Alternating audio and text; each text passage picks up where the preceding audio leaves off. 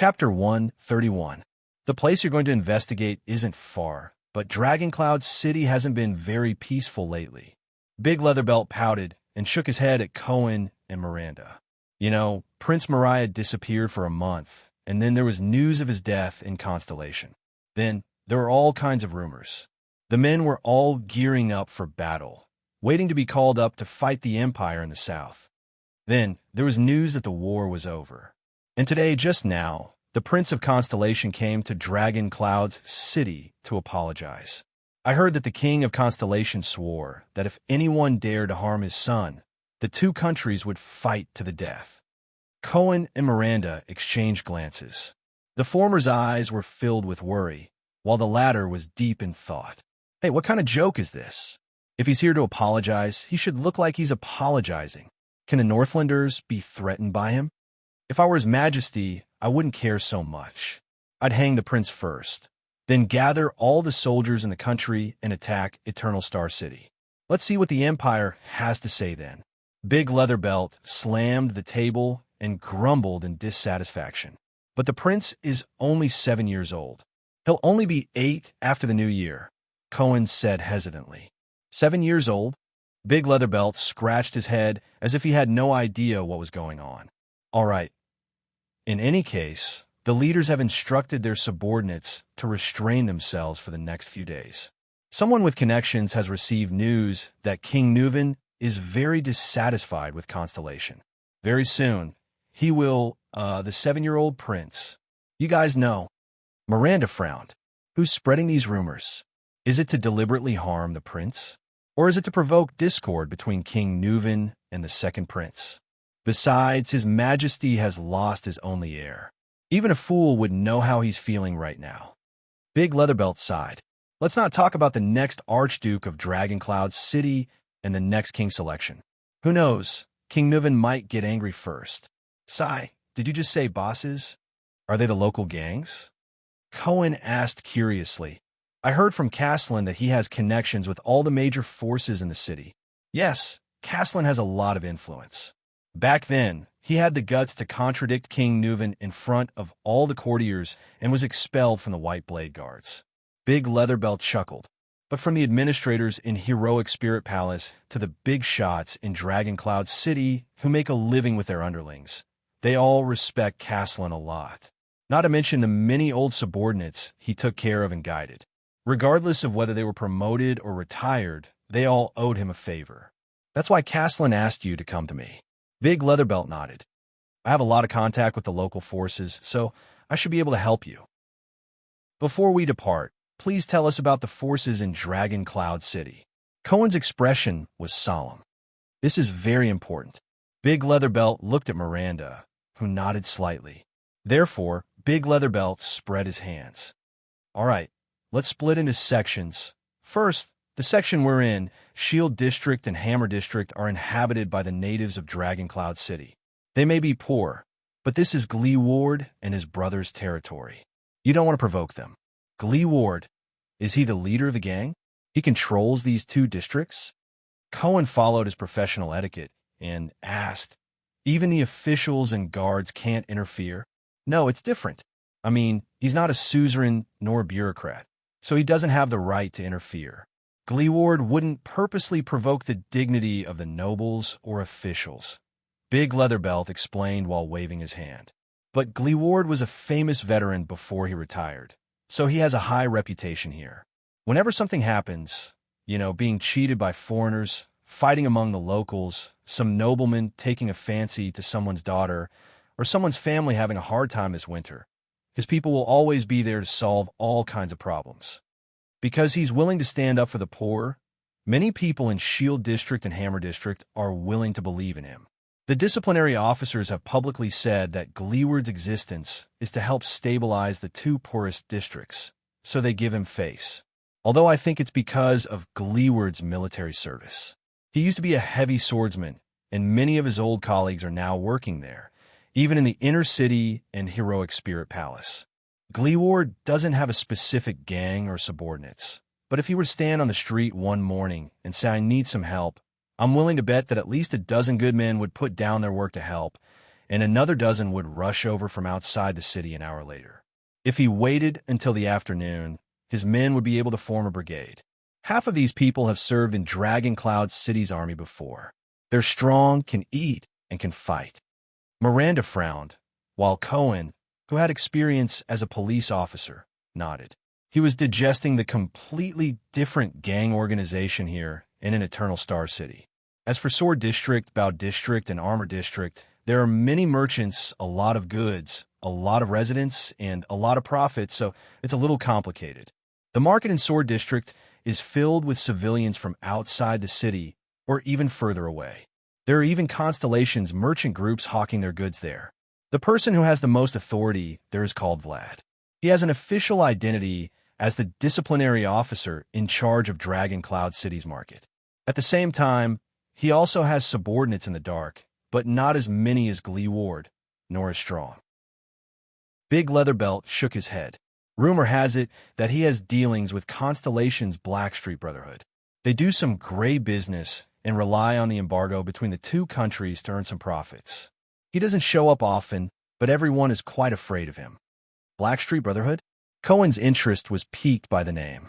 Their business has already expanded to Extet? Yeah. I've never heard of this name a few years ago. At that time, we had to look for the Blood Bottle Gang to handle matters in the South. Big Leatherbelt shrugged helplessly. But one day, the Brotherhood suddenly popped out of the ground and swaggered into Dragon Cloud City. They sat down to negotiate with Vlad and Glee Ward. At that time, we all thought that these outsiders, Southerners, and people from the Empire were coming in to fight for territory. But in the end, the two big shots didn't say anything. The Brotherhood didn't settle down in Dragon Cloud City either. They just started to have more channels in the local businesses. If you ask me, their businesses are expanding quickly by doing this, but they are not stable enough. Neither Vlad nor Glee Ward trust them. Just like this time, when there were rumors of war between the two countries, Vlad shut down his smuggling channels. Be it the Brotherhood or the merchants and businesses they protected, all of them disappeared, expanding so quickly. Cohen narrowed his eyes. Maybe their goal isn't stable development, or even to do business or fight for territory. That's impossible. Big Leatherbelt smiled in disbelief. If they don't fight for territory, profit, or business, can they still be called a gang? Dragonwing Square in Sword District is a place where Camian traveling merchants and some quick-witted Northlanders gather from time to time. From noble suzerains to desperados, these people have a way to get in touch with them. Plus, their goods are very popular among the locals, so the rhythm of these places revolves around them. There are also many unique shops and locations. You know, Big Leatherbelt put on a wretched smile that all men would know. He stretched his hands horizontally and grabbed the air as if he was grabbing an apple. Soft and wet. Cohen lowered his head and smirked, while Miranda snorted coldly. Anyway, some Camian and Northland merchant guilds have taken root in Dragonwing Square. Bow District, especially along West Express Avenue, is a little more peculiar. To put it simply, Bow District has what other districts have: crude workshops, small shops, and so on. On the other hand, Armor District has a large number of workshops and local shops. The relationship between these two districts is very messy. It's hard to say if there's any power, but if anything happens, they always look for a Far Easterner to mediate. A Far Easterner. Cohen and Miranda cast a puzzled look at Big Leatherbelt. Yes, a Far Easterner. He's a butcher shop owner named Goo. He's been in Dragon Cloud City for more than 10 years. Big Leatherbelt shrugged, indicating that he did not understand. He doesn't seem to have much power, but he has a lot of connections. From Camus Union merchants to Northlanders, and even Constellations, he's able to talk to everyone. He's also the first to know if there's any movement. Hence, he's both a middleman and an information broker. As for places like Arrow District, Spear District, and Axe District, you'll have to walk a few steps up. Those who can live there are all powerful and influential people. They'll be patrolled by guards on their way back. Commoners like us have to be careful when we go to these districts, even if we become big shots. The place Caslin mentioned, which is also your destination, is Armor District, where the Far Easterner's butcher shop is located. Big Leatherbelt said, I heard from acquaintances that some unfamiliar faces have been coming there recently. I think they might be the people you're looking for. That was the place where Croce was ambushed during her investigation. Miranda pointed at the hilt of her sword at her waist. Is there anything suspicious about that place? Cohen asked nervously. For example, a battle? A battle between dozens of swordsmen in the middle of the night? Maybe even the swordsman of eradication? Battle? Swordsman of eradication? Big Leatherbelt pondered for a while. I've never heard of it. After all, it's not our territory. We don't have enough information. Big Leatherbelt exhaled. I suggest you ask Goo. Nothing can be hidden from that far easterner in his territory. Of course, you'll have to spend money to buy information. All right. Miranda nodded with a solemn expression. We'll depart immediately. Under Big Leatherbelt's instructions, Cohen and Miranda walked out of his house. The street and underground forces in Dragon Cloud City are a little chaotic. It's not as clear as the two major forces in Eternal Star City, and it's not as powerful as the Brotherhood and Blood Bottle Gang. But these are our most important sources of information. After all, the disaster swords are hiding in the dark, and the chaotic situation gives us loopholes to exploit. Cohen rubbed his chin worriedly as he walked on the street and watched the people talking about the Prince of Constellation's entry into the city. Bosses who stand up for the poor, smugglers who work in the dark, mercenaries from the Chamber of Commerce, and middlemen from the Far East. Unfortunately, Prince Thale's arrival has made the situation in the city more tense. The locals will be more cautious and restrained, and they'll also be more wary of outsiders. It won't be easy for us to find clues. We still have to ask that Far Easterner.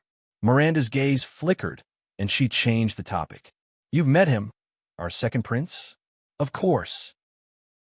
In the Hall of Stars, that child's performance in front of the 6 archdukes. Cohen, who was beaming with joy, suddenly stopped talking. He realized that the person in front of him, Miranda Arun's identity, and her father. Heir. Cohen scratched his head awkwardly. Anyway, he's not bad. It should be a good thing that the Jadestar royal family has a successor. Yes. Miranda's expression did not change. She walked past a shabby tailor's shop and nodded. That child left a deep impression. It was the same in Broken Dragon Fortress. The image of Thale's Jadestar, that black-haired boy, appeared before her eyes. Right now, he should be in Heroic Spirit Palace, negotiating with the ruler of Extet. And one day, he will become our king. Miranda furrowed her brows, and her right thumb and index finger slowly clenched. The king whom the Northern Territory was loyal to. Having known each other for many years, they had a deep understanding of each other. Cohen looked at Miranda's situation and could not help but sigh. Miranda, things have been too urgent these past few days, and I haven't had the chance to ask you. But, Cohen said in a low voice, are you all right? Miranda raised her head abruptly, and her gaze shot towards Cohen. Cohen glanced around and brought Miranda behind a large signboard of tavern. With a hesitant expression, he stammered, I heard about your father from the old man. About him and those extensions. There's nothing much to say. People have to pay for what they do. Miranda's quick reaction shocked even Cohen. The swordswoman furrowed her brows and said resolutely, for more than 10 years, I haven't seen him much, and I don't have a deep impression of him. So, this matter doesn't affect me at all. Cohen did not say anything, and only looked at her quietly. Really? A long time ago, he heard from Raphael what the girl in front of him experienced during the Bloody Year. He also knew that she was sent to the Tower of Eradication by her father a long time ago. But now, Cohen scratched his head in embarrassment and decided to change the topic. He asked, what should we do next? I mean, I know you have a lot of distant cousins, and they also have the surname Arund. If your father is stripped of his title, it's not like there aren't any duchesses or even queens in the kingdom. A fierce glint flashed in Miranda's eyes. And I am the real Arund, the most legitimate and only successor to the Guardian Duke of the Northern Territory, just like that Prince Thales. Even King Kessel cannot deny it, even though this surname is too heavy. Cohen pursed his lips, and worry was written all over his face. Miranda, you know you're not alone. I'm your trusted friend. Croche and Miss Dunn may be Northlanders, but that doesn't change our friendship. You still have Teacher Chartier and maybe Lady Sonia in the fortress. And that brat Raphael. Cohen's voice instantly weakened. He realized that he had said the wrong thing again. The police's tone changed, and he said awkwardly, "Anyway, I know you're very strong, whether it's swordsmanship or something else, but you don't have to face so many alone." But Miranda's sharp gaze instantly landed on him. "Ever since you came back this time, you've been deliberately avoiding Raphael's name. Until now." Miranda narrowed her eyes. Cohen's expression froze, and his heart beat wildly. Why is this woman so sensitive? "I'm not deliberately avoiding it. I'm just afraid that you'll be sad. After all, you grew up together and went through training together." He left without saying goodbye. But before he could think of an excuse, Miranda went straight to the point with a serious expression. "He's back? You want to look for you?" "Of course not. He'll definitely look for you first when he comes back. After all, you're a couple." Cohen scratched his head and laughed. "Right. Speaking of this, I think I'm quite popular with women recently. Do you know, I met a very cool lady in the capital city, and she's as fast as lightning with her twin blades. You have the same habit as Master Zadie."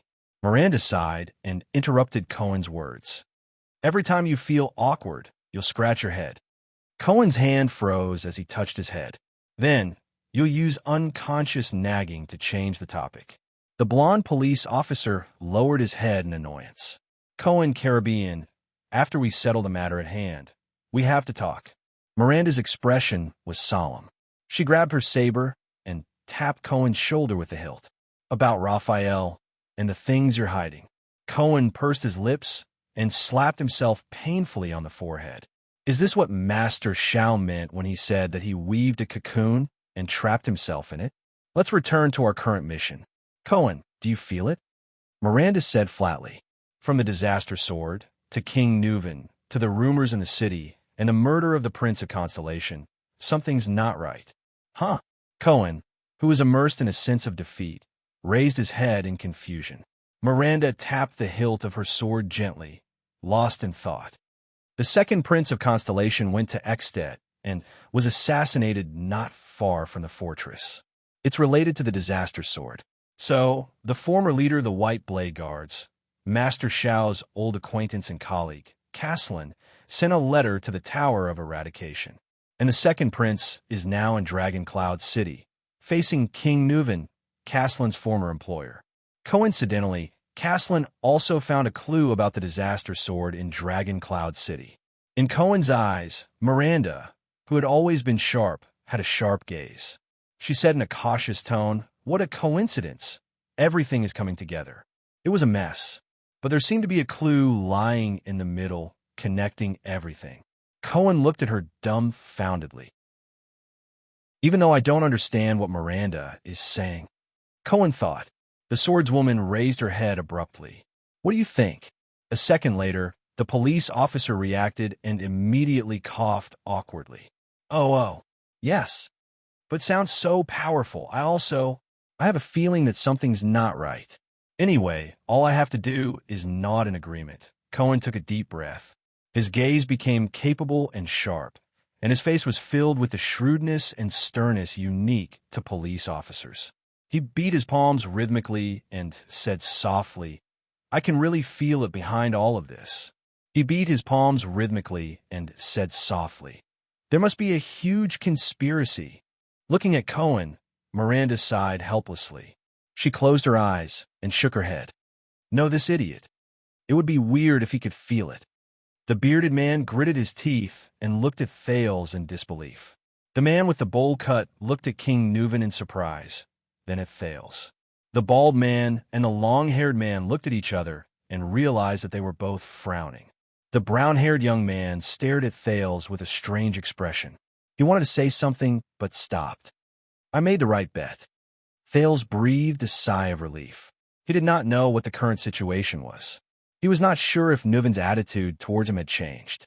He did not understand the Archduke's personalities and characteristics, but Thales smiled.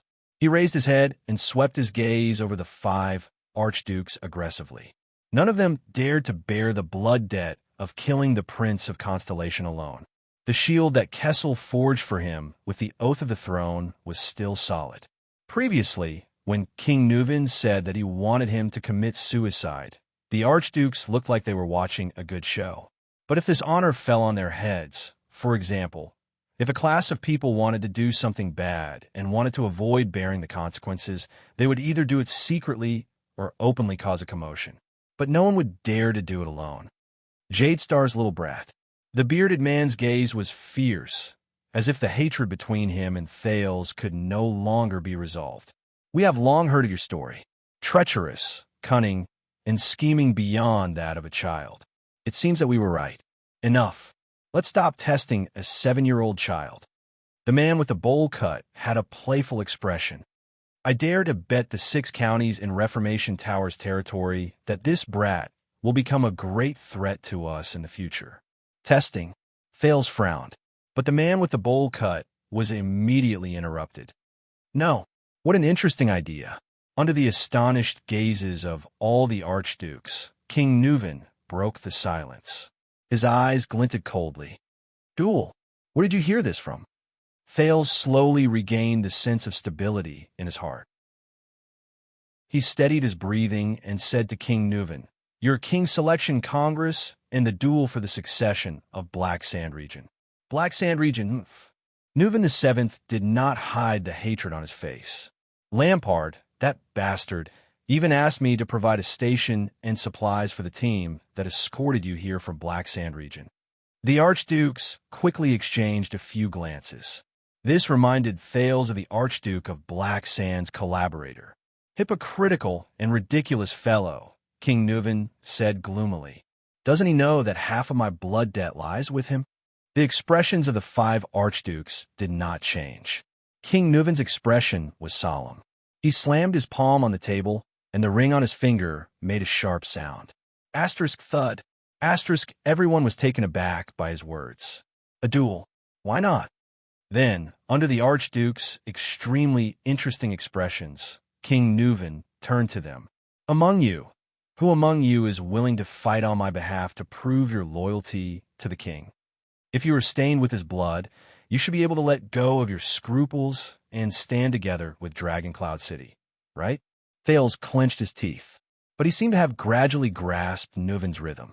The Archduke's expressions became extremely strange, but King Nuven did not give them a chance to reply. Rabian Alceus, my loyal Archduke of Prestige Orchid.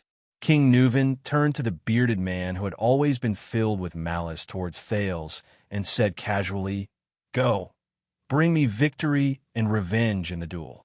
Prestige Orchid. Thales remembered him in his heart. The location of the Battle of Dawn 300 years ago. Archduke Alceus glanced at King Nuven, then at Thales. The prince watched as his expression changed again and again. I thought you were just testing him just now. Nuven. Archduke Alceus furrowed his brows deeply. Our previous discussion was already very clear. Everyone is willing to eat Constellation's flesh, but no one wants to see an all-out war to the death.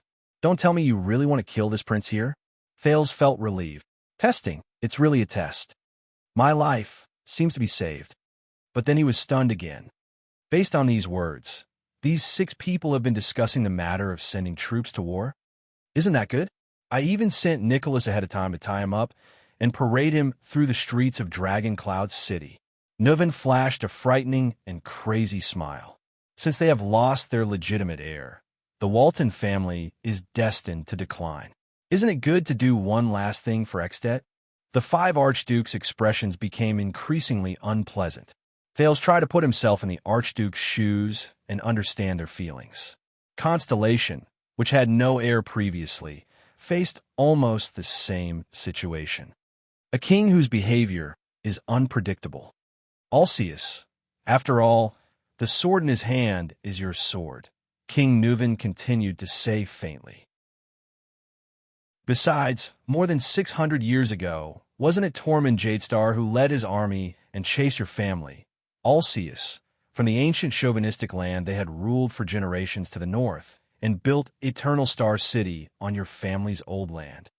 Killing him will bring glory to your family, won't it? Alceus chuckled sheepishly. If you raise your troops to war, Prestige Orchid Region is willing to advance and retreat with Dragon Cloud City and be loyal to the flag of the Dragon Spear, Your Majesty. Alceus slowly stroked his beard and shook his head. But not in this way. You can't force me to carry this blood for you. My dear Archduke Alceus, you don't want to carry this blood.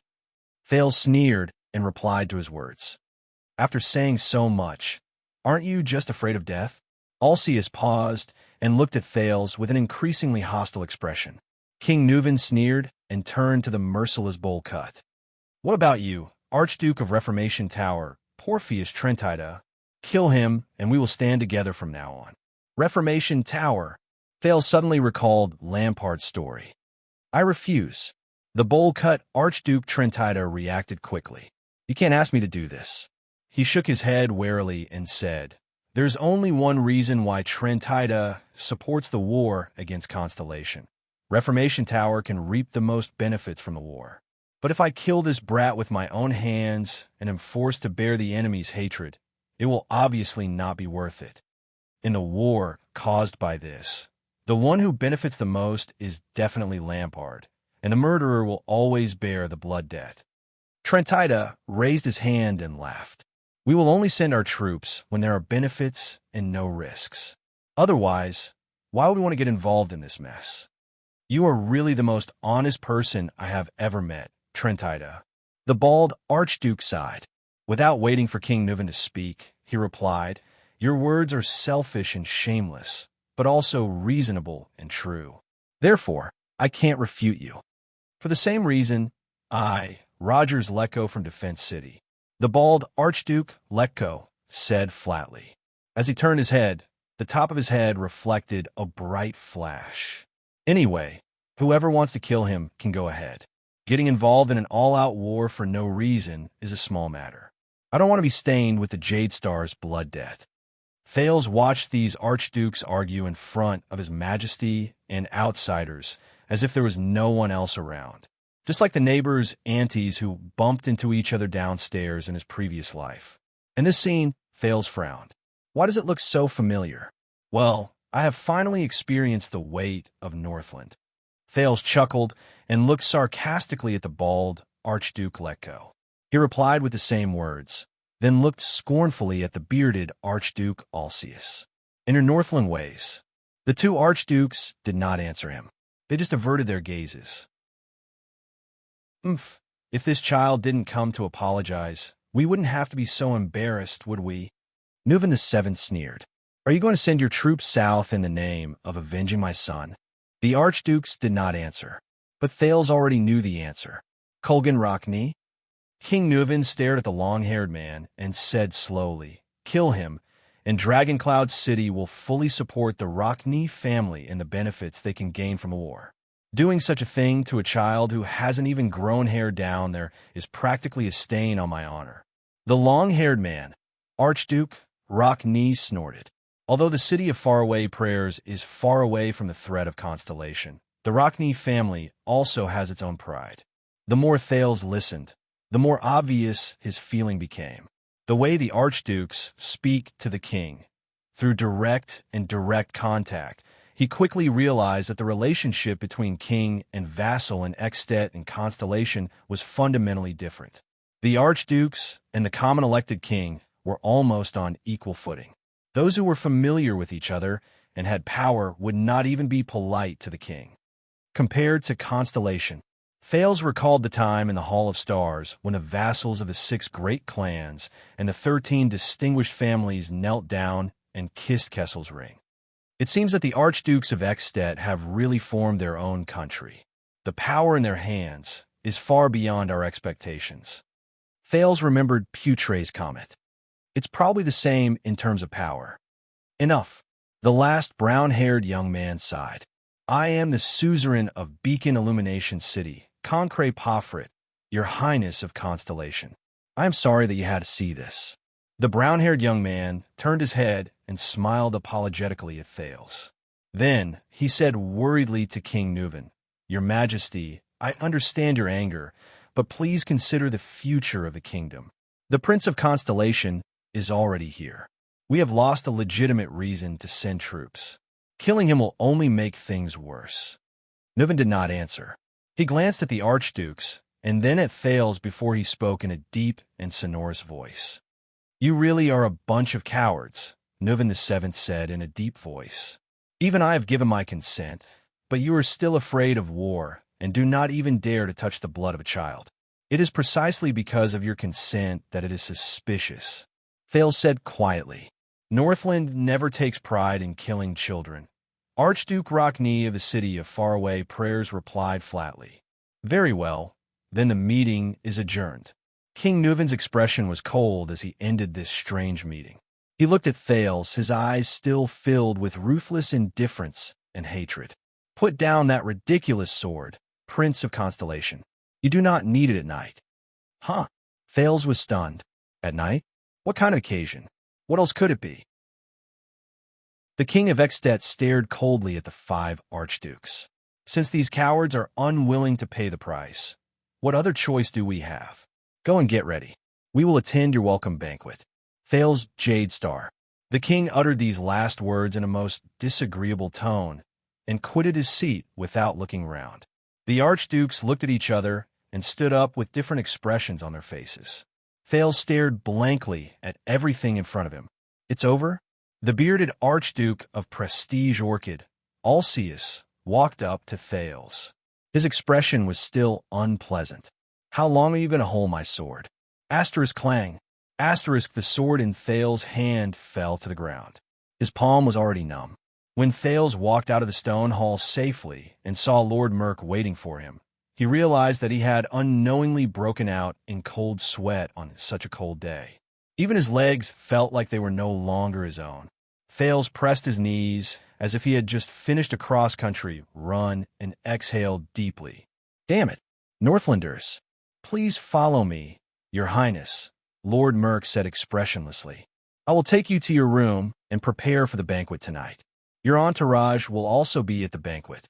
Thales suddenly raised his hand and stopped Merk. "Before that, can you take me to Lord Nicholas and Marquis Shiles?" Under Merk's meaningful gaze, Thales revealed a strange smile. "They took care of me a lot on the way to Dragoncloud City," Merk said softly, expressing his puzzlement. Thales' expression became very unpleasant. He raised his head and said firmly, "For the sake of their great kindness, I must sincerely, solemnly, carefully, and energetically thank them in person." Chapter 132. Thales followed Merk and took many turns in the grand but monotonous heroic spirit palace. While avoiding the 5 archdukes' eyes and ears, Thales finally saw the 2 people he hated so much in front of an open-air observation deck. "This calm demeanor. Looks like you've adapted quite well, young prince." The leader of the White Blade Guards, Nicholas, who had long removed his cloak and veil, had his back to the scenery outside the observation deck.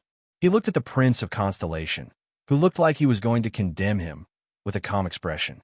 "If you mean that I was almost forced to commit suicide by cutting my neck in front of 6 old men with a sword that I couldn't even lift," Thales exhaled a long breath and said angrily, "Yes, I'm living quite well." "Old men? I remember that Archduke Pofford of Beacon Illumination City is still very young, not old." Nicholas chuckled in a mocking manner, making Thales even more displeased. "I'm starting to wonder if what you're conveying is really King Nuven's will." Thales, who had a belly full of anger, looked at the 2 with an unfriendly expression. "Or is it that my life is not within his consideration at all?" Marquis Shiles of Camus Union put on an embarrassed expression. "About this, I've reminded you before that King Nuven's attitude might be a little forceful and rough." Thales turned his head abruptly and stared at him. "All right, from the looks of it, His Majesty might not only be tough, but he is also a little lerm." Under Thales' angry glare, Shiles rubbed his staff and smiled awkwardly. After thinking for a while, he finally found 2 more appropriate words and blinked. "Wild and uninhibited?" Thales took a deep breath and resisted the urge to curse. "Next time you encounter something like this, such as before you push me into a trap that will definitely kill me, Please inform me using the standard human common language, which does not carry a Northland or Wester accent, and which is in line with your rhetoric habits. Thale's gaze was cold. He stared at the two of them and enunciated each word clearly. Is this how you treat your collaborators and allies? Also, forcing a 7-year-old child to commit suicide. Is there any honor in it? Nicholas and Shiles looked at each other. The former's expression did not change, while the latter leaned on his staff and bowed slightly politely. Force? Honor? I think you have misunderstood. Marquis Shiles sighed, and his expression became solemn. The Archdukes, from the beginning to the end, what they were talking about was killing you, as well as the benefits and consequences that would be brought about. As for the method of killing you, and whether or not it goes against the honor, it's just a way for the chef to serve the dishes. It doesn't matter much. Thales furrowed his eyebrows tightly. So, you actually knew what kind of situation I would face from the beginning. Nicholas shrugged. In something like a 7-year-old and a child, Shiles said solemnly, I think perhaps you should experience it now. Because of your reputation and performance, no one dares to treat you as a normal 7-year-old child. Not only that, in Extet, you are a symbol. In the eyes of many people, you are the heir of Constellation. The Marquis of Camus Union took a deep breath and stared at the floor tiles of Heroic Spirit Palace in a daze. It is far more important than your age, your quality, your reputation, and even more important than yourself. No one cares if you are a child or not. With complicated emotions, Thale's face twitched, and he could not help but laugh. Damn it. These politicians. Don't act like a wrong girl, young prince. Nicholas hugged his arms tightly and snorted coldly. Courage and courage are the qualities that Northlanders admire the most. If you can't even pass the first test, you know not everyone is qualified to be His Majesty's ally. Thales clenched his teeth. Huh, the second prince sneered. This kind of examination method for the qualifications of an ally is really rare. It's right that it's rare. Nicholas shrugged and lowered his head to look at the Prince of Constellation. His eyes shone with a strange light. Welcome to Northland. The three of them were silent for a few seconds. So, did Nuven find his enemy? That collaborator and the one who framed Lampard? Thales tried his best to calm down. At the same time, he is also your enemy. Marquis Shiles smiled softly. Since we have met for the first time, the first step of the trap has been completed. Then our follow-up plan is there is no follow-up. Thales said flatly. Shiles and Nicholas were both stunned. Thales raised his head. The anger in his eyes had turned into determination. I must not follow their rules. Otherwise, the images of Serena Corleone and Chapman Lampard flashed before his eyes. I don't even know when I've been betrayed. Nuven's plan ends here. Thales heard himself enunciate each word with suppressed emotions. I am not that old man's puppet, to be manipulated by him. Shiles flashed an unpleasant smile. What do you mean? The warmth in Nicholas' eyes gradually cooled down. Listen, if Nuven wants my help, then he better respect my wishes and my life. Thales was resolute and unflinching as he confronted Nicholas' fierce gaze. From now on, all of you will do as I say. The leader of the White Blade Guards shut his mouth and exhaled through his nose. Now is not the time for you to throw a tantrum, young prince. Nicholas narrowed his eyes as he stared at Thales. There was an eerie chill in his gaze, and his tone was horrified. Don't forget that you are in Extet, in Dragon Cloud City, far away from your father the king. Your attendants are not by your side, and Heroic Spirit Palace is very dangerous. Many of the supernatural stories that claim lives happen here. Nicholas' eyes were burning. I have no choice. After all, I am only 7 years old. Thales did not care. He was determined to seize the initiative in his own hands. You know, if I accidentally lose my life here, then all of you, Nicholas cut him off coldly. We have countless ways to deal with disobedient children without endangering their lives. And don't forget, Nicholas tilted his head to reveal the strangely shaped hilt on his back. He did not hide his threat in the slightest. I am very good at dealing with people with the surname Jadestar, especially those with the title Second Prince. Thales gritted his teeth secretly. 11 years ago, you killed the sword of reversing light on the battlefield. Are you so smug? In Shile's eyes, the prince retorted bluntly, I have seen the battlefield, and I know that battle. He fell after being wounded 11 times. You were just one of the hundreds of people who surrounded him, and you just happened to deliver the final blow. Compared to forcing a 7-year-old to commit suicide, your glorious achievements are not much better. Nicholas stared at him silently. He slowly put down his crossed arms, and the expression on his face slowly changed from threatening to murderous. All right. Marquis Shiles quickly walked between the two of them and tried to smooth things over with a smile. As allies, we should not break our promise before we achieve our goal. This is not a good way to make a deal. Perhaps King Nuven should look for another ally, Thales replied coldly. The kind who will give up their lives for him at any time. This is not Constellation where you can give orders, brat of the Empire, Nicholas said sarcastically. You better understand this. You must carefully do as we say. How about this? The second prince interrupted Nicholas. Before Nicholas' terrifying expression, Thales could not help but laugh. His expression instantly turned cold. I will look for the 5 archdukes and have a heart-to-heart talk with them. Shiles furrowed his brows. For example, King Nuven is looking for the mastermind behind his son's death, and all of you are on his suspect list. Nicholas and Shiles' expressions slowly changed. Under Nicholas' murderous gaze and Shiles' tightly furrowed brows, Thales threatened faintly.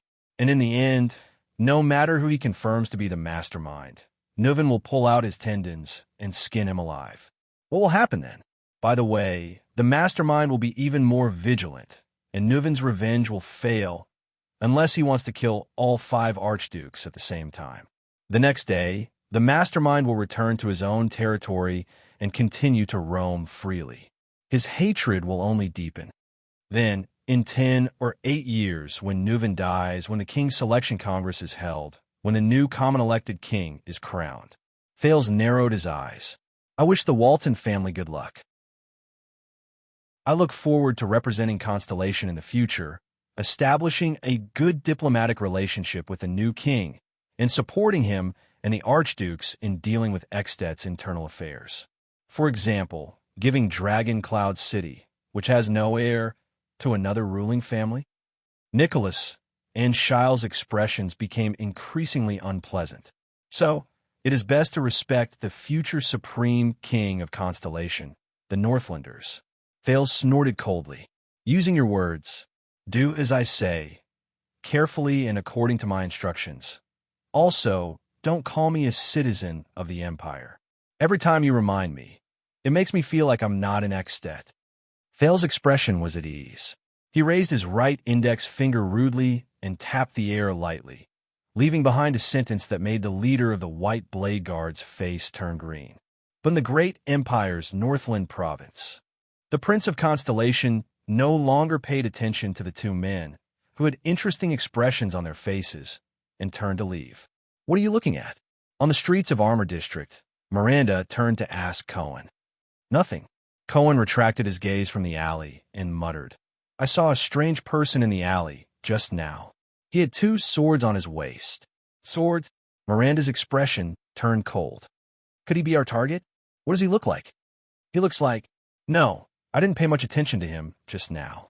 Cohen scratched his head desperately and furrowed his brows. I can't remember his face, Miranda sighed. Be more alert. Big Leatherbelt said that there are some unfamiliar faces here recently. Just like us. The two of them turned a corner and arrived in front of a quiet butcher shop. Are you the boss here? Cohen knocked on the big wooden window of the butcher shop and asked the busy Far Easterner inside. Mr. Goo. The Far Easterner who was chopping meat slowly raised his head. Medium build, flat brows, straight hair, and black eyes. He's no different from the Far Easterners in Constellation, Cohen thought. The Far Easterner glanced at the two of them, then lowered his head again and continued with his meat. Cohen was startled and continued to speak. Hey, but the Far Easterner spoke directly and made him choke on his words. 1 silver coin in the city, 2 silver coins around the city, 1 more silver coin in the 3 upper districts, and 1 more silver coin for related nobles and officials. The butcher shop owner chopped a large piece of bone on his chopping board and skillfully said, 2 silver coins for counts and above. 2 gold coins for archdukes, kings, and even temples. What? Cohen showed a confused expression. Miranda, on the other hand, looked at Goo's chopping board thoughtfully. The price of information. Without raising his head, Goo spoke in the common language with his unique Northland accent. No bargaining. Huh? Cohen frowned. 1 silver coin. Goo ignored him and hung a piece of sliced meat on a hook. His words did not linger in the slightest. It depends on who you offended. 9 silver coins for an ordinary person, 1 gold coin for Gleeward, 2 for Vlad, 5 for the merchants in Dragonwing Square, 2 for soldiers, and 3 for nobles or officials. Those who are above the rank of count are powerless. If you offend the temple or the king. Goo wiped his hands and glanced at the 2 of them with his gloomy eyes. Hurry up and get lost. Don't bring bad luck here. Cohen asked with a puzzled expression, why do merchants need 5 silver coins? Even higher than the nobles? You know, the next moment, Goo raised his right hand and stopped Cohen from speaking. Then, the butcher shop owner quietly extended his left hand and spread it horizontally upwards. Cohen was stunned again. But before Cohen could respond, Miranda reached out and took the money pouch from Cohen's waist. We want to ask about what happened in this district recently. 2 groups of swordsmen once fought here. Under Cohen's resentful gaze, Miranda happily took out a Northland gold coin, a small metal disc with Rikaru's head and a dragon carved on it. That's the money I asked Caslin for. Cohen rolled his eyes. Miranda calmly released 2 fingers and the gold coin fell into Goo's hand. Looks like a generous foreign customer. Goo narrowed his eyes and raised the gold coin in his hand. He flicked the edge of the coin and whistled. If it's just information, I don't have change. Take the extra as a tip. Miranda's tone did not change, but her gaze was sharp.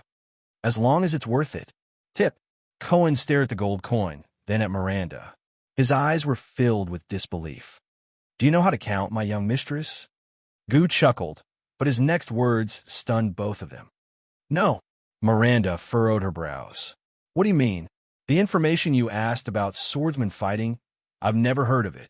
Goo shook his head. For the sake of the gold coin, you can change your question. Miranda turned her head and pondered.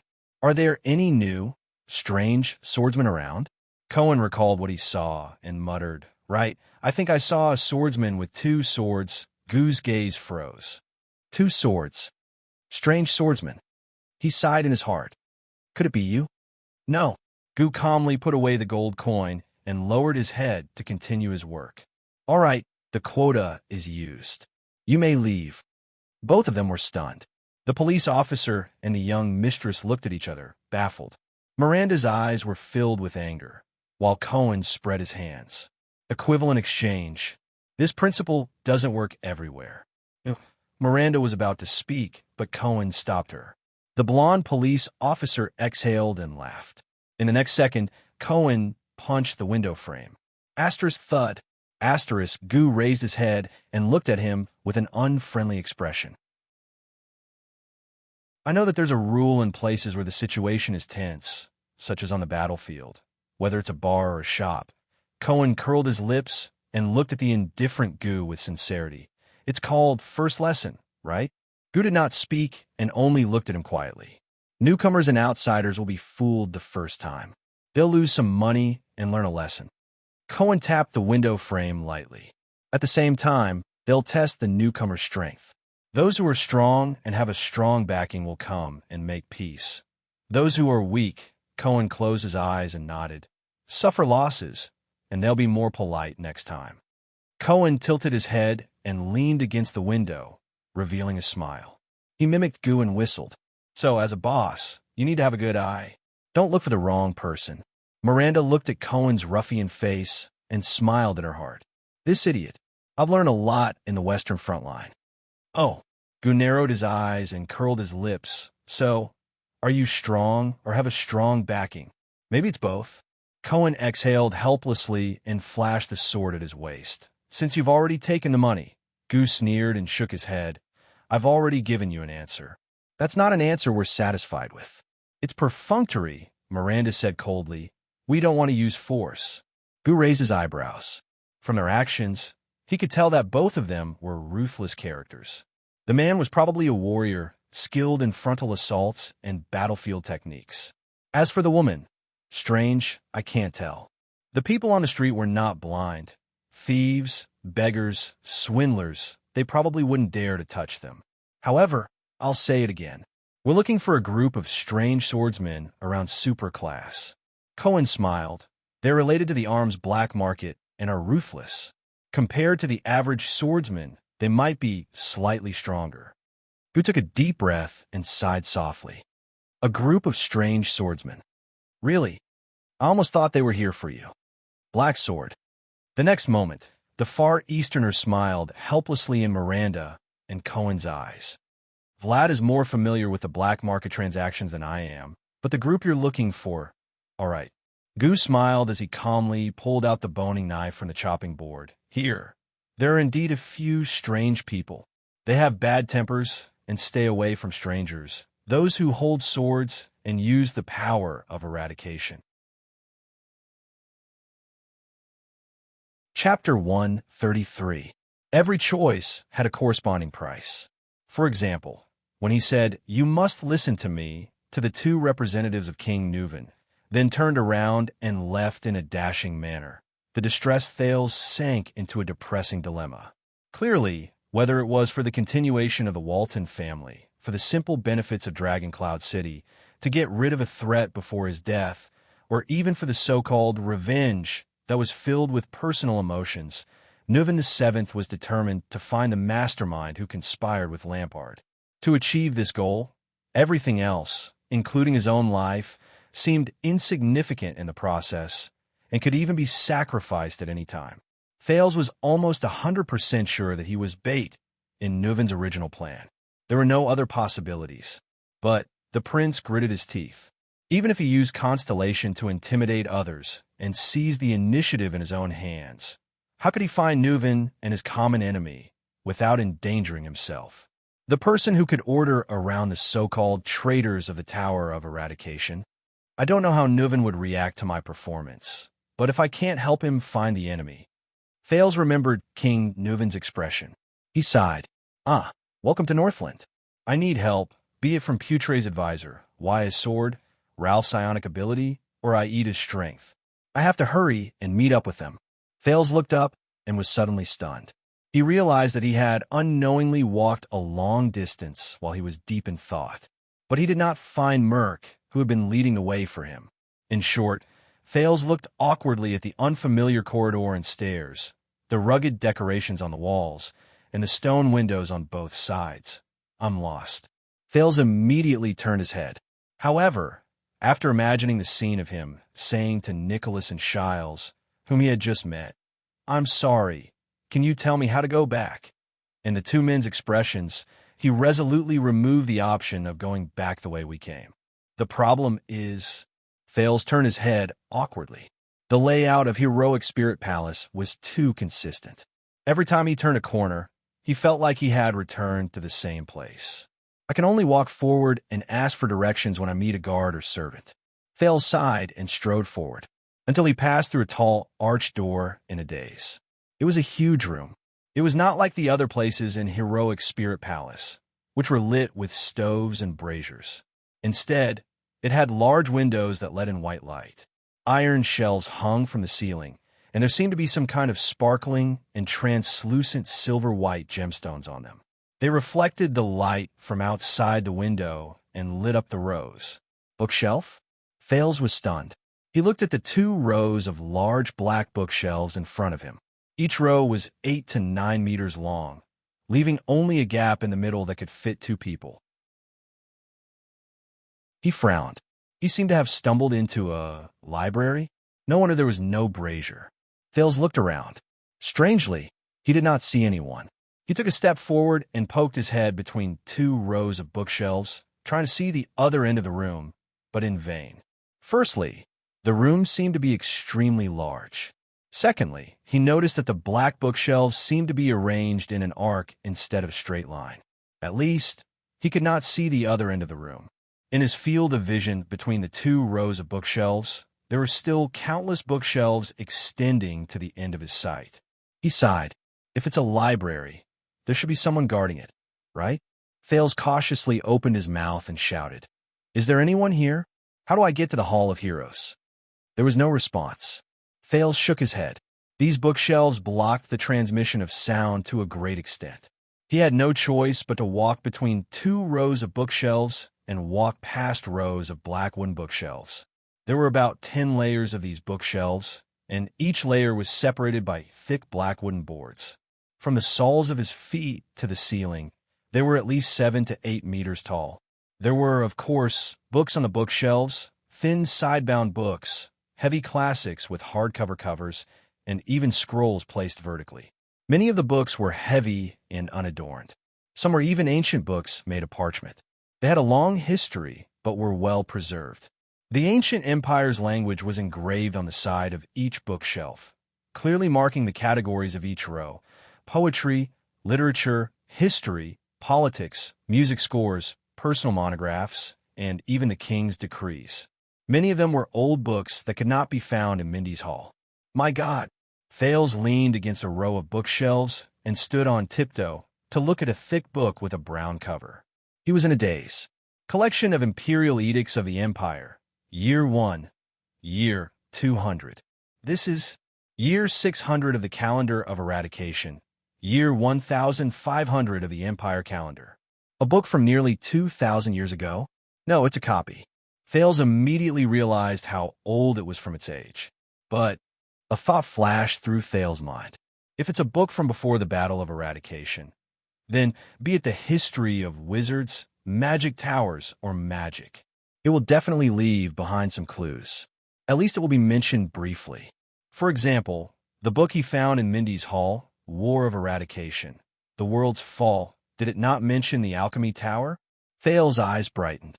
He had never believed that the prohibition of magic by humans could be so thorough that it was invulnerable.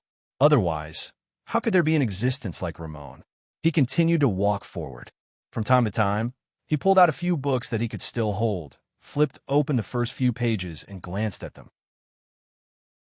There were many similar books. From the common language to the language of the ancient empire, there were even books written in rare languages that he had never seen before. Fortunately, the special training Gilbert gave him was effective. With Thales' level of proficiency in the common language, it should not be a problem for him to understand the cover and the general contents. As for the language of the ancient empire, which he was not very familiar with, its grammar and spelling were much more complicated than the common language, but many of the roots and affixes were similar. Gilbert told him that after the collapse of the ancient empire, the language of the ancient empire used by the nobles and officials slowly became a ceremonial language for rhetoric and literature. The common language of the commoners was only gradually formed at this time. Thales held his breath and suppressed the excitement in his heart. It was as if he had returned to the past in his memories. Over there, he was also walking between rows of bookshelves. Edict of Bright God. This was a history book that recorded the deeds of the once Orthodox Church of the Empire, the Church of Bright God. War of Thorns. Looking at the title page, it seemed to be a rather large expedition during the era of the ancient empire. Its target was the Land of Thorns in the southwest of the Western Peninsula. Chronicles of Conquest by Great Emperor Camelot. Chronicles of the ancient empire's first emperor and the history of the establishment of the empire. King's XXX Politics XXX. I can't understand the words in the language of the ancient empire alone. My God, this is probably related to the age of kings before the era of the ancient empire. Origins of the ancient orcs. This is easy to understand, even though the entire book is written in the language of the ancient empire. The Disaster of Varencarlin. There was another row of titles on the cover. It was written in a language that was neither the common language nor the language of the ancient empire. I don't know what book it is. Records of the Temple. The Complete Collection of Knights. It seems to be about the history of the glorious era of knights from the Age of Kings all the way to the Age of the Empire. The Tale of the Great Dragon. I don't know if it's a literary work or a serious record. XXX. The Iron Blood King and Medi. Another title that I don't understand. The list of the 10 knights of the past dynasties of the empire. From this bookshelf onward, the number of books written in the common language increased. Dragon Kiss Academy Year 6, 12 commemorative volume. Full of things that I don't understand. Men and women. This actually has illustrations. I better put it back. Chronicles of the Dragon Spear. What the hell? Thales became more and more excited. He even forgot his original goal, whether it was to find a way out or traces of magic. It was as if he had returned to the previous life in his fragmented memories and found a large number of high-quality documents in a database. This was probably the library in Heroic Spirit Palace, or the library of the Walton family. When he was in Constellation, he never had the time to come into contact with enough and broad knowledge. Moreover, the more precious books in Constellation were almost all collected in the Royal Jadestar Grand Library. Thales turned around a row of bookshelves. It seemed that a row of bookshelves had been removed. In its place was a row of long metal cabinets. The top of the cabinets was covered by transparent glass and crystal drops that could transmit light. He could see the items stored inside. This is, with the light reflected from the unknown gemstones above his head. Thales looked at an ancient scroll document in the glass cabinet in surprise. He looked at the dragon head coat of arms on both sides of the top of the document and the 9-pointed star coat of arms. Jadestar? Thales' gaze shone with curiosity and excitement. This ancient document was written entirely in the language of the ancient empire. The writer was obviously very skilled in calligraphy. The classic cursive words he wrote were beautiful and pleasing to look at.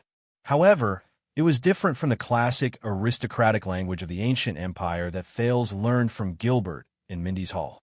It was different from the ancient, awkward-sounding, complicated words and peculiar style of writing. The language of the ancient empire on the document was simple and straightforward. It was easy to understand, and it was mixed with many grammatical expressions and words that only appeared in today's common language. Even with Thales cramming for a month in the language of the ancient empire, he could still somewhat understand it. Obviously, this was a document left behind after the collapse of the ancient empire. The lingua franca gradually influenced, permeated, and even replaced the language of the ancient empire. Thales pressed his face against the glass cabinet. He could barely make out the contents of the yellowed scroll. At first, he was not used to it, but as he read on, it became easier and easier. In the year 1530, after the empire was founded. In the year 11, after the year of Errol. In the name of the great holy Sunday. Under the witness of Sunset Temple. In the longhouse of the suzerain of Cold Castle. This agreement was made by the glorious king of Ekstedt, Rikaru Ekstedt. The glorious king of Constellation, Tormund Jadestar. The oath was made together and kept. King Rikaru's oath. In the name of the Holy Sun, I swear an oath. I, and all Northlanders who are loyal and follow me, regardless of whether they are men, women, elderly, children, nobles, commoners, suzerains, or soldiers. I will not interfere with King Tormund and his followers' battles in the ancient chauvinistic lands and the Great Desert. I will not hold King Tormund and his followers accountable for their previous actions. I will acknowledge King Tormund and his followers' rightful rule and rights in the lands they have already obtained in the ancient chauvinistic lands, the lands of South Coast and Greenheart Hills. I will acknowledge the corresponding actions they took to obtain living conditions, defend the people, and protect their territories in the South, West, and other places, including but not limited to military actions. I will make Cold Castle the place of separation from King Tormund and his followers' territories. The South will belong to them, and the North will belong to us. I will show King Tormund and his followers tolerance and sincerity instead of hatred and suspicion. I will ensure that King Tormund and his followers will find the greatest degree of justice and equality in the land where the Northlanders live. These words and this oath will be effective from the day it is made, until the end of my and King Tormund's lives. Separation. King Tormund's oath. In the name of the Holy Sun, I swear an oath. I and all the loyal people of the empire who follow me, regardless of whether they are men, women, elderly, children, nobles, commoners, suzerains, or soldiers. I will give up my claim in pursuit of the lands around the northern plains and the pine forest. I will treat the remaining nobles in the empire's former chauvinistic lands leniently and retain their rights. I will not pursue the Alcaeus family who sought refuge in the empire's former Northland province. King Raikaru and his followers will have the corresponding rule and rights over the lands they have already obtained in the empire's former Northland province and empire's former West Billow province.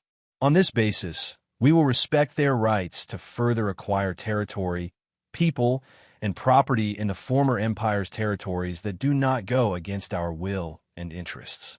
Cold Castle in the empire's former Northland province will serve as the boundary between the two sides. We will acknowledge that King Raikaru and his followers will have the corresponding right to dispose of the former empire's lands, people, and property in the north. We will treat every Northlander and Redalians in our territories with kindness. We will treat them as citizens of the empire. We will respect and acknowledge the existence and authority of King Raikaru and his followers in their territories, and they will be equal to the nobles of the former empire. These words and this oath will be effective from the day it is fulfilled, until the end of my and King Raikaru's lives. Separation here as witnessed by those present. Head Ritual Master Kongda, Vice Ritual Master Rogs, Queen Chlorisis Nerman Dalat Dosar, Soul Tower Advisor Bran Tabark, Suzerain Trentida, Suzerain Scott Stustel, Count Leinster Covendier, Count Cooper Cullen, Writer, Viscount Halvok Urban, Holy Day, Year 11 of the Calendar of Eradication, January 29th noon. The appendices related to this treaty are as follows. Oh my God. Thales was engrossed in it, but he was extremely shocked. This is King of Renaissance, Tormund Jadestar, and King of Dragon Riders, Raikaru Extet. The treaty, signed more than 600 years ago, Thales chewed on the main body of the treaty and began to confirm it in his heart. This is a truce treaty between Constellation and Extet, and an alliance treaty of non-interference. At this moment, his footsteps moved between the second and third glass cabinets. The light dimmed. From the corner of his eye, he saw the empty space between the two glass cabinets. There seemed to be something black moving there. Thales turned his head. In his line of sight, on the ground one step away from him, a person suddenly appeared. A person. Thales was so shocked that he fell backwards against the glass cabinet. Asterisk bang. Asterisk with a pale face, he took a few steps back and finally managed to grab the leg of the glass cabinet to regain his balance. The figure that suddenly appeared and was lying on the ground seemed to be shocked as well. The other party sucked in a breath and took a step back. Thales patted his wildly beating heart. When he saw that there was indeed a living person in front of him, he panted and relaxed. That? Thales asked while panting. The other party finally raised her head. Thales was stunned. That person was very thin, very short, very many. To be precise, it was a girl with platinum curly hair, dressed in a long gray dress, and a frightened expression on her face, a little girl. She looked to be only 8 or 9 years old. Thales looked to his left and right, puzzlement rising in his heart. There's no one around, but why is there a little girl here? And why is it a little girl again? Thales first thought of the little girl he met by accident next to a coffin, and then he thought of Nicholas' supernatural legend of heroic spirit palace. He felt a little creeped out. He swallowed a mouthful of saliva and took a closer look. The other party's gray dress was covered in dust. She was lying on a thick book that was at least a meter wide. Her elbows were propped against the pages on both sides, and her face was almost pressed against the book. She's actually reading a book? The little girl raised her head. Her small face was covered in dust and dirt. Her platinum hair was stuck to her forehead, and there was a hint of confusion on her frightened face. In the next second, she looked in Thales' direction with a dazed expression. Her eyes narrowed into thin lines. Her expression was full of suspicion and wariness. Like an amphibian, she looked in Thales' direction. She turned her neck. But her eyes were lifeless, and her pupils were numb, but they were not focused on Thales. Under such bright light, She actually didn't see Thales, didn't see him. The other party sniffed the air fiercely. It seemed like she was sniffing something. Thales' heart skipped a beat. Could it be? Strange fragments of memories surged into his mind. I haven't finished running my model. What did you drag me here to watch today? Ah, don't worry. You won't be afraid of this. It's a story about a few people doing scientific exploration underground. Scientific exploration? What's the name? The opening title is the underscore descent. Descent? Oh, it's really an adventure film. But why are there a few girls? An adventure as a psychological treatment? That's right, why would I harm you? You'll know when you keep watching. Why did you turn off the lights at this time? Don't tell me you want me to see your fluorescent watch. Damn it, what the hell is this? Let me go. I don't want to see it. Thales gulped again. As if he wanted to see this place more clearly, he saw a strange girl with squinting eyes. Slit-eyed people are all monsters. This was a memory that he did not know when it entered his mind. He saw this little girl with squinting eyes, slowly stretching her neck, slowly extending her hand, slowly moving her feet. Slowly it crawled towards Thales' direction. 1 step, 2 steps. The strange little girl stopped crawling. Facing his direction, she turned her neck again and scrutinized him for a full 3 seconds. Thales' heart skipped a beat. In an ancient room full of dust, in the antique exhibition hall, a little girl who could not see, squinting her eyes on all fours, crawling over like an amphibian, Thales felt his skin crawl. He could not help but mutter in his heart, "No way? Well, 100-year-old girl who crawled out of coffin. Once is enough." He suddenly remembered that he was in Dragon Cloud City next to the ancient Raikuru Treaty Cabinet, which was empty and uninhabited. As he thought of this, his legs went limp and he bumped into the glass cabinet. The little girl with squinting eyes immediately noticed it. Her head shook violently. Her expression was ferocious. Thales' heart sank. In the next second, she keenly opened her mouth in Thales' direction, but the terrifying scene he expected did not appear. A clear child's voice was heard. Ah! Thales was stunned. The little girl's face was full of shock, and she kept shaking her head. She's alive? As long as she's alive. Thales exhaled and patted his chest. But why can't a living person see me? Soon he knew why. The little girl with squinting eyes reached out and groped around the open book under her for a while. Then, the little girl brushed away the hair on her forehead, making her already dirty face even darker. She then squinted and grabbed a pair of round glasses with black frames. She wore it on her face. The little girl who wore the glasses raised her head. This time, her eyes finally opened. It was a pair of emerald green eyes. Thales opened his mouth, but he did not know what to say. Hence, in Heroic Spirit Palace, between the gaps of the thick bookshelves, next to the glass cabinet that preserved the treaty between the two legendary kings, a little girl with platinum hair and a dirty face, wearing round, thick black glasses, lay on the ground in a daze. She stared blankly at Thales, who sat on the ground with his back against the glass cabinet. Chapter 134. Cohen and Miranda stepped on the slushy ground. In winter, the streets of Dragon Cloud City were messy and random compared to the meticulous and orderly streets of Eternal Star City. Sometimes they were straight, and the width of the roads varied. The houses on both sides of the streets were stacked on top of each other irregularly. Sharp icicles formed under the eaves, and the signs were piled with snow that fell from time to time. But Cohen felt that although the former was orderly, it always gave people a sense of coldness and seriousness, while the latter seemed to be random and messy, but there was a kind of harmonious order in it. This feeling was especially obvious when he saw the Northlanders walking through the streets and alleys skillfully, working and living in the twisting and turning areas. The Armor District was one of them.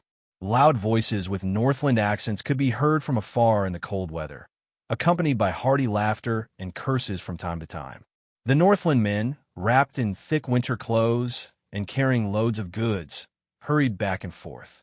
The women carried or hugged baskets and stopped from time to time to talk to the people on both sides of the street. They were as fierce and shrewd as the men when they bargained. The children on the street ran happily in groups.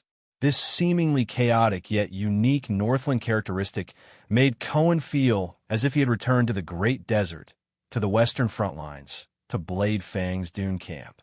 That chaotic land where soldiers, terrorists, criminals, scum, thugs, desperados, mercenaries, and adventurers gathered. It was just as chaotic and messy, but it did not have the darkness, violence, and brutality of the latter. Instead, it was bright, secure, and peaceful amidst the chaos. Miranda Arund, the Northlander, could only frown slightly. As someone who was used to the sternness of the Tower of Eradication and the tidiness of Constellation, the lifestyle of her fellow Northlanders made her feel particularly uncomfortable. A group of Dragon Cloud City soldiers walked toward them on the street. The leader of the group greeted the civilians around him from time to time.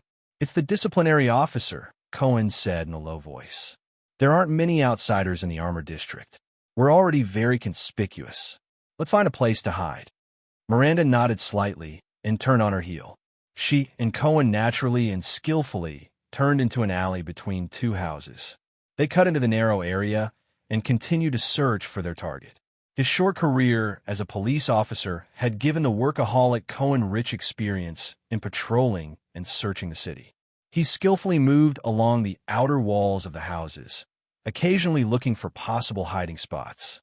Miranda looked at the empty alley in front of her and listened to the still noisy street. She frowned and asked, "Where's the place that you mentioned?" "It should be nearby," Cohen muttered as he searched. "What we need to do is to confirm which of these houses has." Right at this moment, both of them were stunned. Then they all turned their heads. In the alley they were in, a person with light footsteps appeared. He slowly walked toward the two of them. Cohen looked puzzled, and Miranda's pupil shrank. It was a young Northland man with a gloomy face and slightly dark skin. He was dressed in a dirty and tattered robe. He was just an ordinary poor man in Dragon Cloud City. The young man seemed to have encountered some kind of setback and sadness. He lowered his head and walked towards them, as if he didn't see them. In the alley, Cohen and Miranda looked at each other and moved aside to make way for the young poor man in tattered clothes. The latter passed between them. The moment he passed the two of them, "Hey, you." Under Cohen's questioning gaze, Miranda suddenly turned around and called out to the man. The young poor man was stunned and turned around in confusion. "Are you going to assassinate someone in secret?" Miranda said slowly with narrowed eyes. "What? Assassinate what?" The young man looked even more puzzled. Cohen furrowed his brows.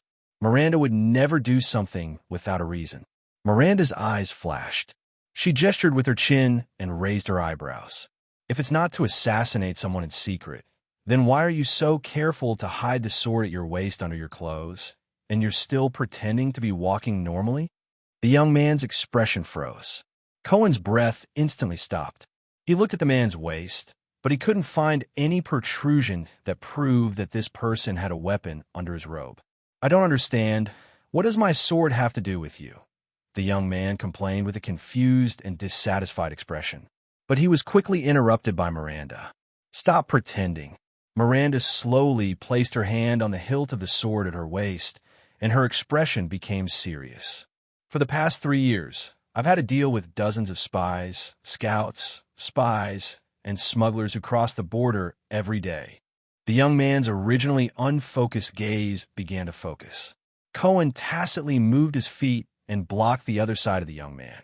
In this narrow alleyway, he had nowhere to run and was blocked from the front and back. "Do you know what these people have in common with you?" The Arund family's daughter shook her head mockingly. "That is, they all think they're good at hiding things." The young man slowly straightened his body, his expression becoming colder and colder. Miranda sighed, "And I thought that as long as their eyes were calm and their expressions were calm, no one would be able to discover their intentions." Cohen chuckled. "My God, Miranda's observational skills. She's definitely more suitable for the police than I am. With a little more effort, it's not like I can't join the kingdom's secret intelligence department." When he thought of the secret intelligence department and Raphael, who was in the secret intelligence department, Cohen's heart sank again. "Don't be impulsive, sir." Cohen, who was in a bad mood, placed his hand on the hilt of his sword and said in a low voice, "We just want to confirm something. This alley is not suitable for drawing a sword." "What a pity." The young man also sighed regretfully. "If only I had another second to walk to the most appropriate position." In the next moment, the battle began. The young man's right elbow shot backward like an arrow released from a bow. With a whistling sound, it instantly attacked Cohen's head. Cohen's pupils twitched. Instead of retreating, he calmly moved forward. Raising his left hand, he used the side of his arm to parry his opponent's elbow. Asterisk thud. Asterisk, it was the dull sound of elbows colliding. Both of them trembled at the same time as they felt the bones in their hands shake violently. The blond police officer's expression did not change. He extended his right hand, ready to catch the back of his opponent's elbow. But in the next second, the young man swung his right hand and pressed it against the side of Cohen's left arm. With a forceful push, he borrowed the momentum from Cohen's forward charge to turn around and rush out. The elbow just now was a feint. Cohen's gaze sharpened. His opponent's target is Miranda. The young man's figure shot toward Miranda. At the same time, he kicked out with his right leg and attacked the black-haired swordswoman. With a cold expression, Miranda turned her body in an instant. Her back was pressed against the wall. She avoided her opponent's fierce attack, but her left leg was already suspended in midair. She lifted it up. In the next moment, Miranda seemed to move casually with the tip of her foot. His kick landed perfectly on the side of the enemy's right leg, which was whizzing towards him. The young man's expression was astonished. He instantly lost his balance. He quickly pressed his left hand against the wall to stabilize his body. But the sound of wind came from the back of his head. Cohen's heavy fist was already against his back. The young man's muscles trembled. He gritted his teeth and turned around. Asterisk bang. Asterisk Cohen's heavy fist and the young man's right palm collided in midair. But Cohen was the one who took the initiative. It was obvious that he had the upper hand. The young man who hastily received the punch trembled and took a step back. On the other side, Miranda's hand was already aimed at his neck. In the nick of time, the young man quickly turned around. Under the robe around his waist, there was a sword hilt with a brass ball on it. A surge of energy exploded in the young man's body. In an instant, he exploded with astonishing strength in his joints and dodged Miranda's swift and fierce hand knife. In the next moment, a short and nimble sword was unsheathed as the young man turned around. In a narrow alley, he slashed vertically at Cohen from top to bottom. Cohen's sword was too long. It could not be used in the alley. Left with no choice, the police could only use the half-unsheathed sword to block his opponent's vertical slash. Asterisk clang. Asterisk Cohen's expression changed. A familiar violent fluctuation came from his opponent's sword. Cohen instinctively activated the power of eradication. The glory of the stars immediately rose from the police's body and repelled the violent power. At the same time, the strength of Cohen's arm muscles increased rapidly. His long sword trembled violently and shook off his opponent's sword. The enemy seemed to be surprised by Cohen's calmness and decisiveness in the face of his power. However, he did not hesitate when he missed his attack. Miranda's footsteps were already behind him. In the next second, the enemy leaped up. His legs kicked off the walls on both sides, flipped over Cohen's head, landed on the ground, and dashed away. He wanted to escape. Cohen gritted his teeth and turned around. With a swing of his right arm, he shook off the stinging pain and numbness caused by the infiltration of the power. The police immediately took off and chased after his opponent. "Is that him?" Miranda also started running and followed closely behind Cohen. The young man who was running made a sharp turn and entered another alley that was even deeper. "I swear on my life." Cohen followed the figure in front of him. As he turned the corner too quickly, he crashed into a wall. However, the police, who had a strong physique, did not care. Without hesitation, he got up and followed. As he ran, he yelled anxiously, "It's that power of eradication. Don't forget your mission." Miranda, who was behind him, had a cold expression. She nimbly leaped with her right hand and grabbed onto a window at the corner. Her body swung like a swing through the sharp turn. She landed, rolled, got up, and ran out. Her movements were smooth as she reminded her companions. Investigate, not fight.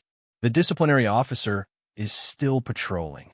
In a narrow alley, a wall of earth that was as tall as two people appeared in front of the young man who was running. However, he seemed to have anticipated the terrain.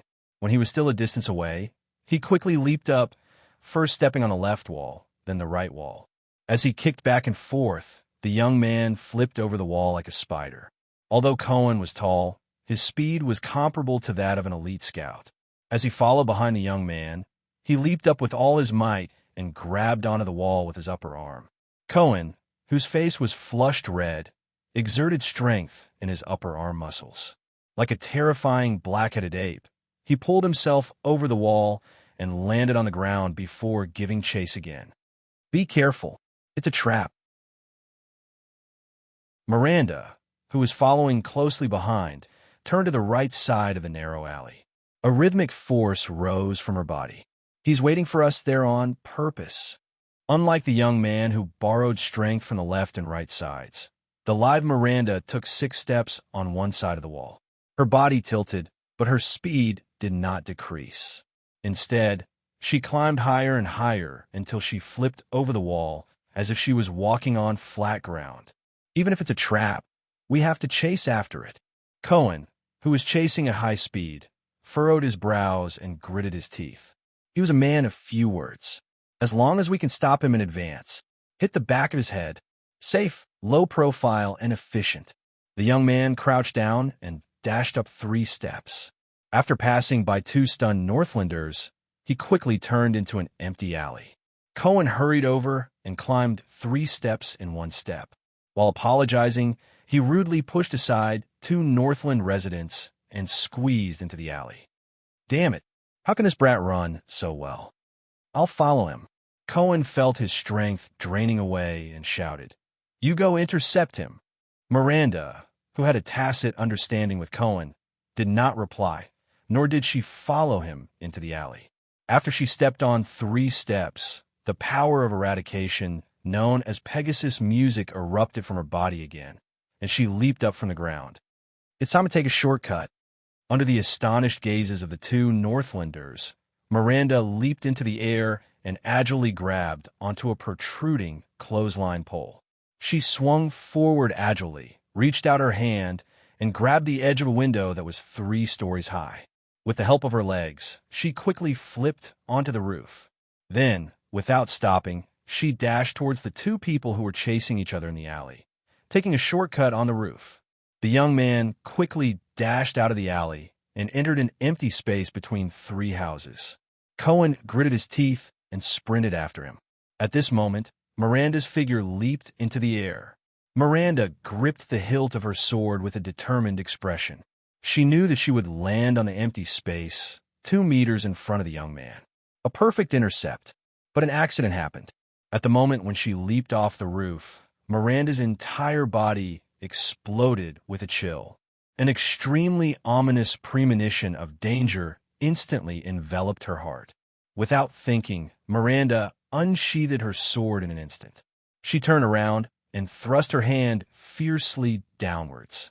The blade of the sword pierced the roof platform that she had just leaped off from, forcefully stopping Miranda's momentum. In the next second, the figures of a young man and Cohen both disappeared into another alley. Miranda hung on the hilt of her sword with one hand. Her lower body swung with inertia. When her foot swung to the highest point, a piercingly cold sword light slashed out from the side. It barely grazed past Miranda's boots. Miranda broke out in a cold sweat. Fortunately, she managed to stop her momentum in time. Otherwise, she watched the piercingly cold sword light land on the empty space with its master after it missed its target. The master of the sword light, a middle-aged man with short hair, slowly stood up on the empty space. Miranda pressed one hand on the roof, pulled out her sword, and landed on the ground. She looked at the middle-aged man in front of her with a grave expression, an elite above superclass. She judged the strength of the enemy in front of her. Disaster sword. Miranda stood up. She adjusted her breathing and said calmly, "We finally meet." The middle-aged man did not answer. He only stared at Miranda as if he was looking at a dead person. Is this a trap that you specially set up? Miranda carefully observed her opponent, trying to find any useful information and intelligence. But why are there only two of you? Are you that confident? The middle-aged man shook his head slowly. Disaster sword? Although it's not the first time I've heard of it, to be called that is really ironic. He turned to the side and flashed the strange sword in his hand. It was supposed to be an ordinary longsword, but the spine of the sword was hollowed out and a hollow groove appeared out of nowhere. The groove extended from the middle of the sword to the tip of the sword, taking up about 1/3 of the length of the sword. Miranda narrowed her eyes. It was common to have a groove on a sword. The groove on a sword was not for the purpose of bleeding, but to reduce the weight. Hence, the groove would start from the base of the sword and end at the center of the sword. However, there were two things different about the middle-aged man's sword. First, his sword had a hollow groove. This would undoubtedly greatly reduce the weight of the sword, but it would also cause the quality of the sword to decrease. Second, the groove started from the tip of the sword and ended at the center of the sword. This meant that it was very likely that the groove was forged for the function of bleeding. To achieve these two things, the swordsmiths had to have extremely high forging skills. Miranda was certain that she could only find such excellent swordsmiths in the Tower of Eradication, elves and dwarves. You're very good.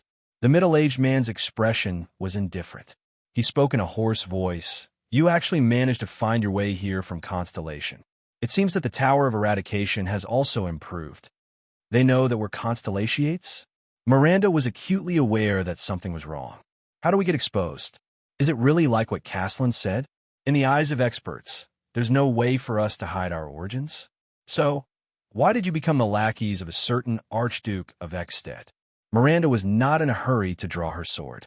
Instead, she tried to continue gathering information. This was what the Fortress Flower had told her, the most important principle as a commander. Know yourself and know your enemy. You actually assassinated the Prince of Constellation for them? What benefits does this bring to you? Miranda continued to probe. Other than entering the Tower of Eradication, what is your goal? The throne of Ekstedt? The throne of Constellation? Or a war between the two of them? Our goal. The middle-aged man's expression was still indifferent and calm. The throne war? There was disdain and coldness in his words. Such short-sighted goals are not qualified to enter our sights. Even entering the Tower of Eradication is just a small effort that we took advantage of the situation. Miranda frowned fiercely. If it's not for the throne and not for war, then why did they hide in Black Sand region and use the mystic guns to assassinate the Prince of Constellation? It can't be for justice. It seems that you've been entrenched here for a long time. Miranda's heart sank. She decided to change her approach. You've even infiltrated Dragoncloud City's arms black market and Black Sand region's mystic gun unit. Since you've already been exposed, why didn't you use a few units to deal with us? Mystic guns? The middle-aged man raised his sword gently and paid no attention to Miranda's words. As a swordsman, you'd better focus on your own sword, no matter how powerful those weapons are. Miranda let out a long breath. Damn it. Watertight. Draw your sword. We come from the same source, but we're destined to be enemies, the middle-aged man said flatly. Before the disciplinary officer and the soldiers arrive, we have 5 minutes to settle the battle. It seems like I won't be able to get anything out of him. Miranda took a deep breath, turned her wrist, crouched down, and seriously made a starting gesture. Unless, capture him alive. Or kill him. The two of them approached each other slowly. Miranda let go of her senses, and the Pegasus music rose slowly. To feel the rhythm of the other party's battle. Miranda told herself this time, just like in countless previous battles. However, in the next second, the sword flashed. Miranda's pupils instantly dilated. Asterisk whoosh. Asterisk, there was no rhythm for her to feel at all. Because, under Miranda's shocked gaze, the middle-aged man's sword instantly crossed the distance of 5 steps. Before she could react, it pierced her left chest. Cohen, who was in hot pursuit, turned a corner, only to find that the young man had stopped in the alley in front of him. He was no longer running. The police officer stomped on the ground and stopped abruptly after taking 3 steps. Cohen held the hilt of his sword and adjusted his breathing. It seems that the swordsmen of the Tower of Eradication aren't that great after all. A smile appeared on the young man's face. Miranda did not follow. Cohen's heart skipped a beat. Was she intercepted?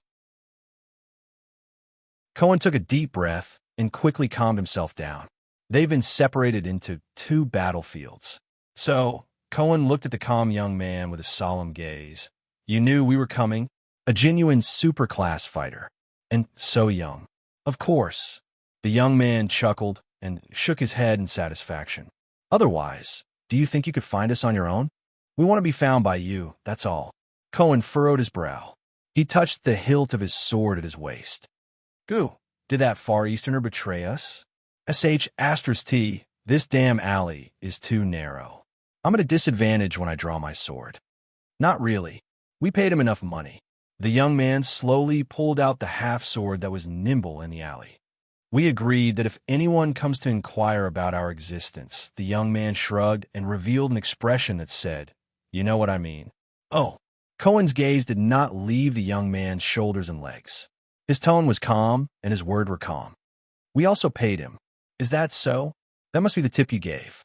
The young man grinned and took a step forward. He raised the half-sword horizontally. Not enough. Cohen sneered and got into a stance as well. The terrain is too narrow. Horizontal slashes and diagonal slashes will be at a disadvantage. Looks like I'll have to relive the swordsmanship taught by one of the Scions, Collator, a long time ago. I hope I haven't forgotten everything. So, we're the first contact between the Scions inside and outside the tower in the past 40 years. The young man snorted and drew closer to him. The Tower of Eradication and the Disaster Sword? Of course not.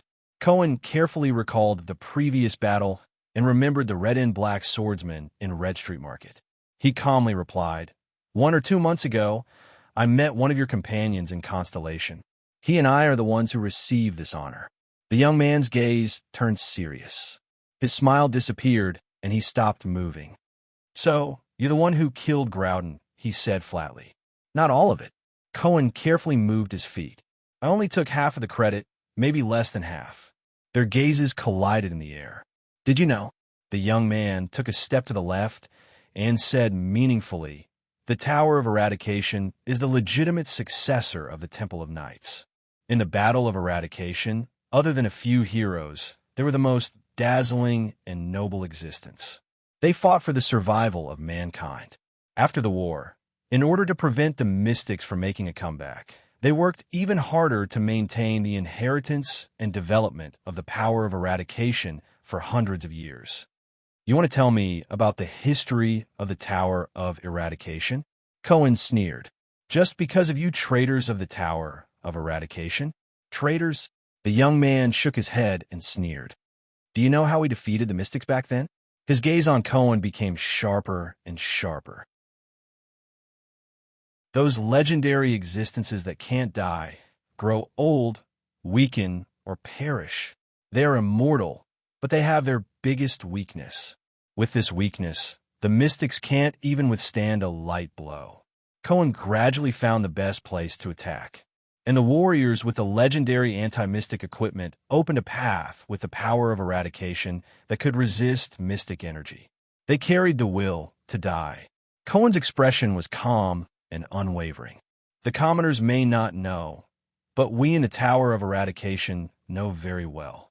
The legendary anti-mystic equipment, the power of eradication that can resist mystic energy?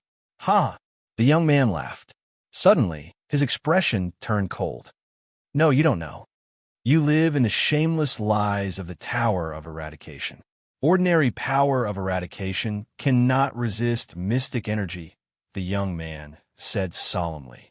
And the legendary anti-mystic equipment, before it was invented, what did you think we relied on to resist and survive in the face of such an immortal existence? Cohen's gaze became sharper. He did not care about the young man's words at all. Instead, he actively locked onto his enemy's every flaw. The last disaster sword I met didn't talk as much as you. The next moment, The young man moved his feet and thrust the half-sword in his hand forward. The violent power of eradication erupted from the young man's body. The half-sword in his hand flashed. I can't even feel where the blade is pointing. Cohen gritted his teeth. Does the other party's power of eradication change the path of the sword, obscure my senses, or speed up the sword? *T***. **Ding. At the last moment, Cohen relied on his instincts and intuition, which he had trained on the battlefield, to block the sword. The half-sword in his hand pressed against Cohen's saber, only 2 inches away from his throat. But what was even more terrifying was his opponent's power of eradication. Compared to the swordsman in Red Street Market, this young man's power of eradication was as brutal as ever, but there was an unbearable, piercing pain. It attacked Cohen's sword and arm. Chapter 135. Who are you? Thales sat on the ground in a daze and stared at the girl with a dirty cat face. I just want to find someone to ask for directions out of the Hall of Heroes. I am. Thales paused for a second and decided to stuff his identity information back down his throat. He forced a smile. I just arrived at Heroic Spirit Palace today. Oh. The girl on the ground shrank back a little and said timidly. She adjusted her dusty, round black glasses to make them straighter. I thought no one would come here. The thick, black glasses were obviously a little too big. They barely covered the girl's ears. Coupled with her dirty little face, she looked especially comical. Then may I ask who you are? Thales stood up, patted the dust off his body, and flashed a friendly smile. I'm helping someone work here. The little girl stuttered with doubt and hesitation. She glanced at Thales cautiously, as if she was a little afraid.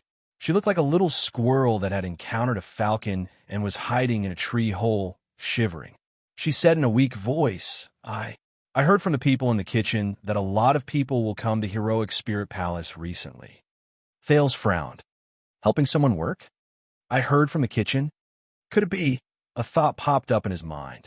According to the routine described by a girl with terminal Chinibu syndrome, if a Shota or Loli popped out of nowhere in an unfamiliar palace and walked freely in the unguarded area, then no matter how sloppily he or she dressed or how strange his or her behavior was, Thales cast a glance at the platinum-haired girl's attire with deep suspicion. There could only be one identity. Are you the daughter of a noble family?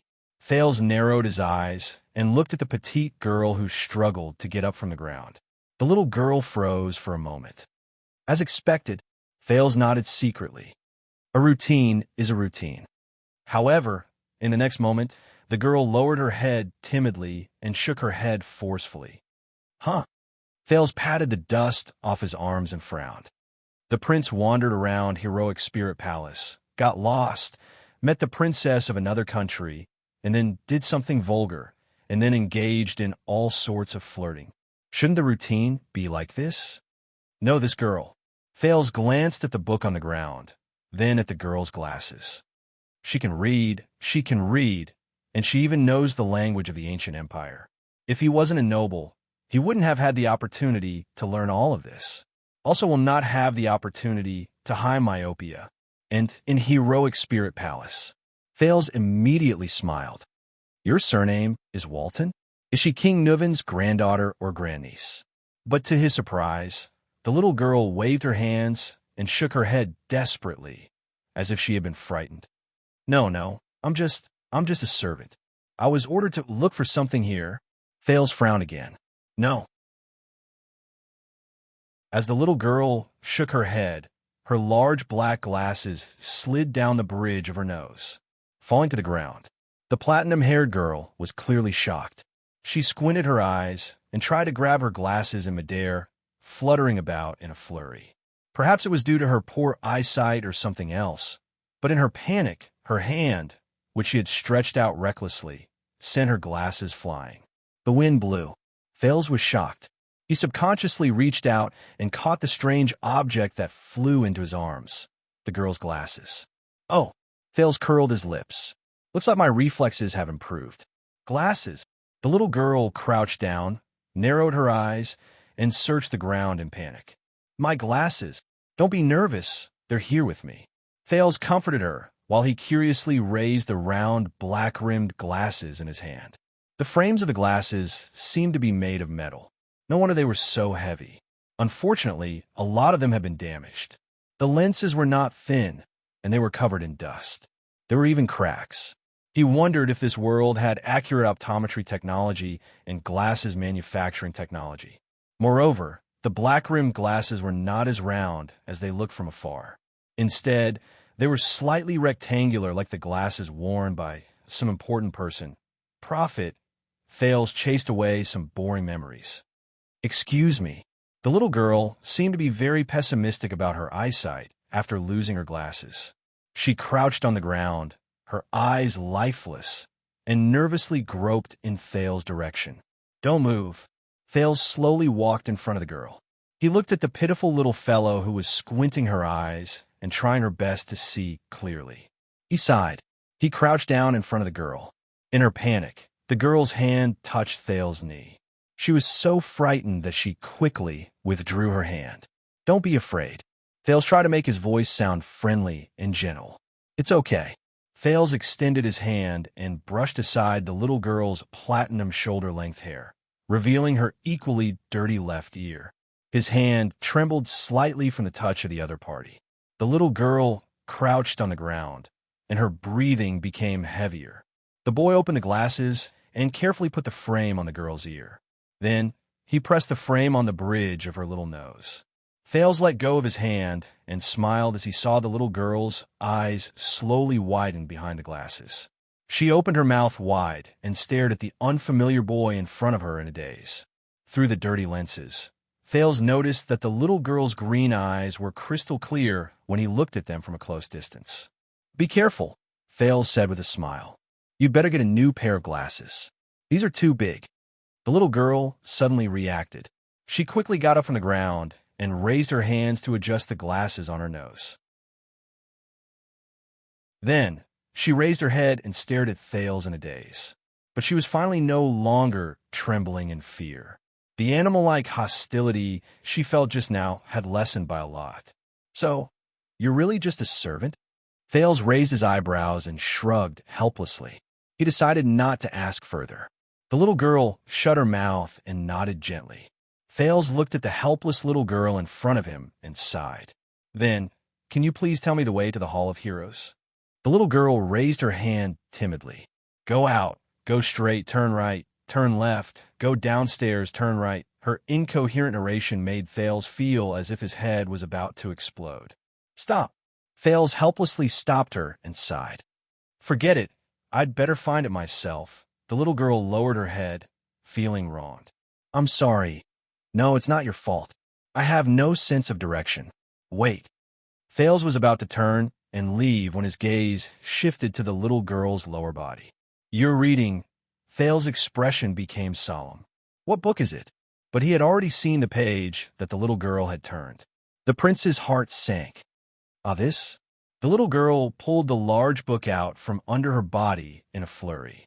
With a tense face, she lifted the cover with great difficulty and faced it towards Thales.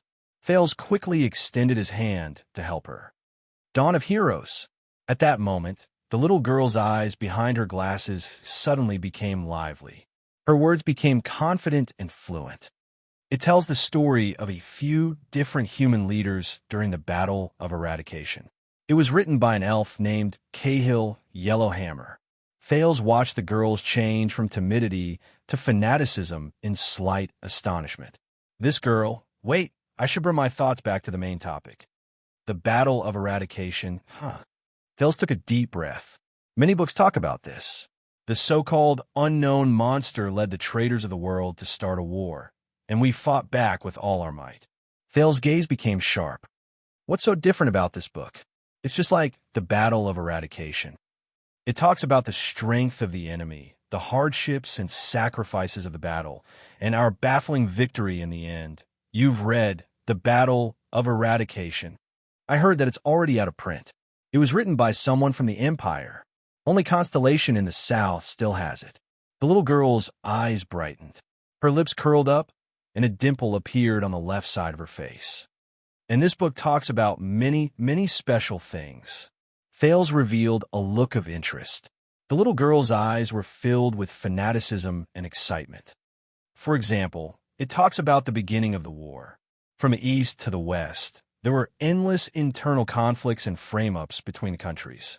Even the Church of Holy Sun could not suppress it, and the God of Holy Sun had to personally show his divinity to stop these internal conflicts. It also talks about how the king of Renaissance, Prince Tormund, gave an extremely controversial order during the war. He gave up on hatred and old grudges, and used his reputation to recruit all races, including orcs, barren-boned people, merfolk, and even long-lived races. He united all forces to fight against the enemy. This order caused him to be dissatisfied with many people, and he was stripped of his military power. For example, Handball's Maple Leaf General was actually better at escaping than fighting. The ones who fought against the army of disaster head-on were actually Prince Shangxian and Qinjian. The Maple Leaf General led his remaining troops in the east and hid for a whole 6 years. Through sneak attacks and schemes, the troops actually became stronger and stronger as they fought. For example, Qinjian, the king of peaks, who was later rumored to be a god, was just a captive before the war. He was imprisoned in the capital of Triumph and was about to be executed soon. On the eve of the war, a suspicious person broke into the prison cell and released Qinjian and his companions. It was said that during the most precarious time, someone opened the gates of hell and signed a contract with the 7 terrifying sovereigns. They successfully brought the demons into our alliance to fight against the calamities. Thales was bombarded by information one after another until he could barely handle it.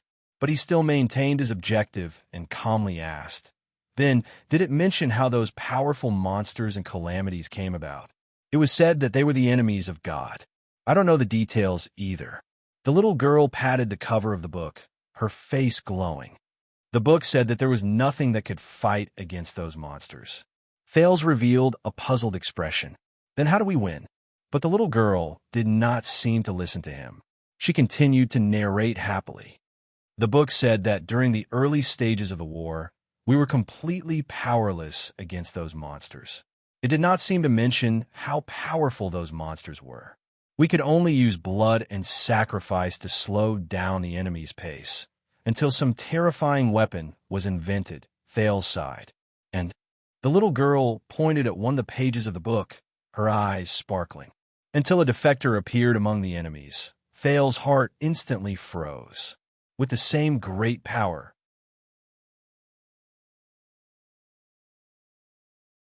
Chapter 136. Defection. Wait with great power. Thales looked at the unkempt little girl in front of him, but his mind had already drifted back to the past. Defection from the calamity's side? The words spoken by the air mystic, Asdis Sakern, while standing on the ruins of the chess room during that thrilling night in Red Street Market, rang in his ears again. Is this also written in this book? Thales took a deep breath. Does it specifically mention who the traitors are? No, it's not in this book. The little girl shook her head. She raised her dirty little face and blinked her green eyes under her thick glasses. But another political book, The Founding of a Nation, The Stars and the Dragon, mentioned this, but it didn't go into detail, nor did it state who defected. Thales furrowed his brows. It was mentioned in Chapter 6, The Influence of External Forces in the Two Kingdoms. The little girl seemed to be a little afraid that Thales would not believe her. She quickly put down the thick book in her hands with great difficulty, extended her tender finger, and pointed behind Thales in a well-practiced manner. That book is in the 6th row after entering the door, on the 5th layer of the bookshelf on the left, between the collection of Rudo Gangart and the Book of Decision, the Will of the King of Wrath. Wow, such a precise location. Thales retracted his gaze from the layers of bookshelves. He rolled his eyes and was a little surprised. Are you familiar with the books here? This girl, what kind of person is she to have the opportunity to learn, read, and be so familiar with the books in Heroic Spirit Palace? Is she really just a servant? The little girl seemed to be startled. She lowered her head and was a little nervous. I read a lot of books. You have a good memory. Thales looked around the huge library and said suspiciously, "Are you the librarian here?" The little girl was stunned, then shook her head timidly but firmly. "All right." Thales shrugged helplessly. "So this is the Walton family's library?" "Yes, you can say that." The little girl's eyes lit up again, and the dimple on the left side of her face appeared again. Legend has it that Her Majesty Chlorosis loves to read. So after the war, King Riker gathered all the books that could be found in the entire region, the country, and even the entire continent for her. It is recorded in the collection of the Archduke's tokens of Dragon Cloud City, Rikaru, Ecclesiastes. He remembered the majestic statue of the warrior on the stone bridge at the top of Heroic Spirit Palace that led to the Cliff of the Sky. Hence, many of the books were collected after the Battle of Eradication, before the various countries began to eliminate traces of magic on a large scale. No wonder there were so many books in the language of the ancient empire. There might even be books in other languages, or even languages of the non-human world. So, even though there had been a large-scale purge, there were still more clues about calamities and magic in these books than in other places. I wonder how Constellation's famous Jade Star Grand Library compares to this place.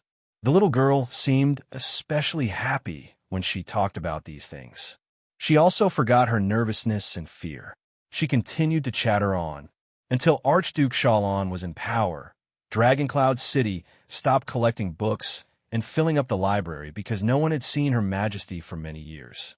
This place was originally a corner of Heroic Spirit Palace, so it became more and more desolate. "Wait a minute, Chlorosis?" Thales finally reacted. He looked surprised. "You mean Rikaru's Queen of the Sky? The female great dragon who married a human?" Hearing Thales' way of addressing her, the little girl seemed to become nervous again.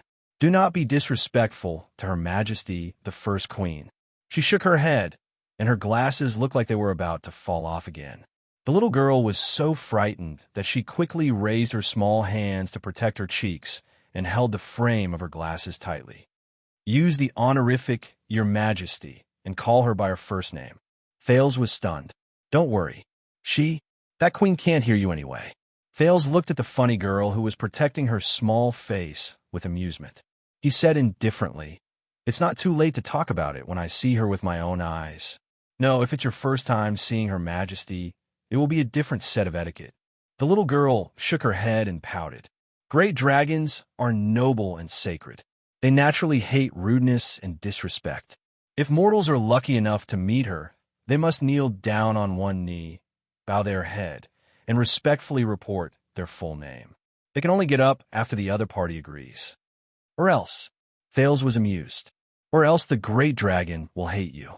The little girl with platinum hair and glasses stared straight at Thales. There was a serious expression on her small face that resembled a tabby cat. Thales burst out laughing. Under the little girl's angry and aggrieved gaze, Thales tried his best to restrain his smile. All right. If I really meet her, I will definitely follow your instructions. But Chlorosis, Queen, hasn't no one seen her for more than 600 years? How do you know if the legend of the great dragon is true?" The little girl showed a displeased expression but did not say anything. Thales narrowed his eyes. If Rikaru and his queen really fought that earth-shattering battle of eradication, there should at least be some evidence. For example, what kind of enemies did she defeat? Enemies, such as Asda? It's not like that. Her Majesty the Queen is real. The little girl who was covering her face seemed a little angry. The evidence is behind you in that glass cabinet. Thales turned his head and looked at the glass cabinet he had just seen, the agreement between Tormund and Raikou. This is year 11 of the calendar of eradication. Rikaru and Tormund, Extet and Constellation's agreement on dealing with border issues. The little girl propped up her glasses and moved closer.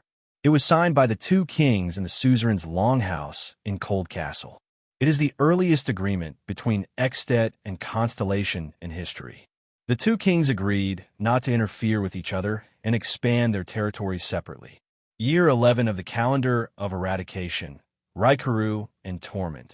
Thales finally gave up on repeating the awkward-sounding title. He frowned. Such a long name? The appendix to the treaty is even longer. The little girl pouted and pointed at the long glass cabinet. The paper is 3 feet long. Her Majesty Chloris's signature is right before the two kings. Thales walked past the appendices to the first formal agreement in the history of the two countries, which were contained in 3 glass cabinets. From the land at the border, the people, the time to hunt, the religion they worshipped, and the relationship between the suzerains, the agreement had regulations and explanations. Just as Thales' eyes were about to blur, he finally came to the last glass cabinet and found a few names with different handwriting. It was obvious that they were personally signed. Witness, Chloris Nermandala dos Sal from the other side of the sea. Look, the little girl pressed her face against the glass cabinet. This is the first queen's signature. It was a thick and powerful signature. The connection between each letter was natural and smooth. But the signature of another witness next to it attracted all of Thales' attention. Witness, Branquill's tabark from the Soul Tower. It was the same skillful and elegant cursive signature. However, Soul Tower. Thales remembered Ramon's words and engraved the name in his heart. Also, Tabark, one of the 6 great clans of Constellation. He ruled Blade Edge Hill in the southwest of the kingdom for generations. He had a blood moon as his family emblem, Tabark. The cold and arrogant figure in the Hall of Stars appeared before Thales' eyes. That valiant and heroic young duchess, Lionel Tabark. Then, his gaze shifted downward again. It was the signature of the two kings. Signatories, the common elected king of Ekstedt, the king supported by the Northlanders, the suzerain of Dragon Cloud City. Rikaru Brewster Ekstedt. Signatories, the supreme king of Constellation, the legitimate descendant of the Empire's imperial family, the suzerain of Eternal Star City. Tormund Camelot Carlos Jadestar. Both signatures had one thing in common: ugly. Ugly. Not just any kind of ugly. Rikaru's signature was like that of a child who had just learned how to use a pen. Stroke by stroke, he slowly scratched out from the paper. It was childish and stiff, as if he was afraid that he would make a mistake if he wrote too fast. Tormund's signature was a series of rapid handwriting. It was so sloppy that the spelling was almost indistinguishable. It was like a person who was self-aware of his own handwriting and used rapid handwriting to cover it up. Thales looked at his ancestor's sloppy signature, which was like an octopus tentacle. He suddenly felt that the handwriting he learned in a month was at least legible. King Rikaru's background is mysterious, but many people think that he is a commoner, so he did not have the opportunity to receive education. His handwriting. The little girl noticed Thales' gaze and said sheepishly, "And King Tormund is just an illegitimate child of the imperial family. It is said that he was ostracized when he was young. Probably." Thales could not help but laugh. It seemed that the founding monarchs of the two kingdoms were boorish people who could not even write their own names properly. Compared to the neat and beautiful signatures of the witnesses on the first row, Thales could even imagine the hesitation and embarrassment of the two kings when they signed their names, as well as the affection and appreciation they felt for each other after they saw each other's signatures. But at this moment, Thales was slightly stunned. Tormund Camelot Carlos Jadestar. Tormund's full name.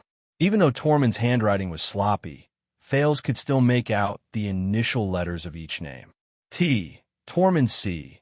Camelot K. Carlos S. Jadestar. Thales shuddered violently. The little girl noticed Thales's abnormality. She reached out to wipe off the stain on the glass that was smeared by her own face. Then, she raised her head curiously. "What's wrong?"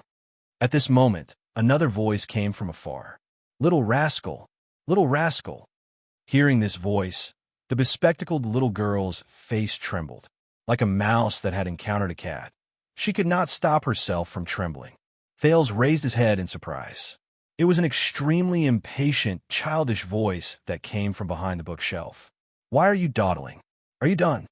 As the voice got closer, its owner appeared in front of Thales and the little girl. It was another teenage girl. She looked to be a head taller than the sloppy, bespectacled little girl. This new girl had brown hair and blue eyes. Her face was exquisite, and she wore a gorgeous handmade dress. The sleeves and collar were exquisitely decorated. She even had a beautiful hair accessory in her hair. If it was not for the angry expression on her face, she would have looked like a perfect doll from his previous life. The new girl saw Thales, but she only glanced at his clothes, which were covered in dust due to the fall.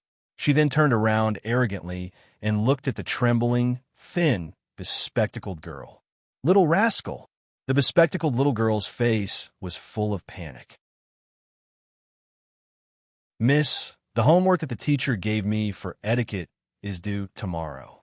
Why aren't you done yet? If I find out that you're secretly reading... The new girl's dissatisfied voice paused. Her eyes drifted to the stack of books behind the two of them. She first showed an expression that said, "I knew it."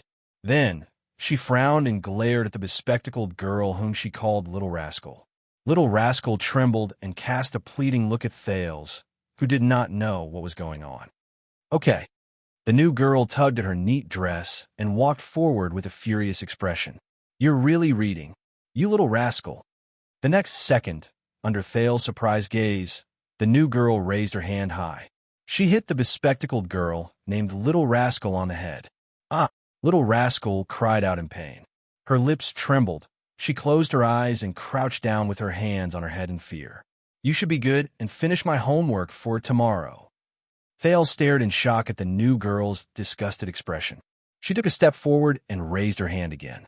Instead of ignoring Master's homework, slacking off, and reading, this time, she hit Little Rascal's face.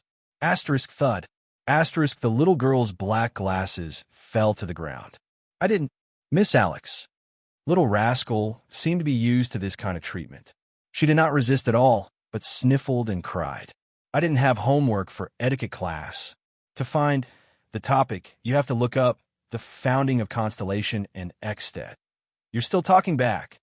The new pretty girl pouted angrily. "You're just my maid. How dare you?" But Thales grabbed her hand tightly when she raised it again. "Wait." Thales looked displeased. "You're a noble? It's not appropriate to beat and scold a servant." The brown-haired, blue-eyed girl glanced at Thales in displeasure. "And who are you?" The black-haired boy let go of the girl's hand and looked angry. "Thales Jadestar." Poor Little Rascal crouched on the ground in fear.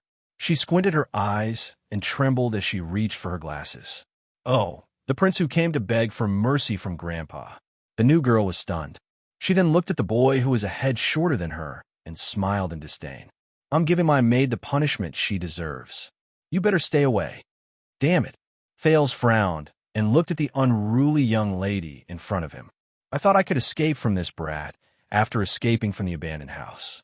At that moment, Lady Alex, Thales, and the new girl froze. The administrator of Heroic Spirit Palace, Lord Merk, who brought Thales into the Hall of Heroes, appeared before them. With a cold expression, he stopped the children from getting into a fight. "Your Highness." Lord Merk bowed to Thales and said slowly, "You've gone too far."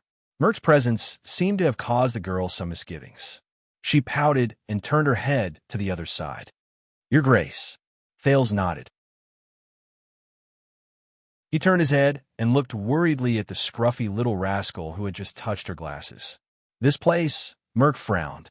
He looked at the brown-haired girl with concern. "This is Alex." Merk sighed and extended his hand to the little girl in the exquisite dress. "Lady Alex Walton is King Nuvin's granddaughter." "Lady Alex, this is King Kessel's son from Constellation, His Highness Thales Jadestar." Following Merk's introduction and Merk's urging gaze, the little girl first raised her head arrogantly, then snorted through her nose. Then, she reluctantly pulled up her skirt and bowed to Thales. Thales nodded and frowned. "Alex Walton? Sounds like a boy's name. And King Nuvin's granddaughter? I've never heard of Prince Mariah having a daughter. Didn't King Nuvin say that Prince Mariah is unmarried?" Then, Merk turned to Alex and tried to persuade his master's granddaughter. "My lady, what you're doing isn't appropriate, especially in front of Prince Thales of Constellation." "Merk, Nuvin the Seventh's granddaughter." Alex pouted in dissatisfaction. "She's my maid. My family pays for her food and lodging. and this prince is going to Lady Alex. Merc showed a rare stern look. His words were laced with anger. This is not your bedroom. This is King Rikaru's library. Alex was startled.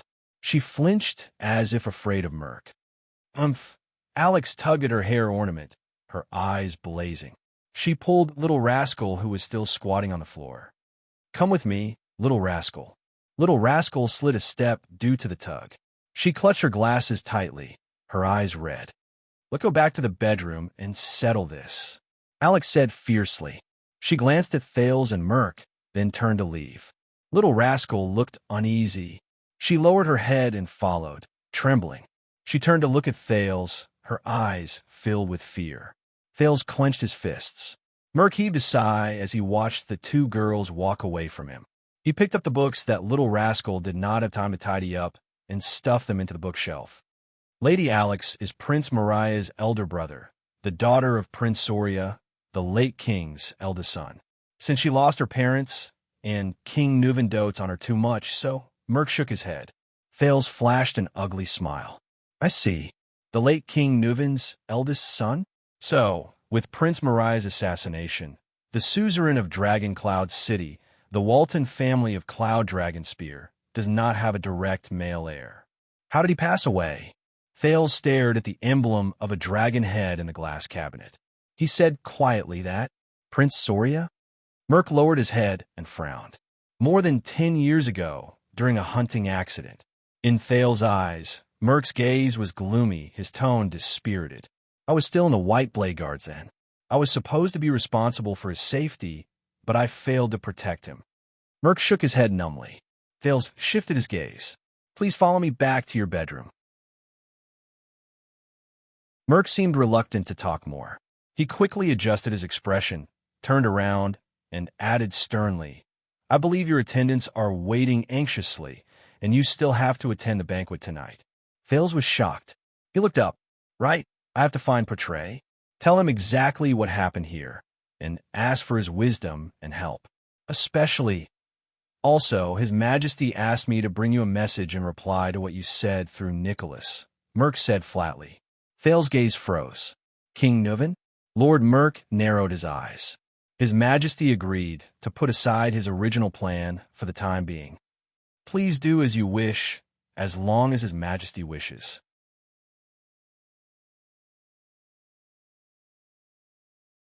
Chapter 137.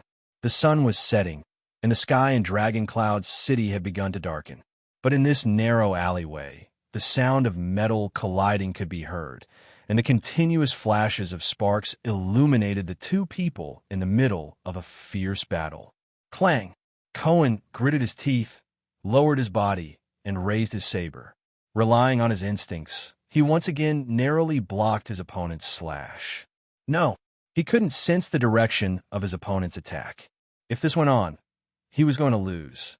Cohen took a deep breath and took 2 steps back, increasing the distance between him and the enemy. At this point, the police and the enemy's swords had already clashed 6 times. Cohen focused all his attention on his opponent's hand and sword, thinking about the effect of his opponent's power of eradication in concealing the direction of his attack. But that was not what worried him the most. The police officer's right hand could not stop trembling. The glory of the stars shone with a silver light on his skin, trying his best to neutralize the ruthless power of eradication that invaded his arm during the fierce battle. That was terrible. It was the same as the previous encounter. The power of eradication would automatically transmit itself through the force on the sword. Without warning, it invaded, infiltrated, and destroyed all human tissues that could host the power of eradication. Cohen tightened the muscles in his right arm, his face as cold as ice. It's a good sword, but it's a pity it's not suitable for this kind of terrain. The young man looked at Cohen's silver sword with a black hilt and smiled happily in the narrow alley. Does it have a name? The young man was very confident. The narrow alley restricted Cohen's saber, and his hand-and-a-half sword was nimble and unhindered.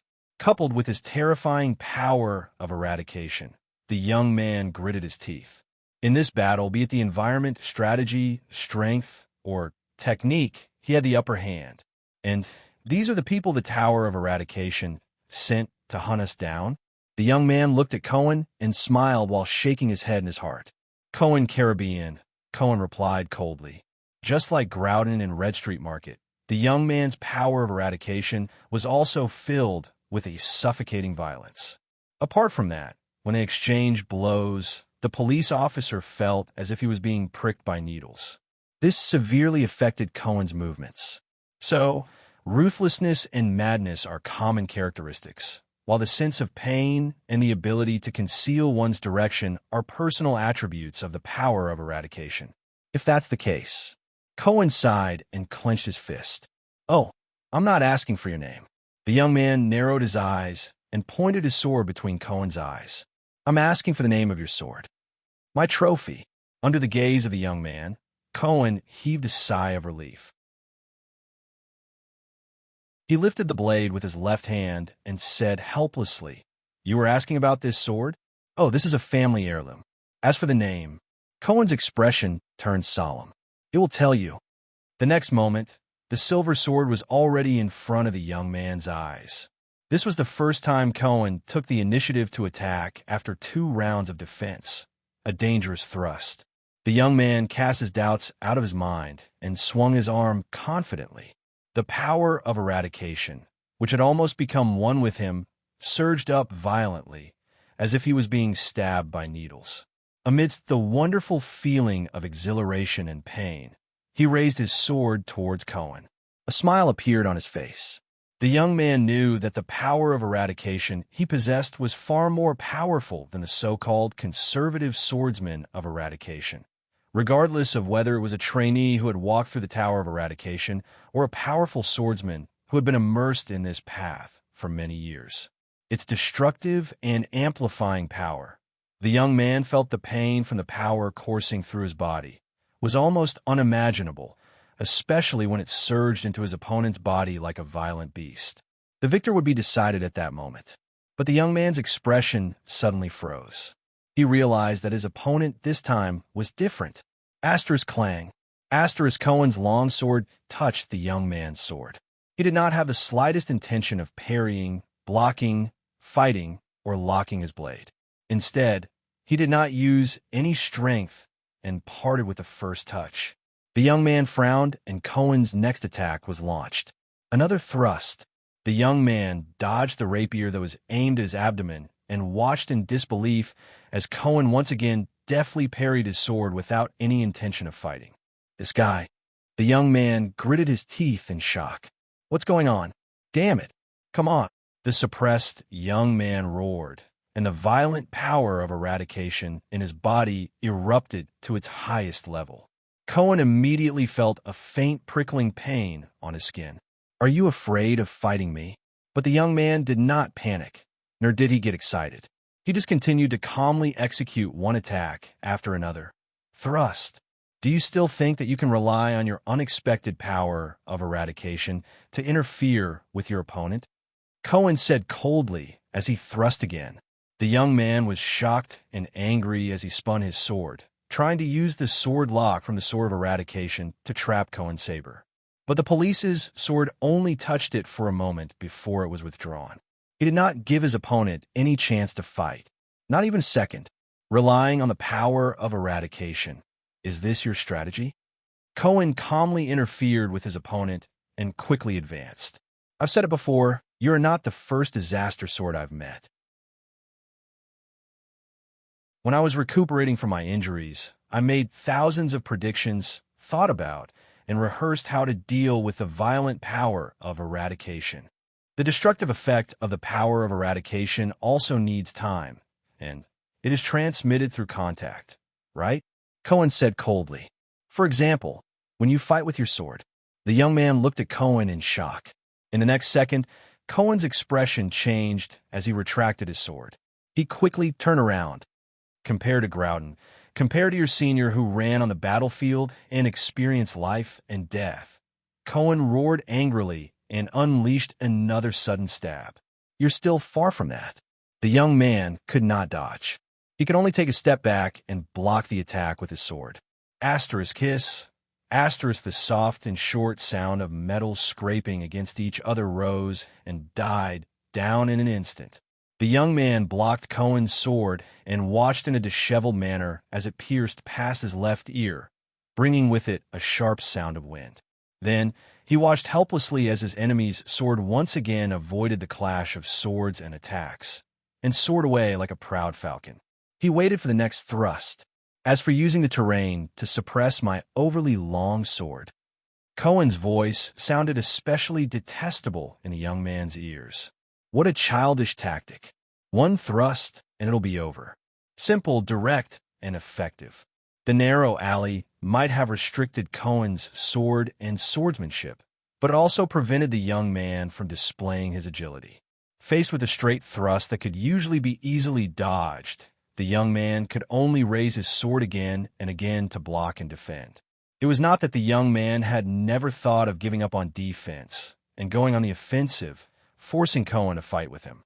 The problem was that his hand-and-a-half sword was shorter than Cohen's sword.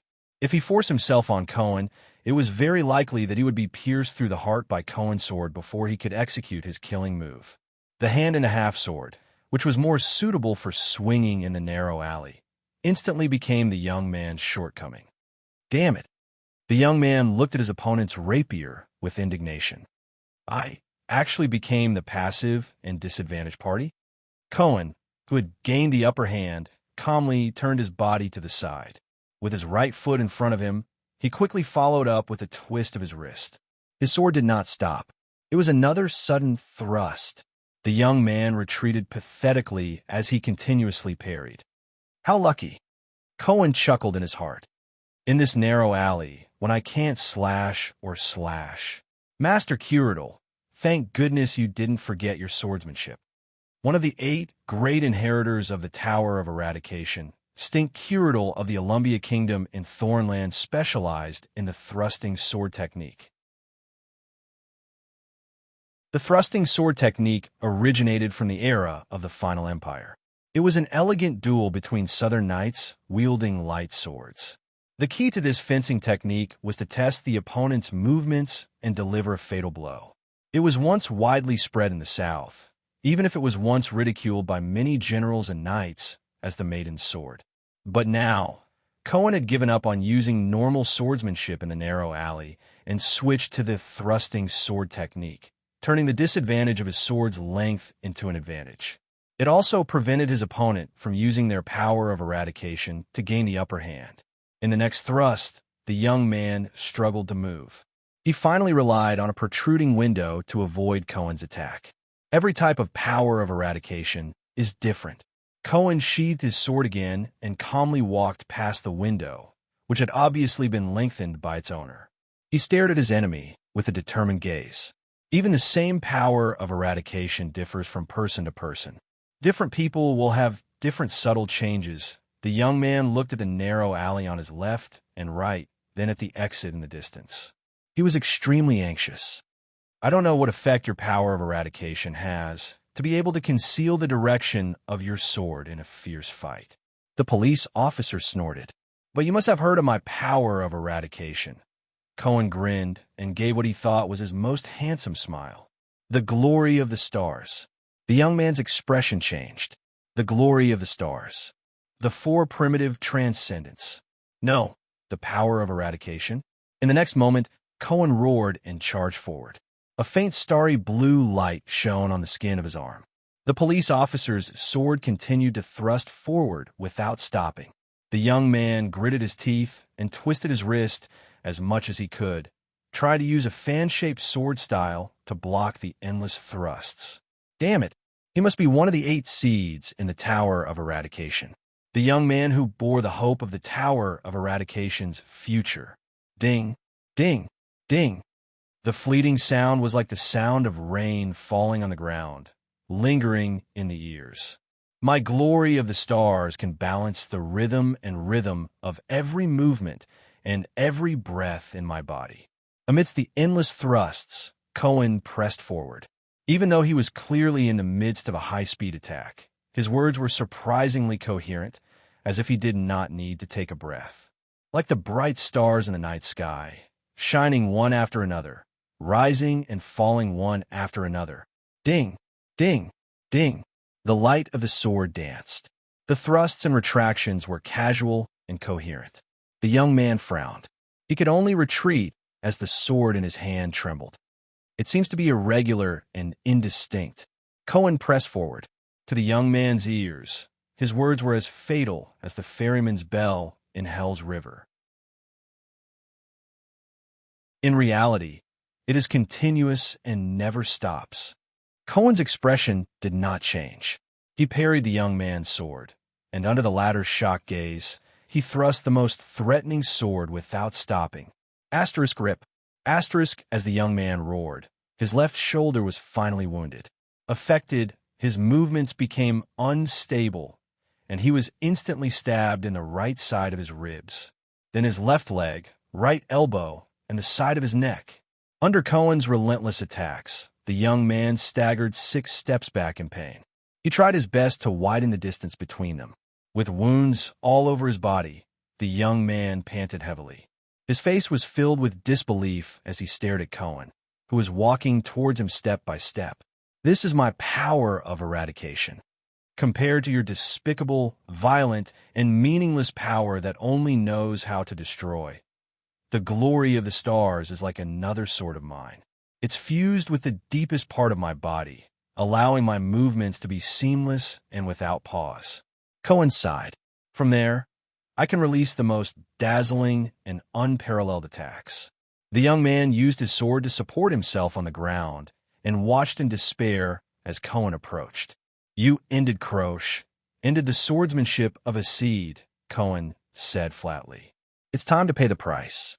Expressionlessly, he raised his sword at his enemy. Cohen flashed a friendly smile and said slowly, Or, do you want to tell me why you assassinated the Prince of Constellation? And which archdukes or the nobles under them do you serve? But the young man, who was covered in blood, laughed out loud. What a joke. We never serve anyone. The young man laughed hoarsely. Blood flowed from his left shoulder, which was the deepest wound, and dyed the snow red. Even if it's just a temporary collaboration, we only listen to our own will. Cohen furrowed his brows. Collaboration? Why do they want to collaborate with an archduke? For power? Wealth? Status? Survival? Common goals? Or something else? As for you, do you think you've won just like that? You old men from the academy. Before Cohen's eyes, the young man trembled as he flashed a ferocious smile. In this short amount of time, my teacher would have already taken your companion. You're here to hold me back. I know this very well. Cohen cut him off with a calm expression. A super-class rookie. The young man's expression froze. So that your companion, that old man who seems more powerful, can quickly finish off the weaker enemy and rush over to support you. Right? The police officer was like a battle-hardened warrior. He sighed helplessly. But what exactly gave you the illusion that that girl is weaker? That girl. Under the young man's surprised gaze, Cohen chuckled and shook his head. She's our batch's final assessment in the Tower of Eradication. Among the 8 seeds chief.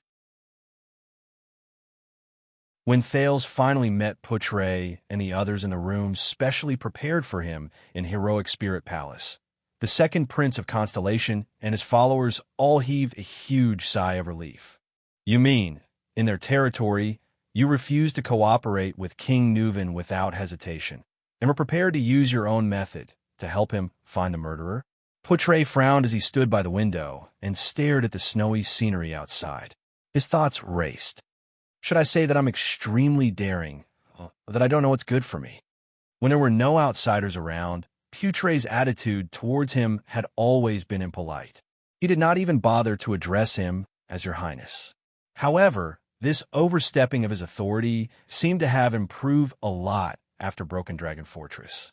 At least, the sarcasm when he used the title of Little Prince was reduced. More or less. Thales lay on the chair in an inelegant manner. He looked exhausted. What happened just now tells me that the gloomy old man with the crown won't have any good plans. For example, pushing me to the 5 archdukes and seeing if anyone wants to kill me in private. Thales leaned against the chair in an inelegant manner. In any case, I've already deeply understood the brutality and directness of the Northlanders. Thales sighed, observing the Archduke's attitudes and reactions towards killing me to find the murderer. Only he could come up with this. So now that you're the one doing this task, what are you going to do? Poutre turned around steadily and walked past Ralph. The latter was adjusting the splint on his arm due to his broken bone and reinstalling a spare hidden blade on the mechanism of his wrist. Among the 5 archdukes who have a long history of inheritance, are cunning, and are more powerful than the 6 great clans of Constellation. All of them are expected to choose a king.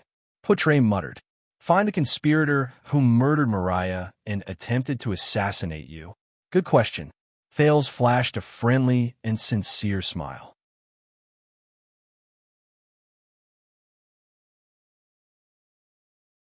Chapter 138.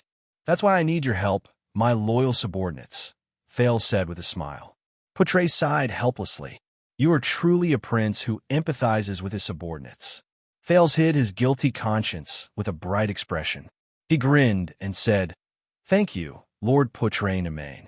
His attendant, Waiakaso, furrowed his brows and pressed on the wound on his left rib, which was severely injured by the vampire earlier. He said, According to what you said, if these 5 archdukes acted in unison when they faced King Nuven in the meeting hall, and there were no flaws, how are we going to determine who the murderer is?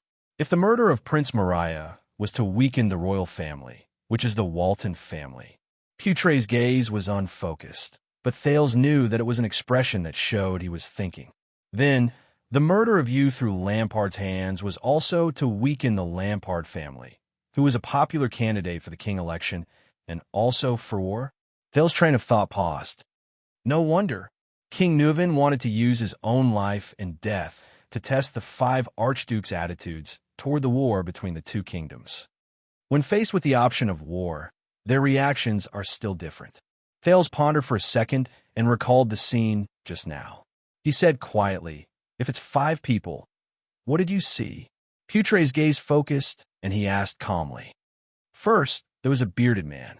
His emblem was a circle with a triangle inside. That guy's speech was very unpleasant. Thales searched through his memory attentively. He did not hide his hostility toward me at all. Every word he said was aimed at humiliating me. The bearded suzerain who made him kneel and beg for mercy. Thales was the first to place him on his suspect list. Archduke Rabian Alceus of Prestige, Orchid region. Among the 3 southern archdukes, he has the best relationship with King Nuven, Poutre replied quickly. The Alceus family is not one of Rikaru's 9 knight families.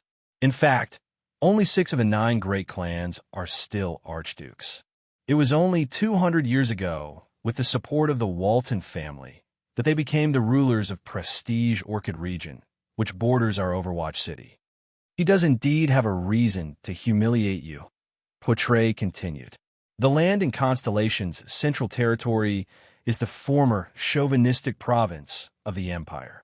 That was the territory that the Alceus family was ordered to rule since the ancient empire, until the army of the King of Renaissance chased them out of their hometown. From this perspective, the Alceus family and the Jadestar family are mortal enemies. That's strange. Waya shook his head. Is there really someone who is hostile to you because of the family feud from more than 600 years ago? Maybe he deliberately put on an act because of his family's reputation, but it's hard to say. After all, there are still people who still hold a grudge against the ancient empire from 1,000 years ago. Thales shrugged helplessly and ignored Poutre's cold expression. How patriotic! Waya nodded as if he was deep in thought. The second person is a middle-aged man with a bowl cut. His clothes are embroidered with glowing blades. He speaks in an eccentric manner and is trying his best to provoke King Nuven's disgust towards me. Thales rubbed his chin and pondered. From mockery to laughter, he speaks in a strange tone. But I always feel that his sarcasm is too forceful and not up to standard. The Archduke with the bowl cut, Thales thought to himself. The Archduke who dares to tell everyone clearly that he will not send troops without benefits. When Thales thought of this, he snickered. He is not as natural and perfect as Duke Cyril Fakin has, nor is he as direct and incisive as you, which makes people feel helpless. Portray did not know if he was indifferent or if he pretended not to hear the prince belittling him. He nodded and replied, "That is Porpheus Trentida of Reformation Tower. He is also one of the 3 archdukes in the south. It is said that he is cautious and wise, but he is often ridiculed for being selfish and conservative. In that case, he seems to want you to die in King Nuvin's hands?" Waya raised his head. Could it be him? Reformation Tower is on the northeast side of Constellation. Its territory is adjacent to our lonely old tower. Portray exhaled. Compared to a local conflict, a full-scale war between the 2 countries can actually bring him limited benefits. Of course, the damage may also be limited. The third person is an old, bald man. He's very old. Thales took a deep breath. This person gives me a very complicated feeling. He's not less talkative than the first 2, but he rarely shows any definite emotions. Most of the time, he's just going along with and encouraging others. The bald Rogers Lekko, the Archduke of Defense City, symbolized by chains. Portray tapped his pipe and his gaze flickered. He's one of the 2 northern archdukes of Ekstedt. He doesn't participate much in Ekstedt's central affairs, but he's actually invited here this time. This is really suspicious. It sounds like he is a neutral party who has nothing to do with himself. Waya wiped his sword. If I were the mastermind behind all of this, I would probably be very willing to appear neutral. Thales spread his hands and declined to comment. Portray did not reply. The 4th Archduke has long hair, and there is an ancient book painted on his clothes. The second prince reached out to grab the armrest and pulled himself up from the chair. He gives me a feeling similar to the Duke of the Northern Territory. He is bold, magnanimous, and seems to value, at least on the surface, his own honor. The long-haired man who is unwilling to tarnish his family's honor seems to have no reason. But did the Duke of the Northern Territory not betray King Kessel, betray his own Northern Territory, and betray Constellation? Kulgan Rockney. His territory is adjacent to Camus Union City of Faraway Prayers. It is in the west of Ekstedt, near the northern end of the Great Desert. The thin vice diplomat of Constellation stopped in his tracks. He sometimes cooperates with Constellation's western desert hill. The orcs and barren bone people in the desert are a common threat to us.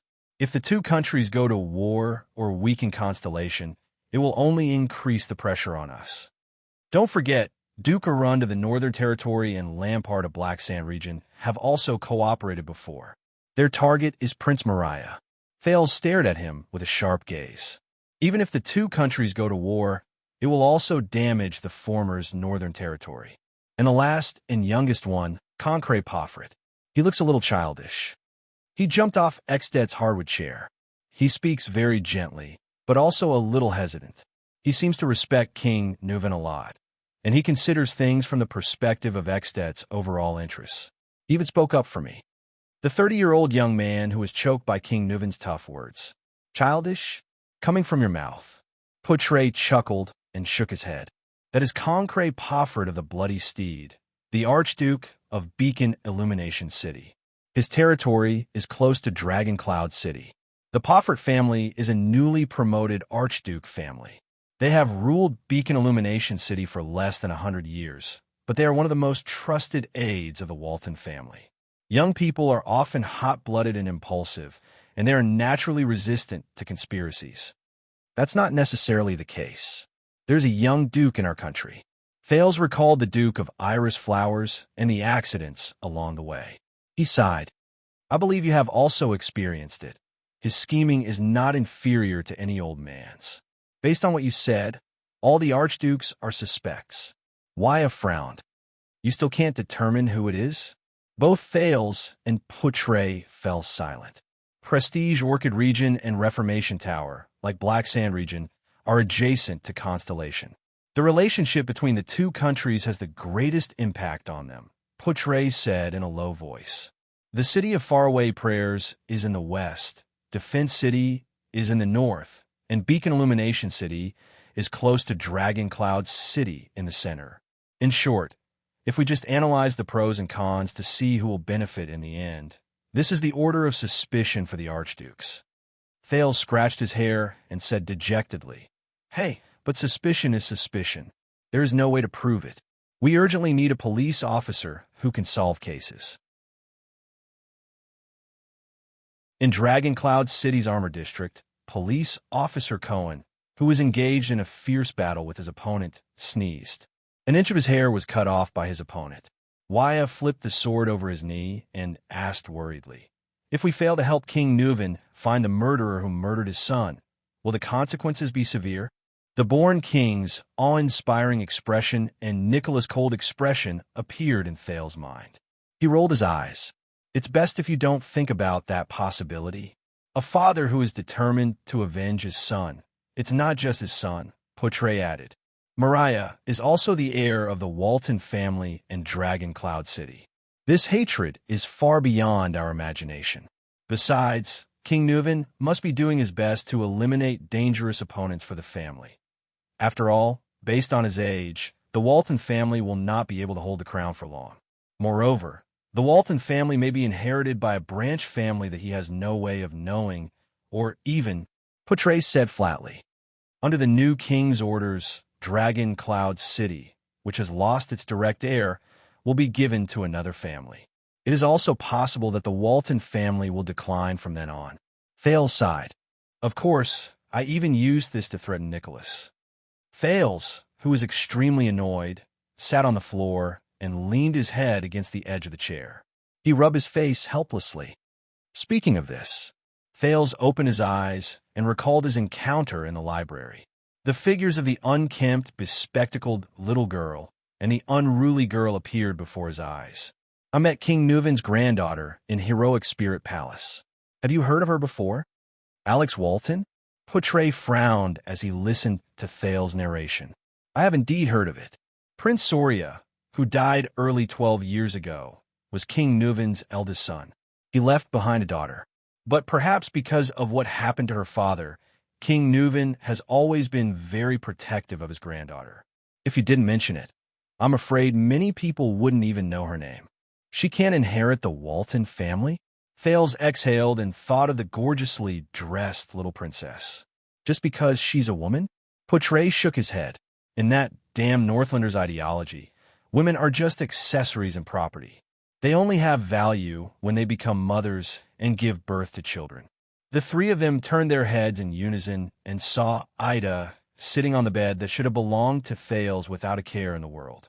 She wiped her exquisite machete, and there was a rare chill in her tone. "It has never changed since a few hundred years ago. In the fight over the Walton family, she is not important." Potre shook his head. "Let's think about how to deal with the problem at hand." Thales closed his eyes and pouted. "Fortunately, we are not in a hurry." At this moment, there was a sudden knock on the door. Ralph frowned and opened the door. The recruit Thales saved, Willow Ken, stood at the door. He scratched his head and smiled. That Marquis of Camus Union sent someone to pass a message." Willow seemed to be very happy to have the opportunity to meet the prince. He chuckled and said, "According to his subordinates, it seems to be quite important." Thales frowned. He said that 2 archdukes will be leaving Dragon Cloud City tomorrow morning. They will be leaving Dragon Cloud City due to business. Willow finished the message with a smile. But in the next second, he was shocked to find that almost everyone in the room, including Thales, had a drastic change in expression. "Ming! God! Morning!" Thales' face was ashen, as if he had received the worst news. "It can't be, right? The archdukes came over to take a look at me, and then immediately left?" After the baffled Willow left, Ralph, who was also frowning, gently closed the door. "Tomorrow morning?" Waya's expression was gloomy. Thales' breathing quickened and his eyes were lifeless. "This means yes." Potre gripped his pipe worriedly. The time left for us. He did not speak again, but everyone silently said the next sentence in their hearts. "There's only one night left." Waya Casso sheathed his sword with a pale face. "If we fail to help King Nuven find his son's murderer, will the consequences be severe?" Potre shook his head and sighed. Why did not ask anymore? The welcome banquet tonight is our last chance. Thales gritted his teeth. Think of a way to find that guy among the five. Damn it.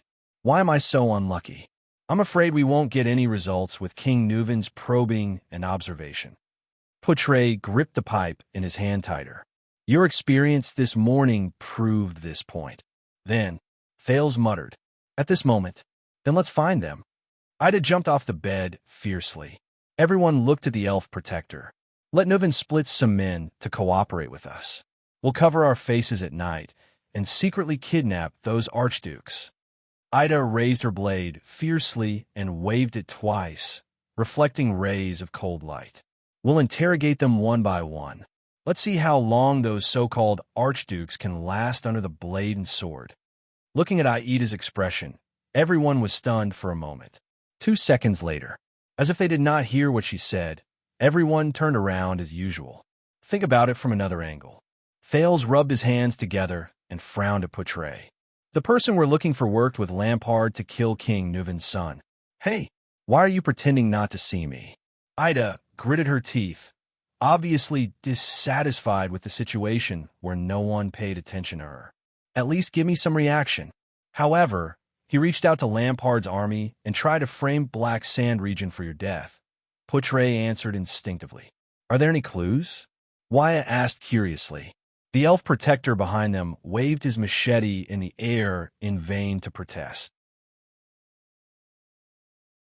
This is all King Nuven, and we know. Thales shook his head. It seems useless. No, maybe we shouldn't dwell in King Nuven's thoughts. Poutre put down the unlit pipe in his hand. His eyes shone with confidence. Ida lowered her head dejectedly and sighed. She threw herself back onto the bed that originally belonged to Thales. Thales was suddenly stunned. He looked at Poutre and frowned. You mean, do you remember when we were besieged by Lampard's army at Broken Dragon Fortress? Poutre said flatly. Of course, it left a deep impression. Countless splashes of blood and cold light flashed before Thales' eyes, as well as Araka Murch's roar. He sighed. It was a complete mess. Ida played with her machete on the bed in boredom. Then you should remember what Baron Murch said to you before he charged. Poutre revealed a mysterious smile. King Nuven is not our only choice. Thales jolted. Before he charged, the figure of Araka, swinging his greatsword, appeared in his mind. A few seconds later, he nodded. Since we can't retreat, Thales took a deep breath and said with determination, why don't we charge forward with all our might? Thales looked at his vice diplomat with a burning gaze. Does he know? The corners of Poutre's mouth curled up. He nodded affirmatively. He knows. Wyatt and Ralph looked at the duo's riddle in confusion. So, Wyatt gulped with difficulty. What should we do? Thales and Poutre looked at each other, and both of them laughed. Ida is right.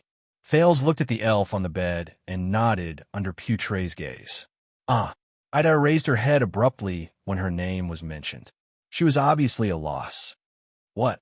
Amidst Wyatt's surprise and Poutre's laughter, Thales took a deep breath. We go look for them. Aida's mouth opened wider than it had ever been. Poutre's expression became solemn. He put away his pipe. I will prepare immediately and contact the others. We may need the help of some spies. Also, Wyatt, Ralph, come with me.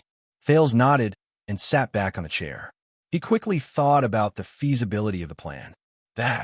He raised his head and looked behind him. Aida's voice rang weakly.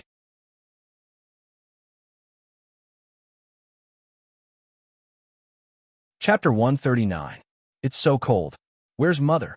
Aunt Fina? They'll come back, right? She thought about it in a daze. She could not help but shiver in the snow. The cold wind blew past her exposed face and neck, bringing with it a pain that felt like knives were cutting into her. She could not even feel her limbs. What about my younger brother and sister? What about Uncle Enzel? She missed Talia's hot pies a little, even though she hated the garlic on them every time. She walked past a person lying in the snow. That person was sleeping soundly. His body was curled up and he did not move, but he had the happiest smile on his face. He did not even know that his eyebrows and hair were covered in ice crystals. This is a smiling person, she told herself. Yesterday, When she tried to help them sweep the ice crystals off their faces, Uncle Enzel laughed and told her that they were smiling people. They loved to smile to sleep in the wild during winter and would only wake up in spring. Good girls should not disturb them, and it was best not to go near them. She obeyed and continued walking forward. Her dress was slightly torn. She was very depressed. This was the dress that Lycia's aunt gave her before she left for the capital. She walked past the second smiling person. This smiling person seemed to be an older sister who was the same age as the maid Talia, but she wore very little. She leaned against a rock with a grin on her face and held a baby in her arms. However, the baby did not smile. He only shut his small eyes and mouth tightly and did not move. This made her very unhappy. Why is he not smiling?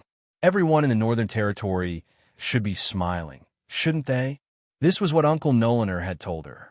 When they left the stable in Cold Castle with the other two uncles, Nolander laughed as he did in the past and pulled himself into his arms. Then, as she protested in dissatisfaction, he poked her face repeatedly with his stubble. All right, Nolander. Her thoughts were in a mess. She thought of her youngest uncle and could not help but curl her lips. If you appear now, I will be merciful and forgive you for your beard. She continued walking and met a third, a fourth, a fifth, a sixth person on the snow. There were so many of them that she could not even count. Smiling people. At this moment, a person who was not a smiling person finally appeared before her. She raised her head with lifeless eyes and looked at the unfamiliar boy in front of her. The ragged boy was lying next to the other laughing man, rummaging for something. The boy noticed her approach and raised his head like a wild beast. His eyes were a deep red and frightening. Scram! The boy subconsciously protected the thing in his arms tightly and glared at her fiercely. His voice was vigilant and fierce. I found this place first. Food, clothes, everything is mine. Get lost. Get lost. Go search the other bodies. She breathed in weakly, feeling pain in her face from the wind. How fierce! She pouted, but she was a little hungry. His vision blurred. The coldness poured into her lungs through her mouth, nose, and trachea, causing her heart to spasm again. She walked towards the boy. Little bitch, if you dare to take another step forward, I'll bite you to pieces. The boy, who was also shivering in the cold, opened his mouth fiercely and bared his teeth. She ignored him, but her consciousness was becoming more and more numb. Her vision became dimmer and dimmer, but she still dragged her feet forward on the snowy ground step by step, relying on her vision instead of the sense of touch under her feet to confirm the existence of the ground. She could barely feel her limbs, which had been numb for a long time. The boy crawled down and growled like a beast, as if preparing to attack. She looked at the fierce-looking boy and took a deep breath.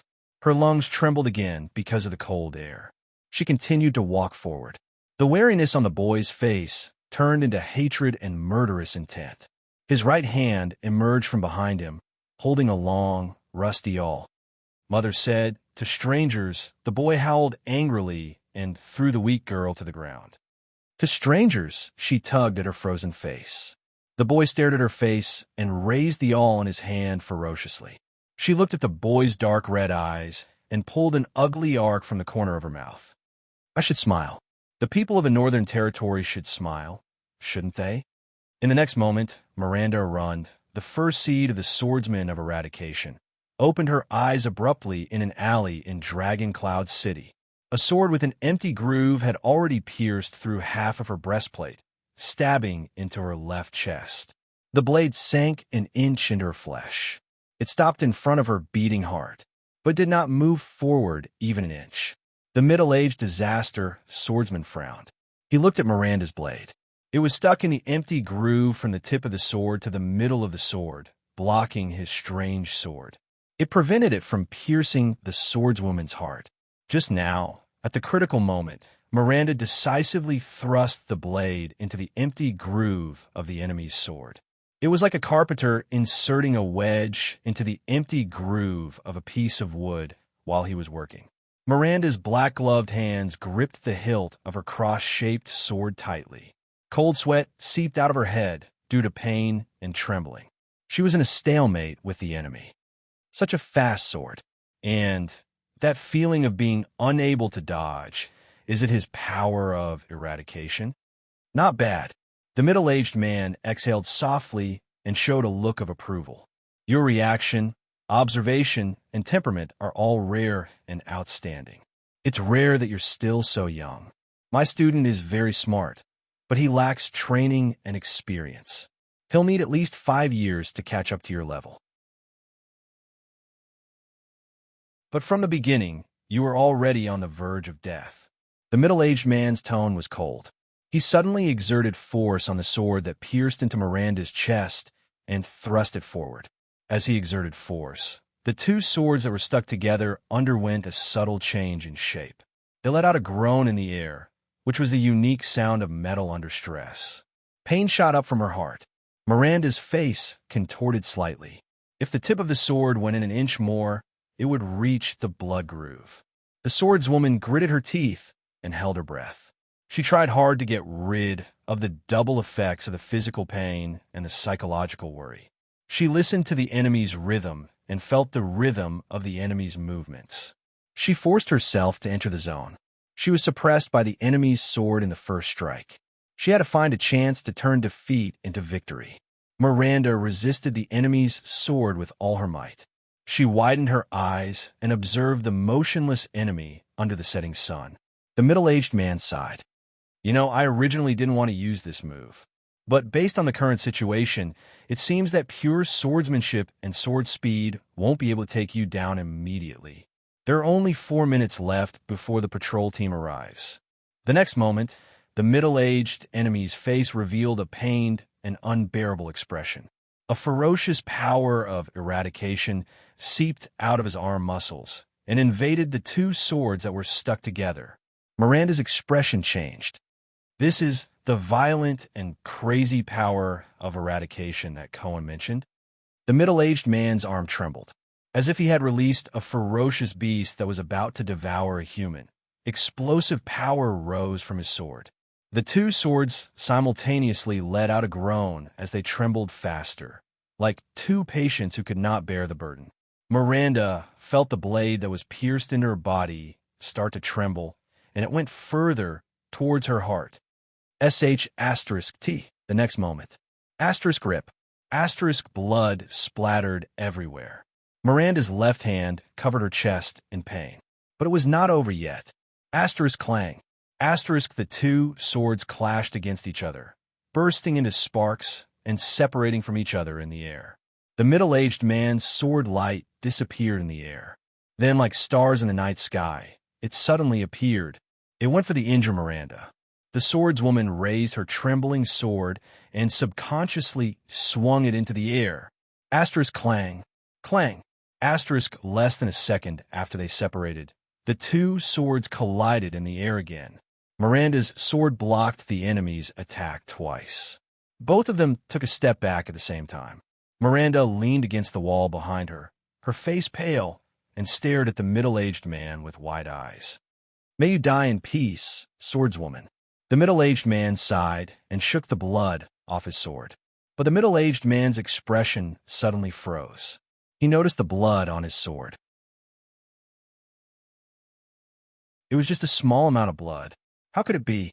Her heart should have been pierced through by now. But was it a right-handed person? Or was it equipped with a protection that could resist the power of eradication? The refined crystal dropboard of the dwarves? The elven royalty's exquisite silver chainmail? Silicone? The middle-aged man raised his head in disbelief and looked at Miranda, who leaned against the wall weakly. That strange power of eradication didn't work, did it? The swordswoman took a deep breath and moved her left hand away from her chest.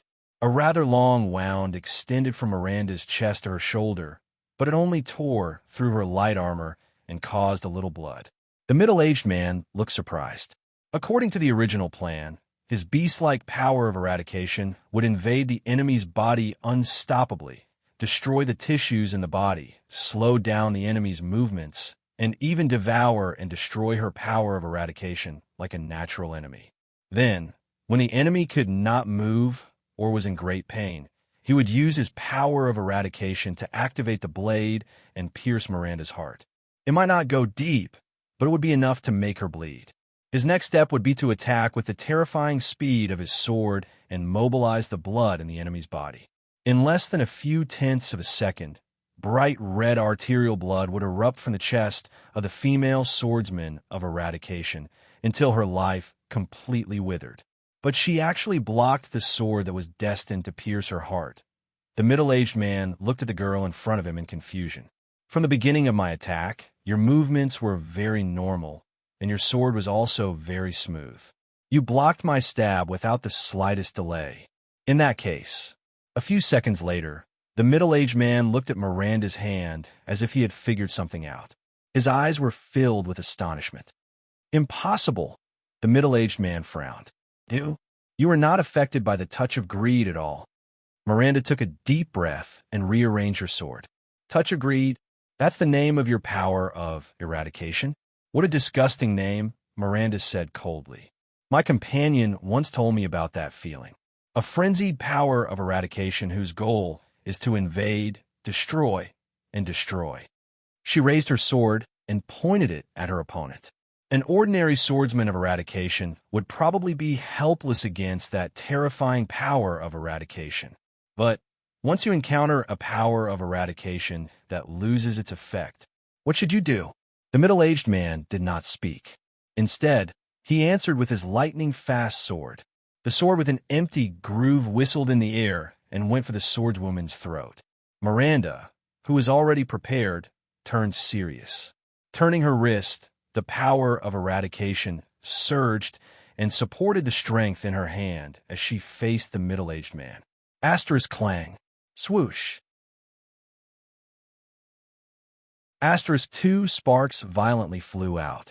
The two of them exchanged 2 sword strikes in an instant. The two figures alternated between flashes. After the last strike, they instantly widened the distance between them by 5 steps. Miranda widened her footsteps. Feeling the vibration of the crossguard sword, she calmly thought about her enemy's characteristics. I attacked 8 times just now. You only blocked 2 strikes and even got hit once. The middle-aged man looked at Miranda's left leg, which was cut open, and said calmly, Your swordsmanship is sloppy and ordinary, and you can't keep up with the speed of my sword at all. Your body may seem agile, but it's actually just light. Your footsteps will occasionally miss when you dodge.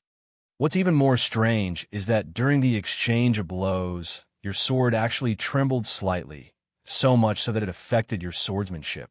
This is a mistake that only beginners would make. Other than that stunning interception at the beginning, your sword is completely useless. The middle-aged man shook his head.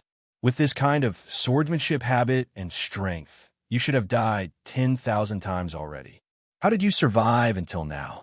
Miranda did not say anything. She only stared at the middle-aged man carefully. In the next moment, her enemy suddenly revealed a smile. But in the 8 sword strikes, just now, you were either lucky enough to dodge or just barely dodge the 5 most fatal strikes. You also counterattacked at the most subtle moment. The middle-aged man looked at his cut left upper arm, frowned, and sighed.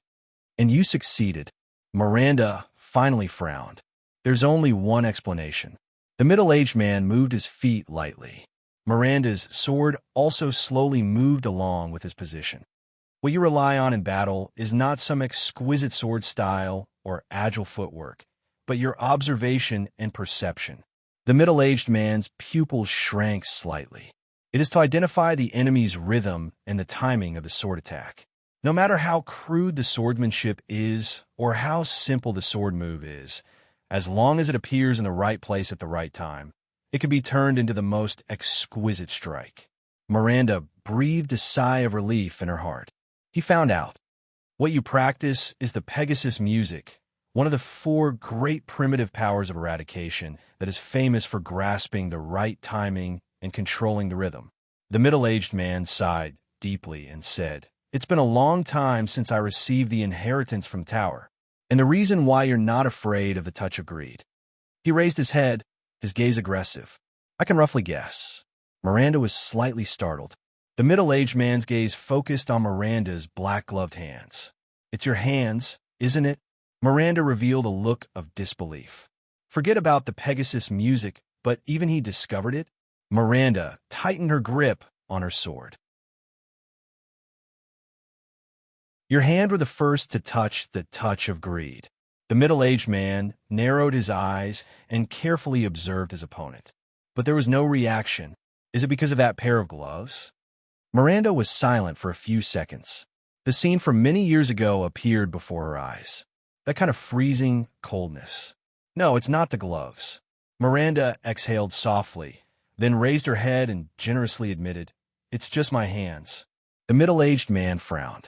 A long time ago, my hands were severely frostbitten. A vast expanse of white snow appeared in front of Miranda's eyes. When I recovered, I lost most of my sense of touch and pain, Miranda said flatly, as if she was talking about something that had nothing to do with her. I couldn't master it. I couldn't use the most exquisite and unfathomable sword skills either. In the beginning, I couldn't even lift a teacup. No matter how terrifying the pain brought by your power was, I couldn't feel it with my hands. And what can your invasive power of eradication do against my hands, which have been numb for many years? Miranda slowly raised her sword. Her hands trembled visibly. What can you do against my hands, which have been numb for years? There was silence. Soon, the middle-aged man stared at Miranda's hands. His eyes were filled with shock. Those hands that held the sword, there's no pain, and they can't be touched. The middle-aged man's gaze on Miranda was already filled with pity and admiration. A pair of hands that can't feel can actually hold a sword? He said slowly, but his voice was filled with admiration. This young girl, in order to let a pair of hands that can't feel hold the sword hilt, she had to swing it in the air tens of thousands of times. She must have gone through a lot of pain. So, you were taught the Pegasus music. Of course, this is also the power of eradication that suits you best. The middle-aged man nodded. His gaze was filled with affirmation and excitement. To abandon the feeling in your hands, to ignore the specific sword moves, to follow the rhythm of the battle, and to entrust the sword to your own observation, cognition, and judgment. Your teacher must be a genius. Miranda did not speak. She only stared at her gloved hands in a daze. Please forgive my previous disrespect. The middle-aged man put his sword behind his back and bowed respectfully to Miranda with the most standard ancient swordsman salute. You are an admirable swordsman. I am Salander Klein. As the sword of eradication that has been passed down outside the Tower of Eradication, it is my honor to spar with you. Miranda also put away her sword and returned the salute with an expressionless face. Miranda Arund, chief seed of the 134th batch of the Tower of Eradication. In view of what you did to my friend's right hand, please forgive me for not being able to say it is my honor to spar with you. Klein smiled faintly. Right hand, is it? The two of them straightened their bodies, and their swords reappeared by their sides. In the next moment, the two of them approached each other again. Asterisk clang, clang. Asterisk Klein's swift sword and Miranda's ingenious figure moved back and forth on this small piece of ground. In a dozen or so seconds, Miranda once again dodged the enemy's 4 fatal strikes and counterattacked at the most crucial moment. Blood flowed from Miranda's right waist, the side of her ear, and Klein's left forearm. What a deep impression. Klein widened the distance between the two of them and sighed. Given time, you will definitely reach supreme class. Miranda nodded and accepted the other party's acknowledgement. No matter how fast you are, you cannot omit the process of drawing your sword. With a process, there will be a rhythm of high and low, movement and stillness. There will be openings that can be grasped and exploited. While widening the distance between them, Miranda carefully observed the enemy and said faintly, "And I can see it too, your so-called touch of greed, that never-ending, continuous, violent characteristic." The middle-aged Klein was slightly stunned. Miranda's gaze was firm. It's the glory of the stars, right? Under Klein's surprised gaze, Miranda confidently said, "Sorry, I'm really too familiar with this power of eradication." The scene in the Tower of Eradication appeared before her eyes.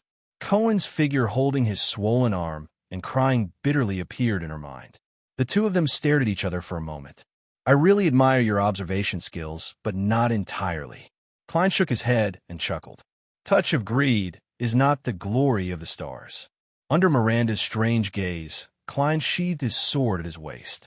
If I must say, it can be considered an enhanced version of the glory of the stars. Doubts rose in Miranda's heart. The glory of the stars, enhanced version? Is he referring to that violent characteristic? Let's put it that way. The disaster sword's power of eradication is based on the original power of eradication. There's still 30 seconds. Klein sighed. Forget it, there's not enough time. Miranda stared at him in surprise. We'll meet again. Klein nodded faintly. Chief with numb hands. Miranda gritted her teeth and caught up with him. Wait. Klein turned around and punched the dirt wall beside him. Asterisk bang. Asterisk amidst a cloud of dust. His figure disappeared from Miranda's sight. At this moment, the voice of a patrol came from outside the alley. It's near here. We suspect that there's a chase for no reason and an illegal fight. What was that sound just now? Miranda, who could not stop coughing because of the dust, stared in the direction where Klein had left. She punched the wall indignantly, and as the voices of the people drew closer, she sheathed her sword and left. Asterisk ding. Asterisk just as Cohen's sword was about to pierce the young man's throat, a sword flew across the air and blocked the police officer's rapier. Cohen quickly turned around and faced the newcomer, whose back was facing the setting sun. But the newcomer's sword attracted all of Cohen's attention. It was a sword of medium length, but the blade was extremely thin. There was a black counterweight ball at the hilt of the sword. There was a round hole in the handguard of the sword, just enough for the user to put in his index finger. Cohen's pupil shrank. He recognized this sword. He was too familiar with this sword, and too familiar with the owner of this sword. Why aren't you getting lost?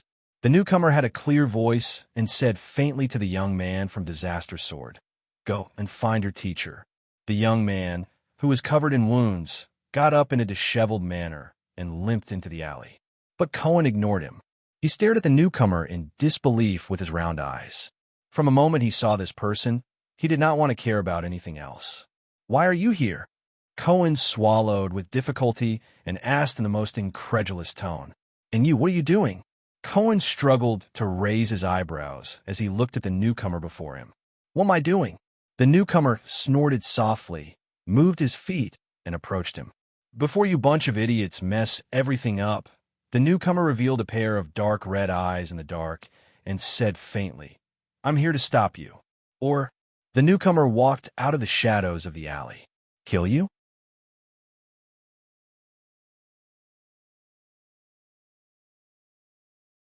Chapter 140.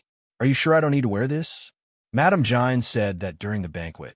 In the room, Thales frowned and held up a small embroidered vest as he asked Poutre. And this is also the luggage that the diplomat group risked their lives to carry along with the flag, isn't it? This is Ekstedt in Northland. Poutre, who was dressed neatly, looked at him in disdain. Even at banquets, they hate pretty boys and sissies the most. If you really want to put that thing on, I think you will be the strongest contender for the position of banquet clown. Thales stuck out his tongue and threw down the vest. Sitting by the window, Ida snapped out of her daze and sighed with a regretful expression. A banquet without a clown is very boring. His nerve had been tense for almost a month, and Thales had no time to care about anything else.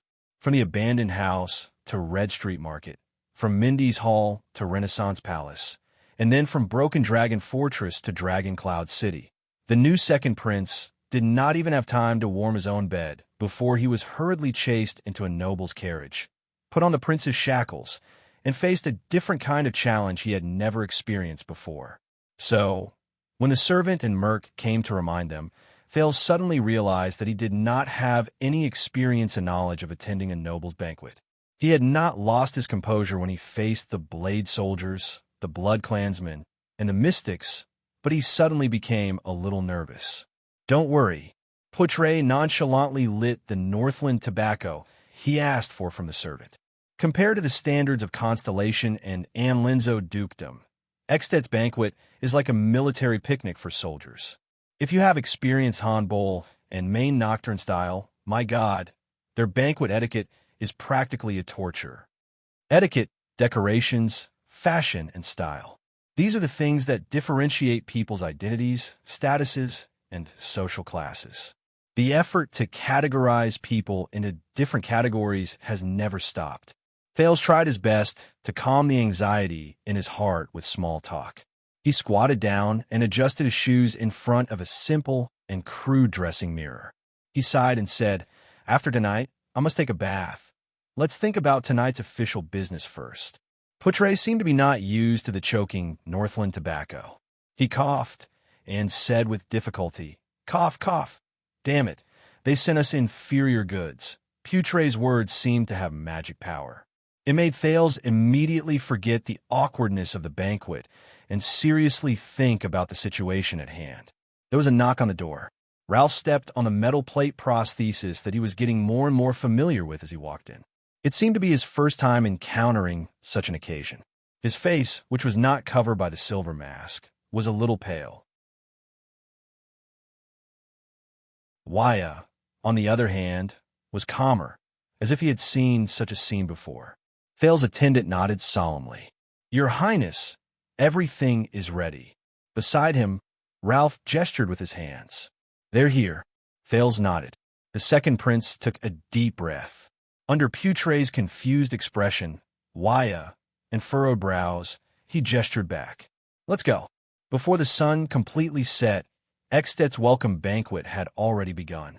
Led by the king's administrator, Merk, and a group of servants, Thales walked beside Poutre.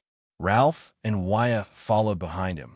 As for Ida, everyone agreed that she was not suitable to participate in such an operation. "Your Highness, I don't know how you understand Northland's banquets, but I have to remind you that Constellation's distinguished guests may not be used to our banquets," Lord Merk said expressionlessly. "And tonight is a little special." Thales responded with a friendly and understanding smile. The group of them stepped on the rough tiles of Heroic Spirit Palace and walked up the stone steps. The banquet hall is where King Raikuru hosted the 9 nights. It is said that the Northland Heroes banquet lasted for 3 days and 3 nights, and they ate almost all the spoils of war. Merk introduced the place they were about to go to respectfully. It was also here, amidst the cheers from both inside and outside the castle, that Raikuru Eksted was elected king. Thales stepped on the last stone step and arrived at the corridor on the 6th floor of Heroic Spirit Palace. Lively and noisy voices could be heard. The floor on this floor was almost 7 to 8 meters high from the ceiling. There were many braziers here, and they were propped up on racks. They were evenly arranged throughout the entire corridor, burning fiercely. After the sun set, Heroic Spirit Palace was as bright as day. Unlike the corridors on other floors, which were filled with rooms, there was only a thick wooden double door in the middle of the corridor. Servants came and went with happy faces, carrying plates or wine barrels as they went in and out. Thales took a deep breath and exchanged glances with his subordinates. Under Merk's lead, he stepped into the banquet hall of Heroic Spirit Palace. Noisy discussions, the sound of wine glasses clinking, the sound of knives cutting flesh, and even the sound of a quarrel grew louder and began to assault and torment his ears. Thales raised his head and took a good look at the hall. It was a ring-shaped hall. The triangular flag with the symbol of the cloud dragon spear hung on the wall. There were burning braziers in every corner, and several bright, everlasting lamps hung from the ceiling. Thank God. Thales thought that braziers were the only source of illumination in Heroic Spirit Palace. Servants appeared from the side door and the barbecue grill from time to time, sending waves of food and wine to the hall. The banquet hall was large enough to accommodate hundreds of people, and it was now. At least 100 to 200 people sat around a dozen parallel rectangular tables. These rectangular tables were perpendicular to the direction of the door, leaving a passage in the middle of the hall that was large enough for servants and guests to pass through. Thales frowned and looked around. Due to his height, he could not see the farther parts of the hall. It was Portray who whispered into his ear. But the atmosphere in the hall was very lively. There were servants who were busy carrying plates, boorish nobles who argued loudly at the table until their faces were red, guests who had drunk until their ears were red, and lecherous nobles who used the excuse of being drunk to touch the buttocks of female servants who passed by from time to time, causing a commotion. The 5 archdukes each had different expressions on their faces. He was absent-mindedly twirling the wine glass in his hand, surrounded by family knights or subordinate suzerains who wore the triangular emblem of a circle. Archduke Trentida, who had a pot cut, was laughing with his vassals around him, as if he was in his element in socializing. The bald Archduke Letko and Marquis Shiles of the Camus Union sat together, listening attentively to the latter's slow speech. The long-haired Archduke Rockney still looked solemn, as if he had a cold halo around him. The long table he sat at was the most deserted. No one dared to approach him to talk to him. Only the servants and subordinates behind him served him food or wine from time to time. The young Archduke Poffert smiled and raised his wine glass. He spoke to the various nobles who sat around him, either their vassals or their attendants. The latter nodded frequently and downed the wine in their glasses in one gulp. What a scene! It was practically a replica of the scene in Mountain Pass Village where the Northland villagers and soldiers drank and drank together. If Thales had not raised his head to see Neuven VII, who was surrounded by the white blade guards and was drinking quietly among a few close vassals, sitting at a higher horizontal table at the end of the hall, he would have almost forgotten about the shadows of swords and knives hidden in the conspiracy tonight. He would also have almost forgotten that among the 5 archdukes, there was a bold conspirator who intended to murder the princes of 2 kingdoms. Thales turned his head and said helplessly, "I didn't know. The banquet has already started. Most of the nobles have already taken their seats," Merk said calmly. "King Neuven is waiting for your arrival." Thales narrowed his eyes. He took great effort to glance at Neuven VII, who was standing in the distance. He noticed that the king still had a cold expression on his face. The king seemed to have noticed his gaze. His aged but sharp gaze swept towards Thales.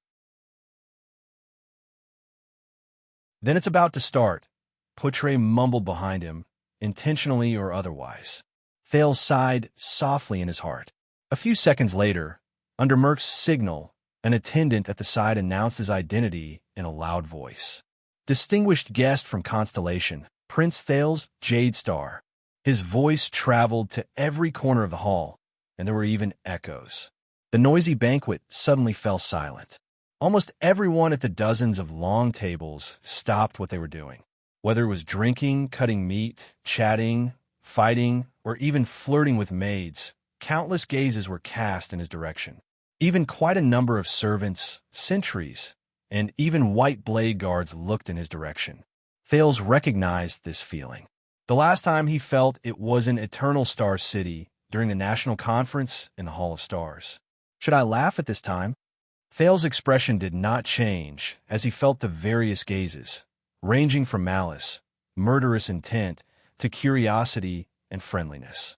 His lips moved slightly. Or should I put on a dead face, which is more in line with my identity as the prince of an enemy kingdom? Relax, relax. They started the banquet early, and they didn't even arrange the seating order. You don't have to make a fuss and be ready for battle. Portray looked at the anxious prince and sighed. It doesn't matter what kind of expression you have. You are now just a flag called Constellation. The expressionless Merk nodded at Thales and politely extended his right hand, gesturing for him to walk forward. Should I just walk forward like this? Or should I wait for someone to greet me at the back? Thales ignored Merk. Under the pressure of everyone's gazes, he frowned and asked Portray behind him in a low voice. If you were in Constellation, of course you would have to wait for the master to send someone to bring you to your seat, but this is Extet. Portray frowned as he glanced at the messy hall. Many guests seemed to have given up on the temptation of curiosity and had even started to tear into the food that was served. Don't expect so much etiquette. Just walk to your seat without looking sideways. I guess it's the one beside King Neuven. Thales put on a smile that was neither servile nor overbearing and amiable, as he imagined a prince should have, and walked forward. Unlike Constellation, which was particular about rules and etiquette, the banquet hall was not even carpeted. Stepping on the uneven floor tiles, he felt as if he had returned to the abandoned house. He walked past the long table. Whispers traveled into his ears. His good hearing showed its usefulness at this moment. That's the prince who is still wet behind the ears. I heard that he was lost for many years. 7 years old? Are you kidding me? The constellations make him sound like a god. You know, a genius. Oomph. So our army can't move because of this child. Black Sand region caused a ruckus at the border. The kingdom's wrath. Lampard sent the army to send him here. If we still have to fight this war, we will have to wait until spring. Thales walked forward without looking sideways, towards Nuvan VII, who was also staring at him with an unreadable gaze. Finally, more and more nobles lost their curiosity and gave up on the idea of seeing the prince's face. They returned to the rhythm of the banquet. The nobles of Northland were very different from their counterparts in Constellation. The latter always behaved elegantly in the Hall of Stars. Even the nobles from the countryside who sat at the outermost part of the hall had to try their best to act like civilized people, whether it was their behavior or their attire. This also made the 3 Northern Territory families led by Arund, Fries, and Zamunto, as well as their subordinate nobles, stand out among the vassals of Constellation. However, the group of Northland nobles in front of him might be different in terms of status and personality, but without exception, they all behaved like rough men. From the way they sat to the way they ate, from their appearance to their attire. Even when they drank, they would purposely make a few gulps and let a few drops fall from the edge of their mouths. Then, they would slam the bottom of their glasses on the table, loudly reprimanding their opponents, or being reprimanded by their opponents. Thales silently observed the behavior of this group of nobles as he moved between the long tables on both sides. He could not help but notice that other than the maids, there were almost no women in this banquet. Those who will appear here and at the back of the banquet hall are all low-ranking nobles, suzerains, meritorious knights, specially invited bureaucrats, and so on. Poutre reminded him from behind. The well-dressed one in front of you on your left is just a servant who delivers the food. The one in the corner to your right who is roasting meat on the stove may look like a servant, but he is actually the gossamer officer in charge of meat cooking. Usually, only the suzerains who are more trusted by the suzerains can hold this position. Asking a close vassal to roast meat. Gossamer officer? Why? Thales did not turn around. He asked in puzzlement, shouldn't it be something done by the kitchen? Or should I say, this is a kind of honor? My prince, Poutre said indifferently without batting an eyelid. Do you know how many assassinations and poisonings in the history of the Empire originated from that corner where meat was silently roasted? Thales shut his mouth and did not speak. They walked past the middle of the long table. As expected, from this point onwards, the quality of the Northland nobles seemed to have risen along with their status. The number of people in the banquet hall pointing at each other and gossiping decreased. But in Northland, the number of silent exchanges of gazes and whispers with unknown meanings increased exponentially. The empty space in the middle of the hall.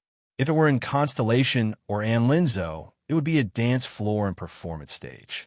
But in Northland, Poutre walked past a few guests with unpleasant expressions. Ignoring the curses of a boorish noble beside him, he pointed at the circular empty space in the middle of the hall and twitched his cheeks. Based on my experience, when you are drunk, you should not be surprised even if you see 2 rough men fighting to the death on it. This was the first time Thales heard Poutre use vulgar language. He furrowed his brows. Is it really okay to use this kind of language in front of the prince? When in Rome, do as the Romans do. Many years ago, I once saw a noble princess of Extet standing on the street and cursing using words like F***. Poutre shook his head. And, even as a prince, I see that you are still quite used to these words. Ah, as your prince, I am just like the noble princes in many poems and legends. Thales looked at the few archdukes who were already seated in the distance. Without batting an eyelid, He glossed over Putre's words. I have experienced the sufferings of the people. I am virtuous and good. Putre snorted softly in a noncommittal manner. They finally arrived at the end of the long table. Among the people closest to them, the one with the highest status was Archduke Alcius. Thales heard Archduke Alcius grumble to the suzerains beside him. He then turned around and shouted in King Nuven's direction, "There is no music, no bards, no clowns, no burlesque, no beautiful women, no maids with big breasts, no roast pigs, no duels between good men, no merry people in tents all over the city." Thales heard Archduke Alcius grumbling to the suzerains beside him. What kind of F***king banquet is this? Out of Thales' expectations, many Northland nobles echoed in unison. They protested in King Nuven's direction like a tidal wave. It's like a market. Thales sighed. He suddenly remembered that he had given the national conference the same comment. He could not help but be stunned. However, King Nuven only stared coldly at the chaotic nobles below him. He did not react. A loud but enigmatic voice echoed from the other long table, replying to Alcius. That's right. First of all, this is the eve of the day before the bitter cold winter. Aside from lunatics like Lampard, the entire Northland is scrimping and storing up food to get through the winter. Secondly, Archduke Trentida narrowed his eyes and stood up. He stared at the restless Prince Thales from afar. This banquet is to welcome the unpopular Prince of Constellation.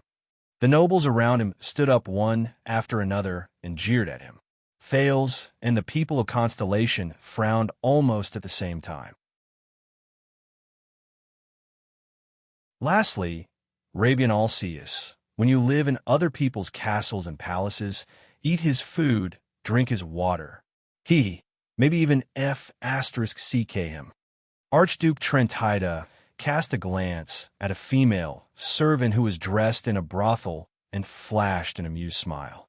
Then it's best not to criticize your master's arrangements. Some Northland nobles let out unintelligible laughter.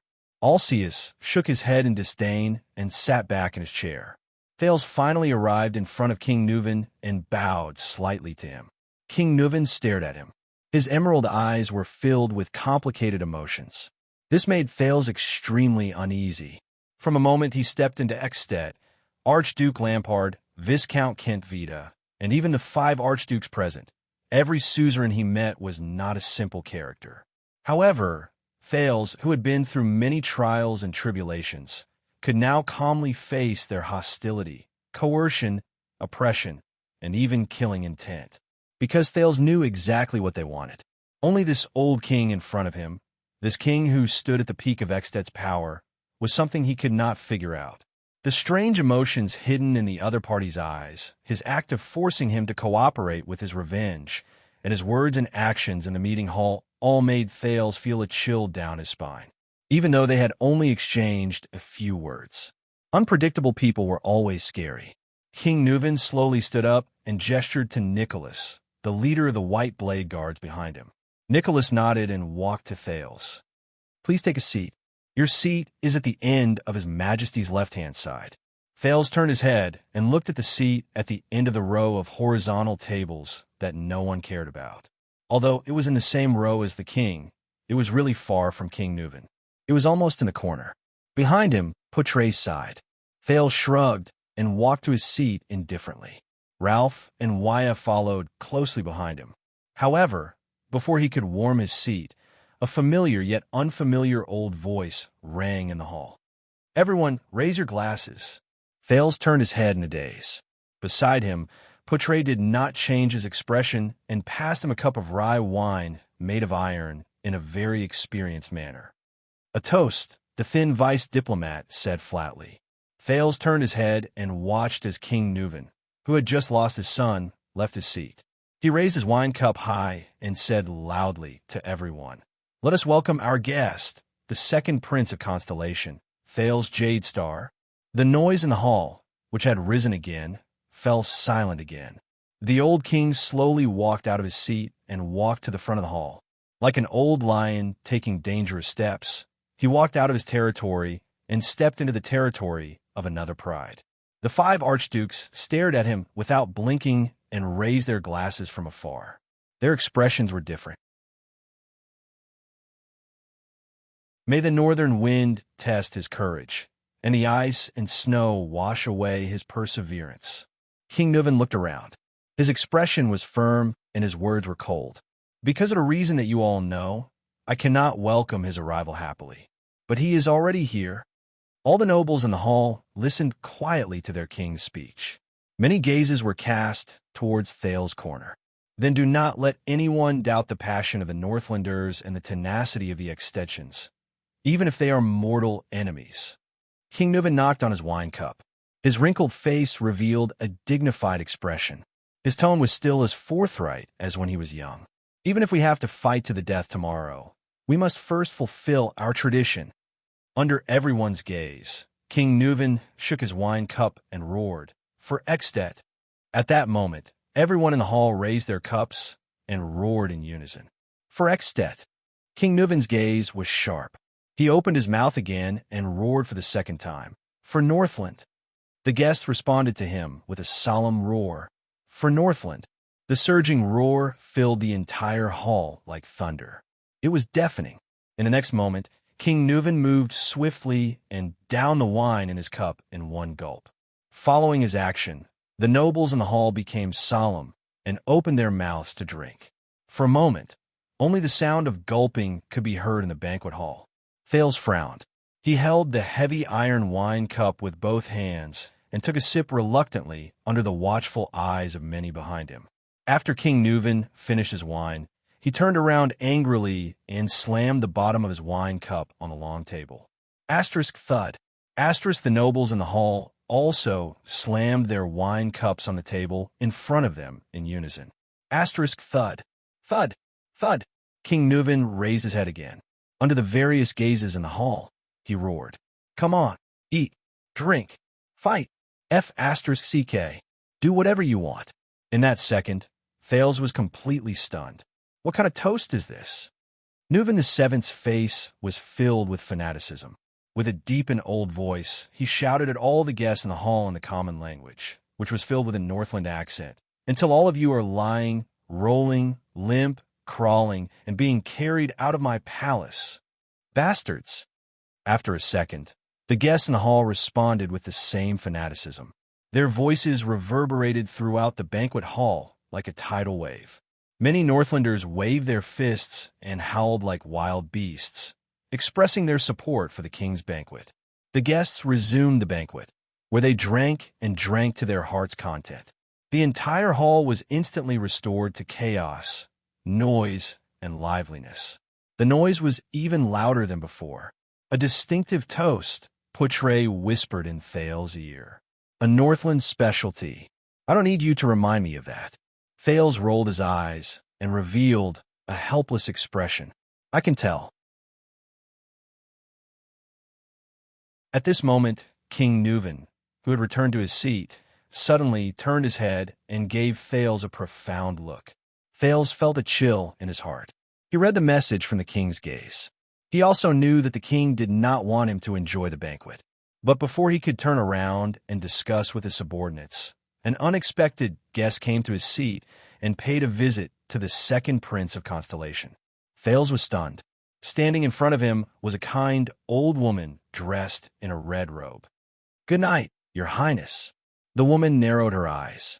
Her voice was very gentle, and her smile was filled with a reassuring warmth. "My name is Kalshan." For some reason, Thales flashed a friendly smile. But before he could answer, Poutre, who was beside him, spoke first. "May I ask if there is anything special?" At that moment, Thales noticed that Poutre's expression was extremely pale. His body had even stiffened as he stared fixedly at the old woman in front of him. Waya, the attendant behind him, also held his breath. Thales had a question. "They seem to know this old woman named Kalshan?" Before Poutre finished speaking, his face was pale, and he seemed to have difficulty breathing. He opened his mouth and said, "Your Highness, the Red Witch." "The Red Witch?" Thales stared at the kind, old woman in front of him, puzzled. "Witch? What the hell?" "Oh, it's just that I miss my family." I especially wanted to ask your highness.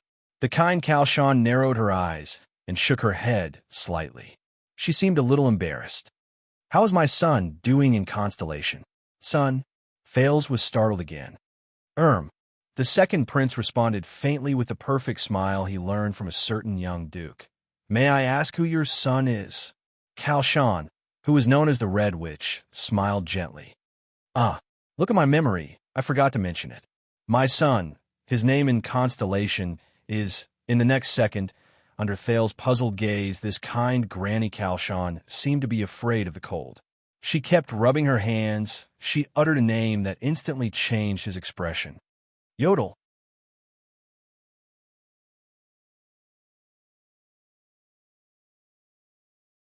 Chapter 141. If Thales were to make a list of the people he trusted the most in the Constellation Palace, then Yodel, who never showed his true face, would undoubtedly be at the top of the list.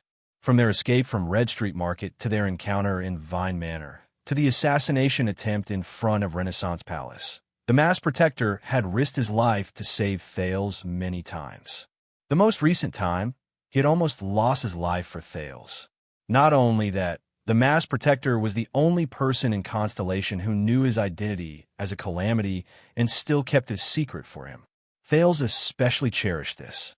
But now, when he heard Yodel's name in the kingdom of the Great Dragon, Thales realized that he knew very little about this mysterious secret protector of the royal family. He knew nothing about him, whether it was his appearance, age, background, personality, or experience. He could not help but be ashamed to admit that Yodel was more like a familiar stranger to him. Yodel had sacrificed a lot for him, but Thales had never cared about his condition. No, there is. Thales thought. Gilbert told me that Yodel and the 5 war generals of Ekstedt have a deep grudge. For example, he stabbed the Fire Knight of Black Sand region, Tolja, in the back. This was also the reason why he could not come to Ekstedt. And now, a roar of laughter came from the other side of the hall. It seemed like a dozen Northland nobles were playing some game. Thales then turned his attention back to the kind old woman in front of him. This old woman from Ekstedt claimed that she was Yodel's. Thales sized up the old woman named Kalshan, trying hard to find similarities between the two of them other than the fact that they were mysterious. He hesitated and said, Mother, please do not doubt me. At my age, I will not joke about my son. Kalshan smiled and shook her head. Thales nodded awkwardly and looked at Poutre for help. What's going on? Who is this old woman? But Poutre still stared at the old woman with a vigilant expression. He shook his head slightly when Thales glanced at him. I haven't seen him for a long time. I miss him a lot. Kalshan did not seem to care about the exchange between Thales and Poutre. Her eyes were filled with nostalgia and love as she spoke. That child has been a man of few words since he was young. He has a stubborn temper and is clumsy in expressing himself. It is really worrying when he is alone outside. During the days he served the royal family, he must have brought you a lot of trouble. Thales was stunned. A few words. He had a stubborn temper. Poor expression. The silent figure of the masked guard appeared in front of him. What followed was the words Yodel said when he confronted Thales in Mindy's hall and when he mysteriously appeared in the Hall of Stars. You will be better than him. Please do not worry. Thales pursed his lips as he reminisced. I believe that he is very well now. Another uproar came from the noisy hall. 2 guests actually started fighting on the table. Thales suddenly realized that he was subconsciously following Kalshan's words and continuing to speak. He quickly shut his mouth and looked at Kalshan warily. However, the other party still smiled in a friendly manner. I'm relieved to know that he's doing well. Please forgive his shortcomings. After all, as a mother, I still understand my child. Kalshan nodded in relief.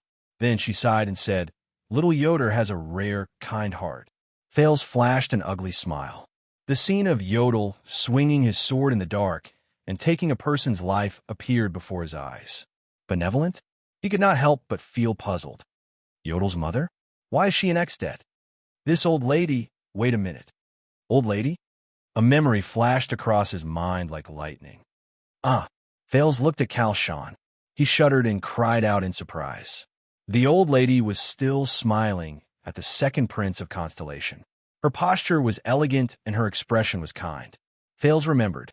On the day he left Eternal Star City and set off for Ekstedt, the king and suzerains came to see him off.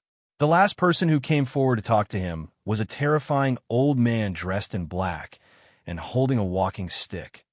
When you reach Ekstedt, please help this old man pass a message to an old woman. You will know when you see her. Don't tell me you are. Thales widened his eyes. Kalshan was still smiling kindly. I'm sorry, but senior seemed to have mentioned something related to you. Thales realized that he had lost his composure and said embarrassedly, You know, senior. The old lady, Kalshan's smile became even brighter. Let me guess, is it a sinister old man who likes to hide in the dark and wears black all day long? I heard that he started using a walking stick in recent years. Thales frowned. Do you know Murat? His vigilance was immediately raised to the highest. A person who can be specially mentioned by the head of the Secret Intelligence Department.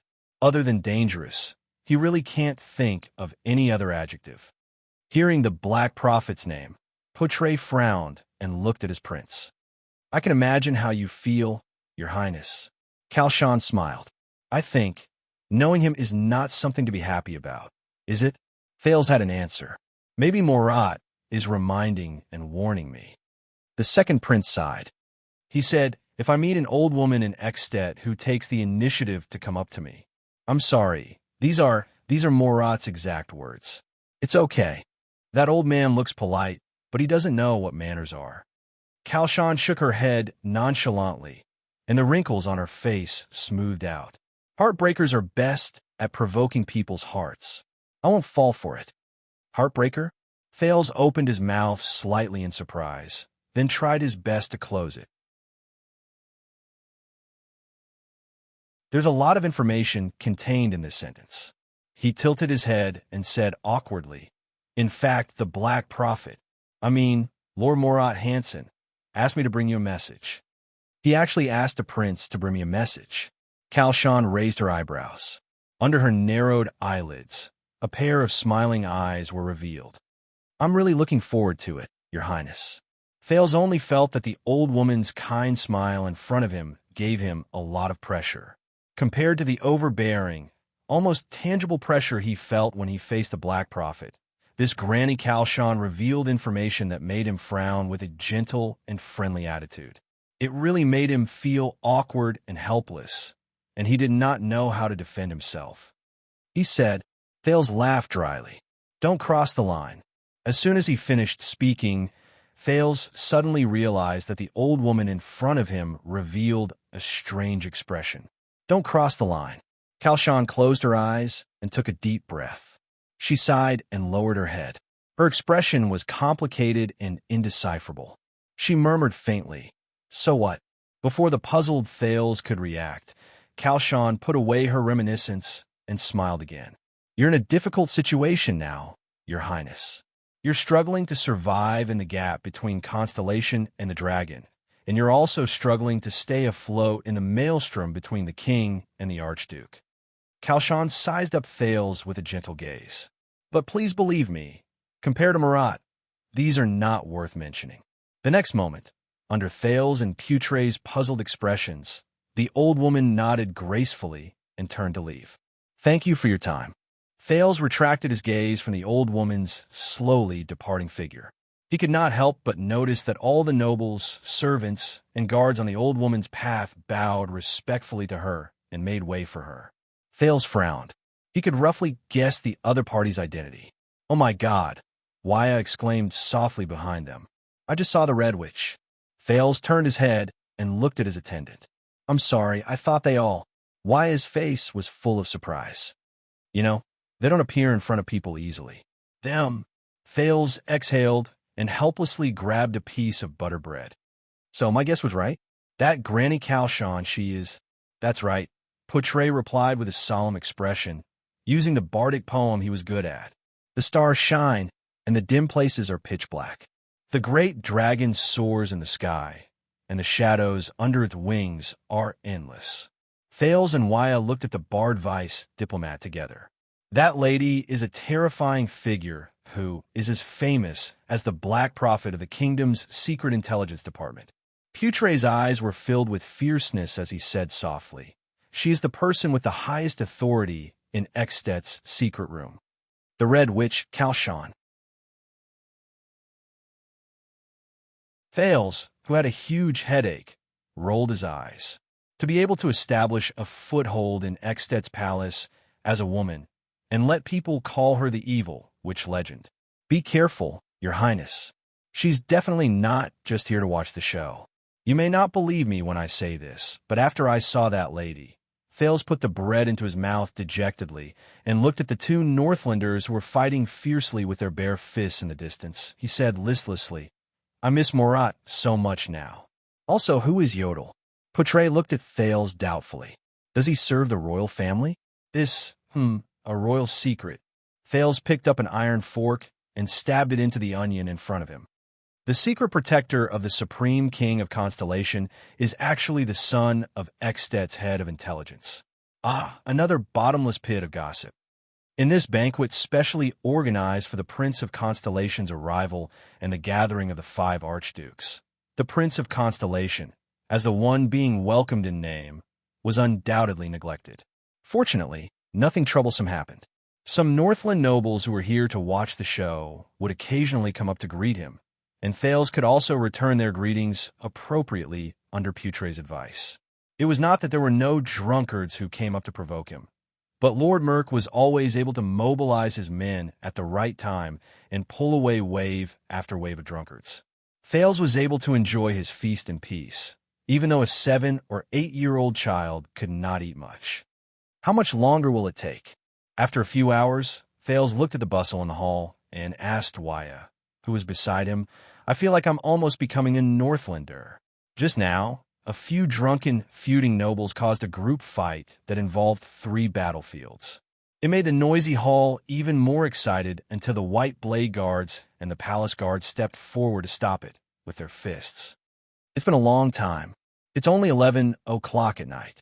Waya frowned and stared in disbelief into the distance. A guest with a swollen face was helped back to the dining table. He could not stop cursing as he gulped down another glass of wine, then threw the wine glass at another person's face. The prince's attendant shook his head and said, "I once heard from my Northlander friends that Ekstet's banquets often last until dawn, especially since this is the king's banquet. It represents the face of Dragon Cloud City, and there are 5 archdukes gathered here."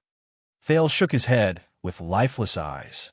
The originally casual order in the hall began to gradually collapse. There were even drunkards who staggered and swayed all over the place. Some nobles hugged their maids and walked out of the hall. Then, strange noises came from outside the hall. Even the vassals and attendants around the 5 archdukes began to leave their seats and participate in the drunken banquet. King Neuven and Nicholas had already left for a long time.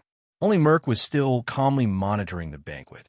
As for Putre, Thales narrowed his eyes and looked at the skinny Constellatiate man who had his arm around the shoulders of countless Northlanders and laughed from time to time. He even dared to compete in drinking. How did this guy blend in so well? Thales pressed his face against the table and exhaled in pain.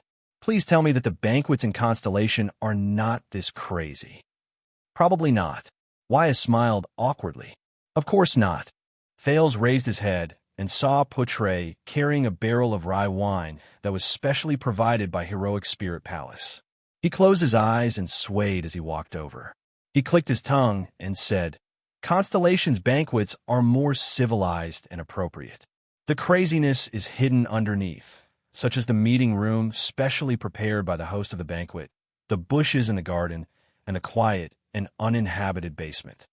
As far as I know, your father, King Kessel, was an expert in this when he was young." Thales rolled his eyes at him, but Putre opened his eyes and his expression changed slightly. The vice diplomat of Constellation said flatly, "I received Shile's signal." Thales' spirits rose. The king has left the banquet. The people around the 5 archdukes are also swaying. Putre nodded solemnly. "I think it is time to go and have a chat with them." When the banquet was nearing midnight, The Grand Duke of Prestige Orchid, Rabian Alceus, walked out of the banquet hall accompanied by two attendants. He stood by a deserted window outside the banquet hall and gazed at the moon outside.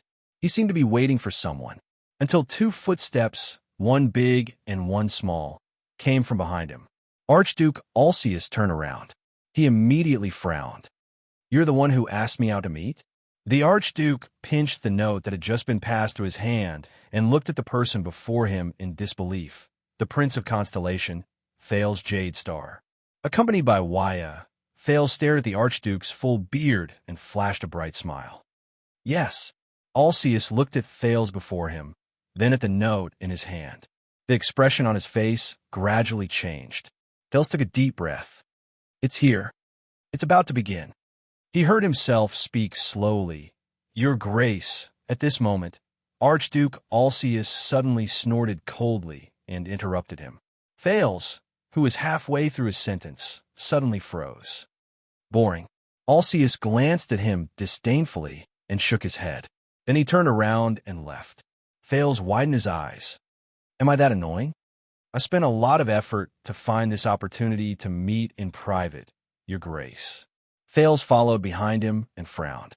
"At least listen to what I have to say." There is nothing to say to a 7-year-old. Alceus had no intention of turning back. Thales gritted his teeth. "There's no other way." The next moment, the second Prince of Constellation shouted at the back of the Archduke of Prestige Orchid. "Rabian Alceus, do you know who is going to be the next king of Ekstedt?" Archduke Alceus' footsteps came to a halt. He slowly turned his head and looked at Thales with a strange expression. Under Alceus' strange gaze, Thales panted excitedly. "Lampard." Alceus' expression changed slightly. Thales calmed his breathing slightly, raised his head, and looked at the bearded man with a determined gaze.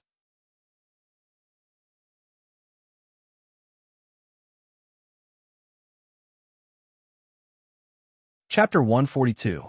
Dragoncloud City, Armor District, and Alley. Don't you even want to explain? Under the setting sun, Cohen's breathing quickened, and his grip on the hilt of his sword tightened. In front of him, the white-robed Raphael smiled. "For the sake of the past, Cohen, leave Dragoncloud's city immediately. This is an advice from your former colleague." Cohen took a deep breath, suppressing the indignation and confusion in his heart. For a moment, he did not know what expression or words he should use to face his former colleague from the Tower of Eradication. "Miranda is here too. She's nearby. Did you know?" Cohen adjusted his breathing and tried his best to appear calm. "Forget it. The city gate is closed." Raphael ignored him. The white-robed young man looked at the sky and sighed. "Find a place to hide. No matter what happens tonight, don't come out. Leave Dragoncloud City at dawn tomorrow. The earlier, the better." "She doesn't know yet." Cohen lowered his head, letting the shadow cover his face. "Miranda doesn't know about you.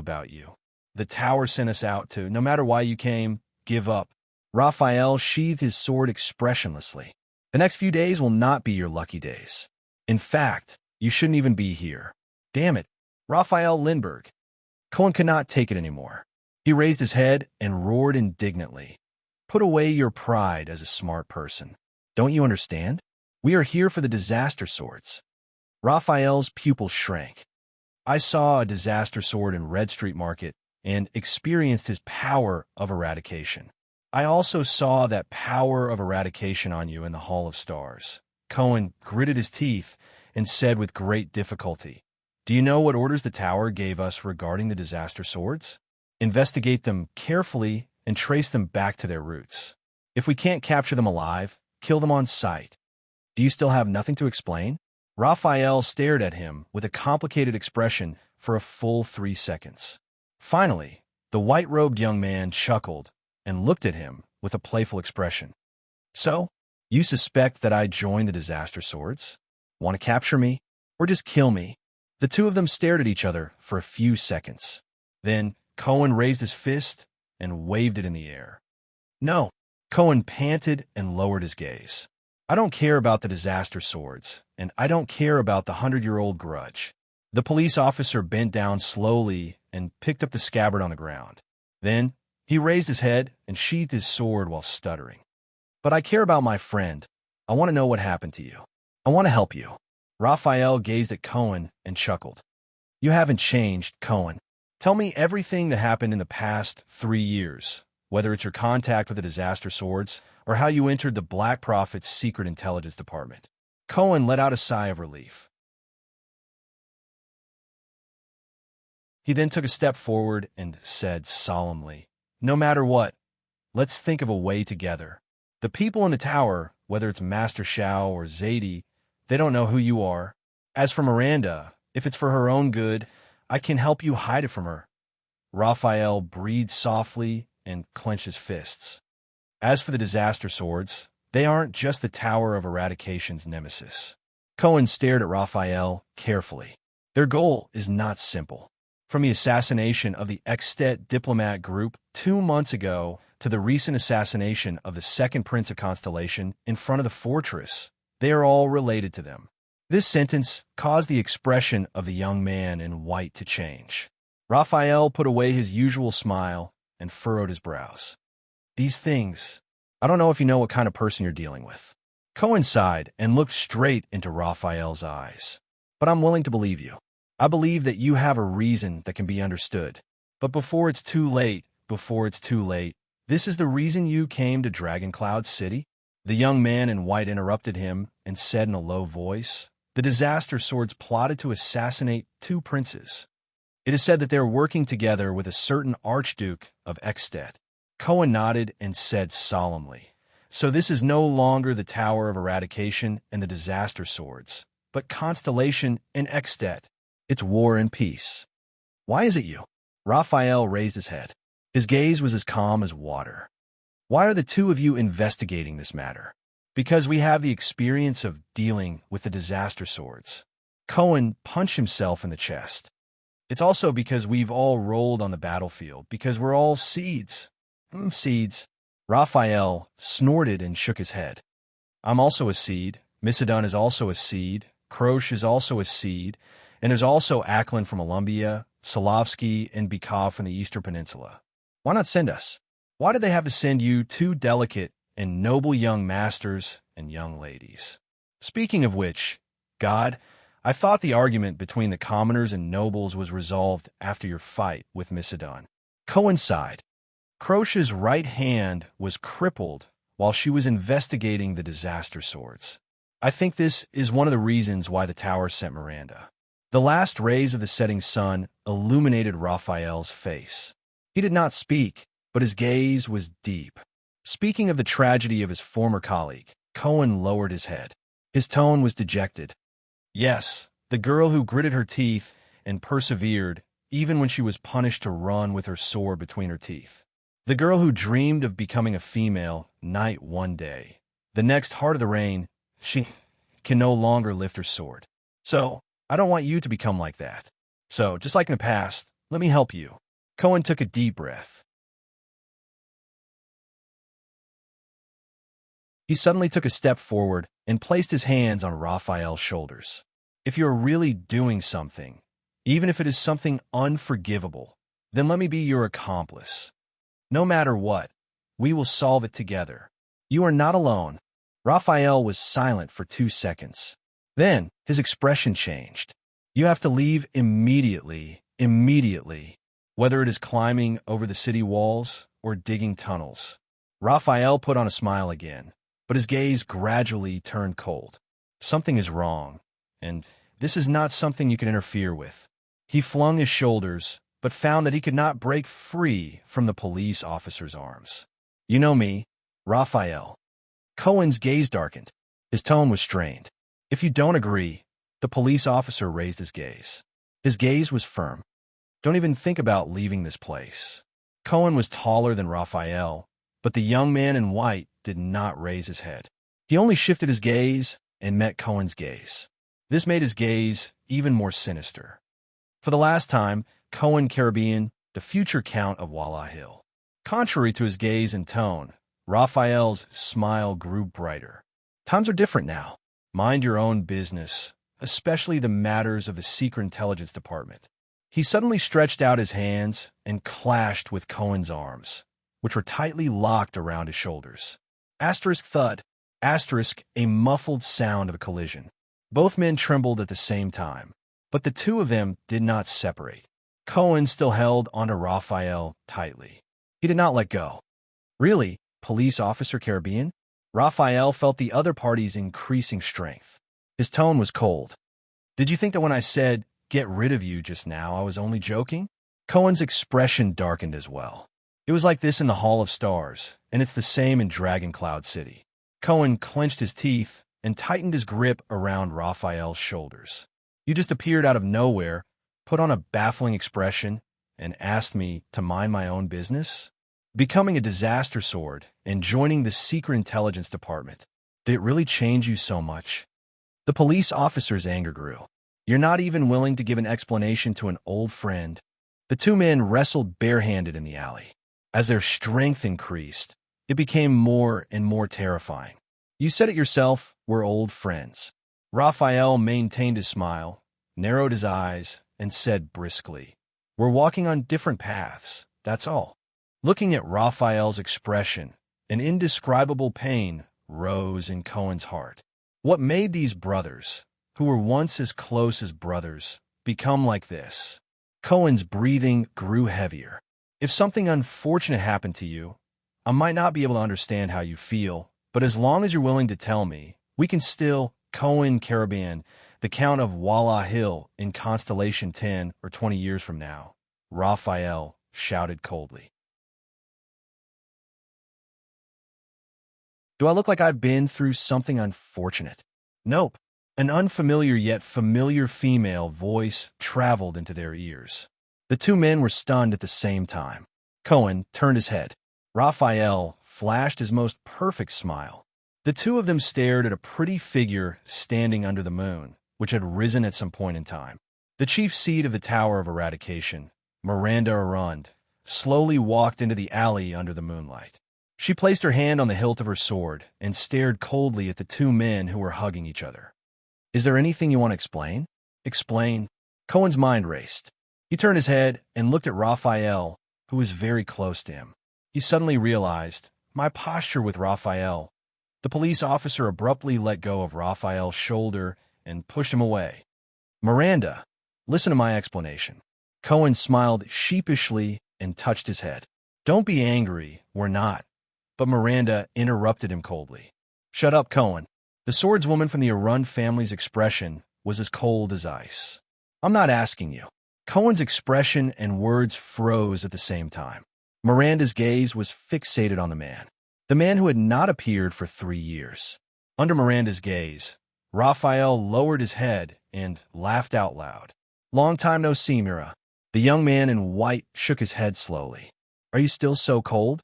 So cold that it breaks my heart. At that moment, Cohen Caribbean, who was touching his head, suddenly felt a little redundant. Mira? Don't call me that anymore. Miranda walked slowly to Cohen's side. Her tone was flat, as if she was not facing her former lover. Raphael Lindbergh. Cohen sighed. I say. The police officer looked at the two of them awkwardly. We should find a place to sit down. There are some things that we need to discuss. Also, Miranda. Cohen tried his best to blink at Raphael, wanting him to understand his painstaking efforts. You still don't know? Raphael is now a high-ranking officer of the kingdom's Secret Intelligence Department, but he was interrupted again. This time, it was Raphael. You're actually not angry. The young man in white did not even look at Cohen. Instead, he stared straight at Miranda's pretty face and smiled. That's really out of my expectations. You know, I thought you would be more agitated. Once again, Cohen felt that his existence was redundant. Then, I would throw myself into your arms, punch your chest, and cry weakly. Where have you been? Why didn't you come to me? Do you know how much I've missed you these past few years? Then, I would close my eyes and wait for you to kiss me. Miranda sneered. Don't read too many romance novels. It hurts your brain. Raphael clicked his tongue. I was the one who told you that, wasn't I? Cohen looked at the two of them helplessly. He looked awkward. Besides, I'm not one of those weak and incompetent women. Why should I be angry? Miranda lightly flicked the hilt of her sword. A man who clearly had the ability to come back, but left for 3 whole years. What right does he have to make me angry? She's angry. Behind Miranda, Cohen sent Raphael this message with his gaze. Raphael was still smiling.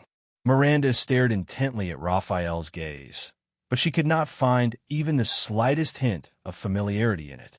This made her heart clench. Finally, Raphael raised his eyebrows. "All right," he said slowly. "All of you stop all activities in Dragon Cloud City and keep a low profile," Raphael said flatly. "Leave tomorrow morning. Agree to this condition, and I will explain it to you after everything is over." In the meantime, no matter what happens, Cohen frowned. This time, it was his turn to interrupt Raphael. "Hey, Raphael." The police officer raised his right index finger and said bluntly, "I swear if you continue to use this attitude." Miranda cut him off again. "There's no need for that. I won't listen to your explanation, and I won't believe it either." Miranda was expressionless, and her tone was flat, but it sent a chill down Cohen's spine. For the third time, he felt that he should not be standing there. "Oh," Raphael curled up the corner of his mouth and said with great interest, "Then what are you going to do?" Miranda took a step forward and stared straight at the person she was once most familiar with. Raphael looked at her calmly. Miranda narrowed her eyes and used the faintest and most ethereal voice in her life to say faintly, "I will first knock off your sword, then I will beat you to the ground." Cohen frowned. "What?" The voice of Arun's daughter continued to travel slowly.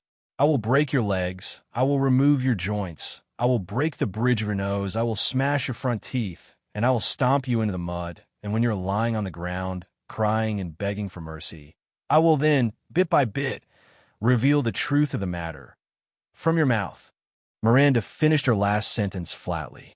There was a few seconds of silence. "Hey," Raphael flashed a bitter smile at Cohen, then closed his eyes and sighed. "It seems like she's really angry." Cohen only felt a headache coming on. Under the moonlight, the two of them began to move at the same time. Miranda slowly pulled out her sword.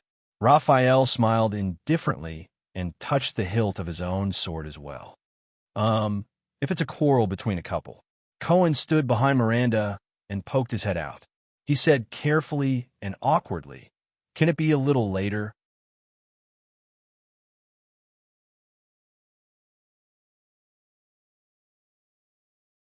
Chapter 143. Chapman Lampard. In the corridor outside Heroic Spirit Palace's banquet hall, Archduke Alcius mulled over the name with a subtle expression. Then, he turned to look at the tiny Thales with disgust on his face. "The next common-elected king of Ekstedt," the Archduke sneered. "I've heard of it, brat," the bearded Archduke said coldly. "They say you're a precocious genius." "Very well. You're indeed a little smarter than the average child, but that's what I hate the most." Thales was stunned. "Looks like my initial impression of you is terrible. Trying to scare people with sensational gimmicks. Is it? Dueling with the king, Lampard, what else?" Alcius' gaze was cold and his tone fierce. "A brat like you who's good at these things since you were young will definitely grow up to be a venomous snake full of conspiracies. Perhaps I should grab my sword and stab it into your chest today."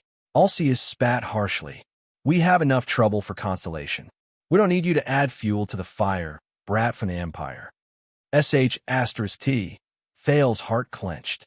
He realized that the conversation was about to fall apart. "Then why did you come to Dragon Cloud City?"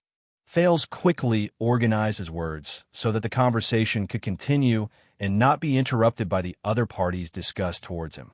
"If you really like what you said, that my arrival is trouble, then why did you come here to provoke this trouble?" He looked calm on the outside, but he was actually nervous on the inside. He raised his head and stared at the ruler of Prestige Orchid before him. "Will I succeed? Provoke trouble? You may be trouble, but you're far from being feared, brat." Alcius sneered.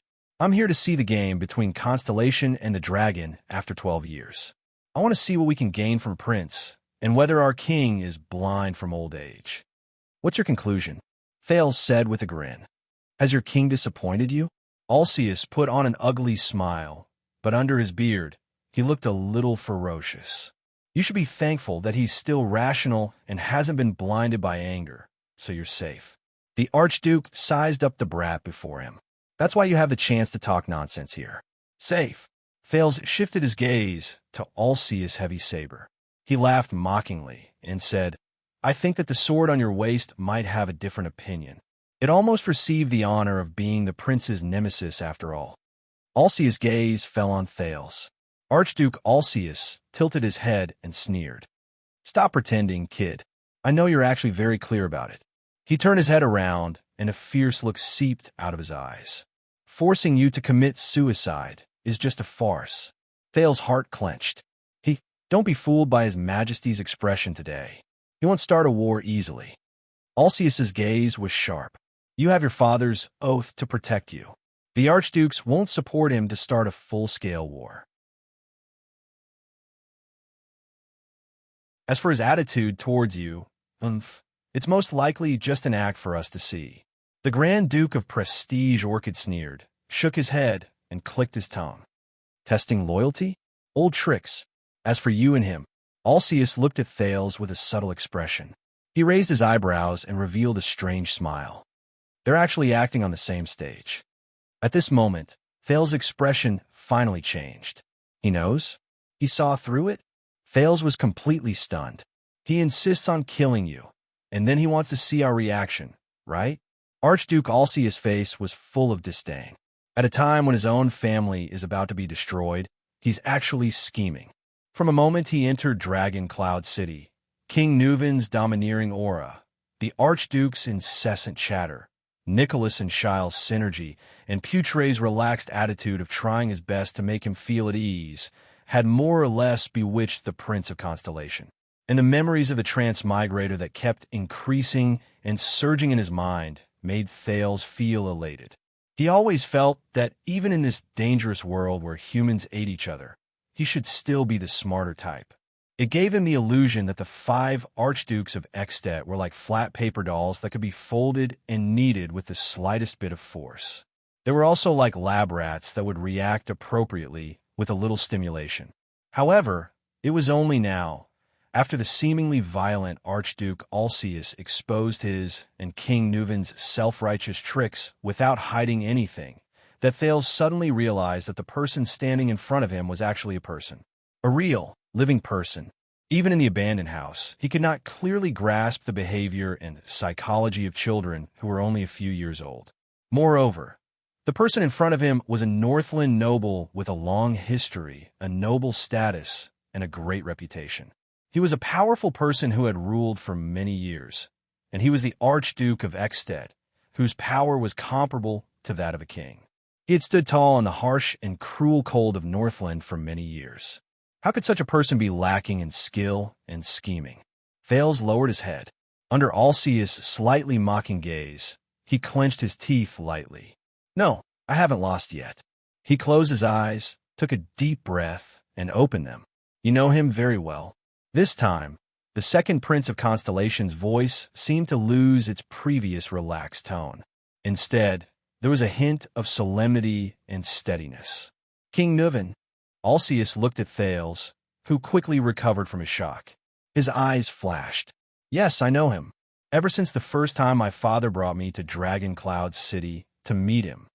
But I also understand the feeling of sitting in this position, the feeling of controlling, maintaining, and protecting a family, a city, a territory, and a group of subjects, the Archduke said faintly.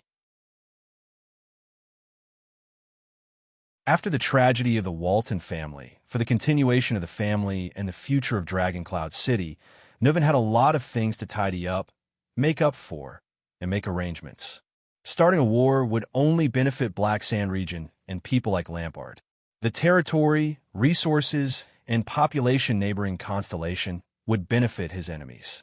This was something he absolutely did not want to see. So, the person who also did not want to start a war and whose interests were aligned with his is actually you, the little brat of the Empire. Alceus snorted and shook his head. Why does he want to be your enemy?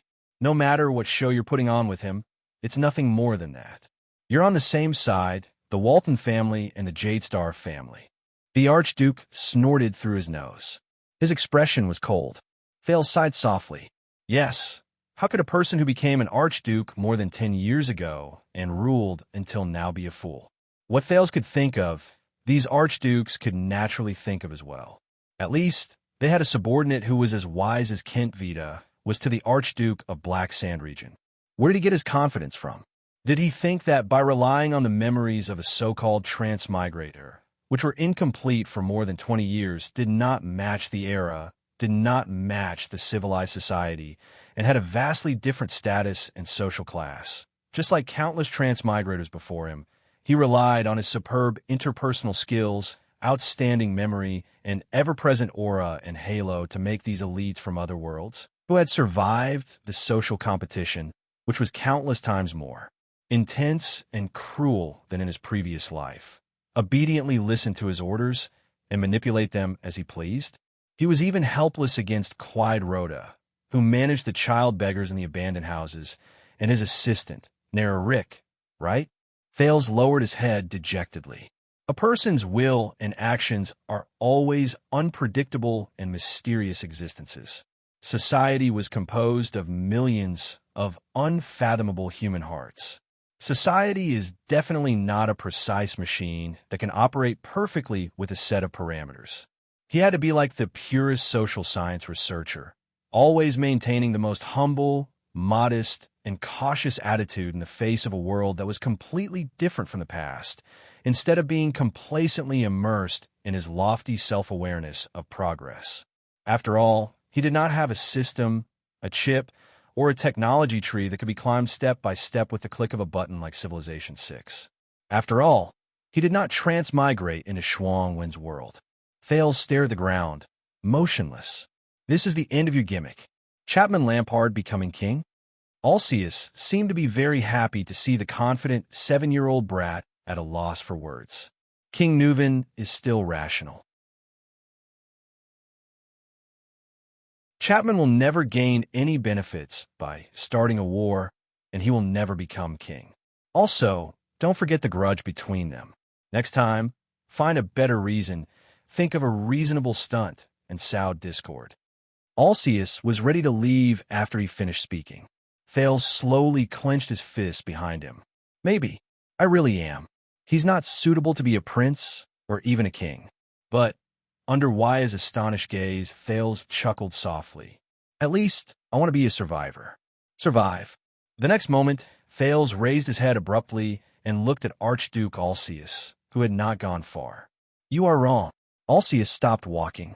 It is precisely because King Nuven is still rational that... Thales' voice came from behind him.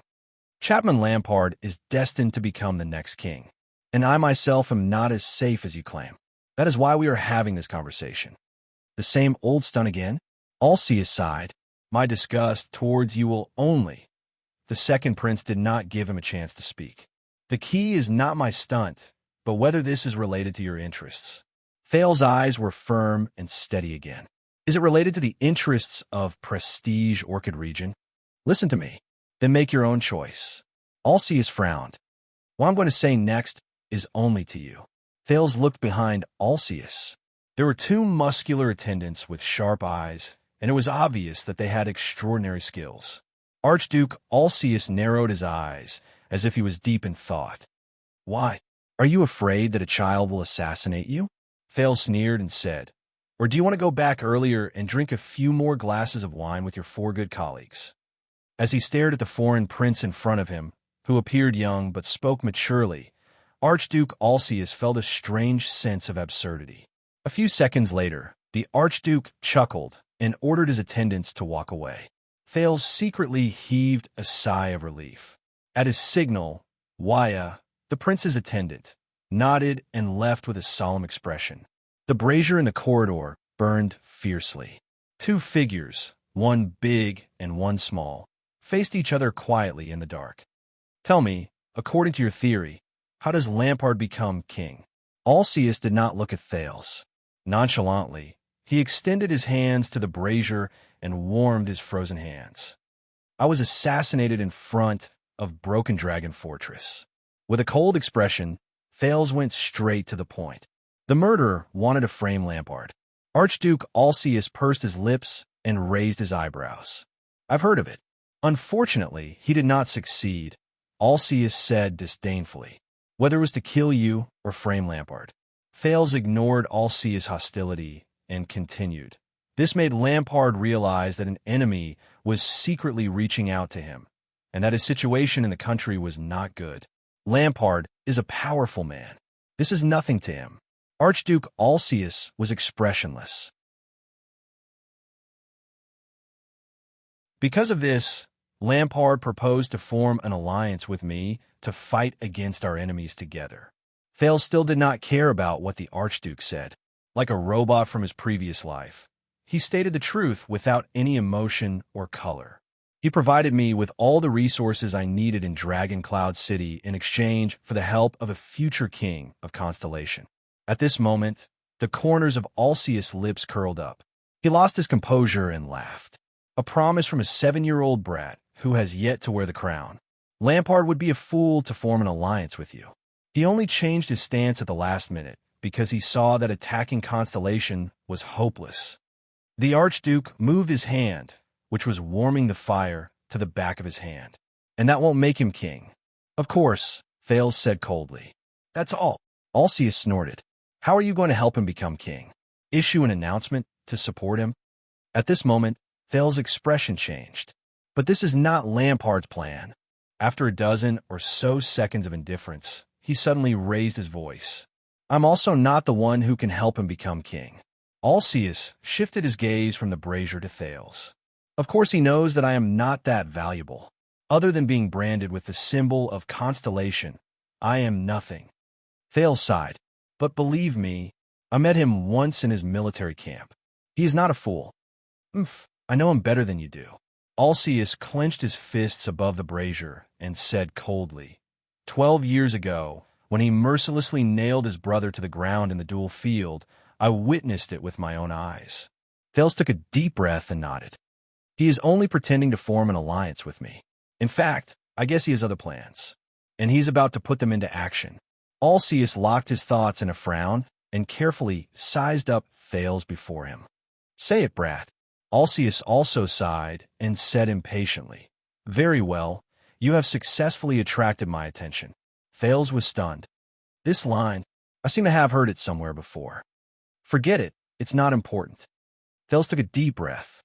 Neuven, he heard himself say slowly in his calmest and most careful tone.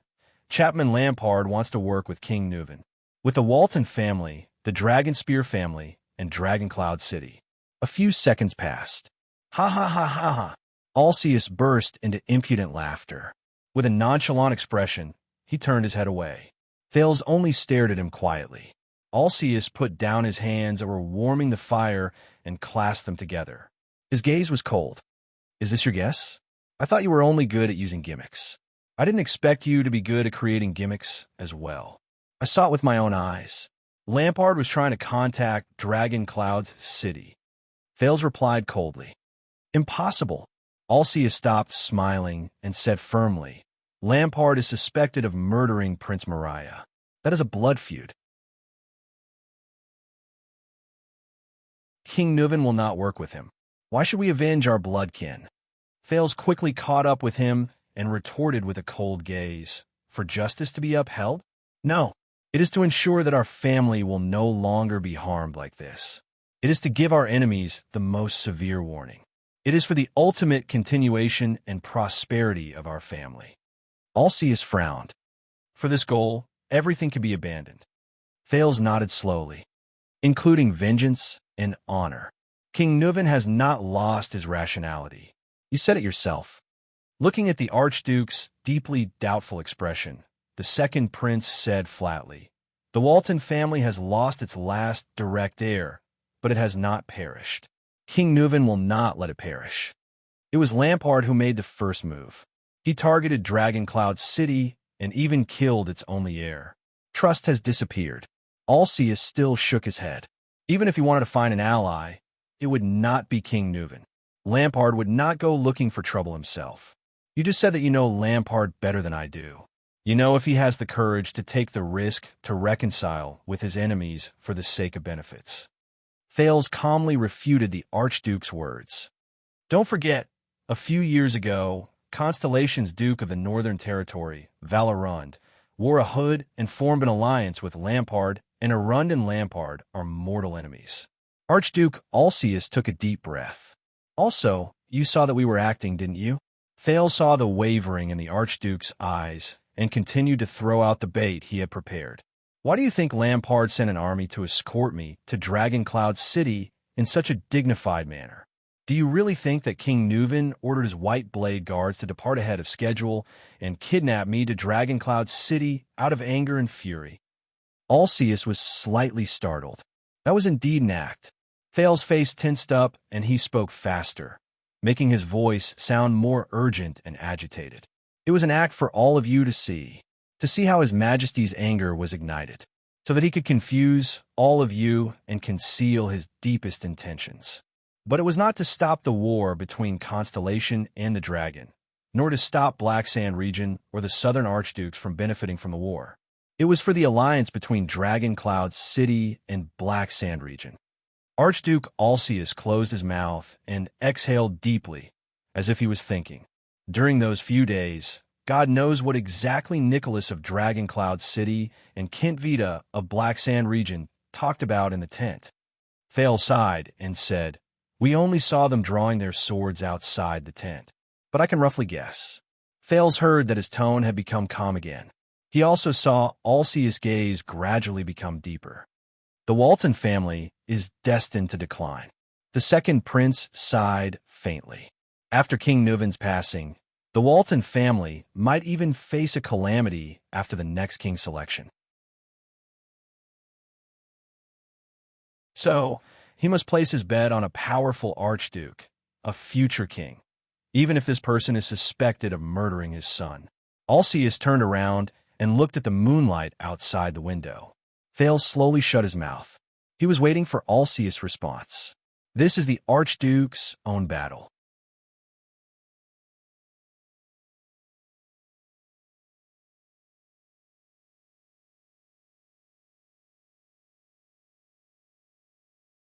She watched his expression change from confusion to shock, and from shock to deep thought.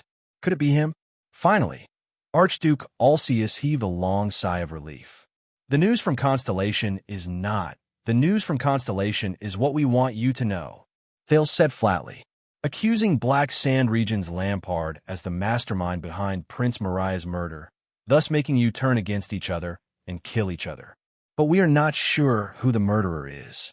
Don't forget, the only clue that can solve the mystery of Prince Mariah's death is the confrontation between the suzerains of Constellation in the palace.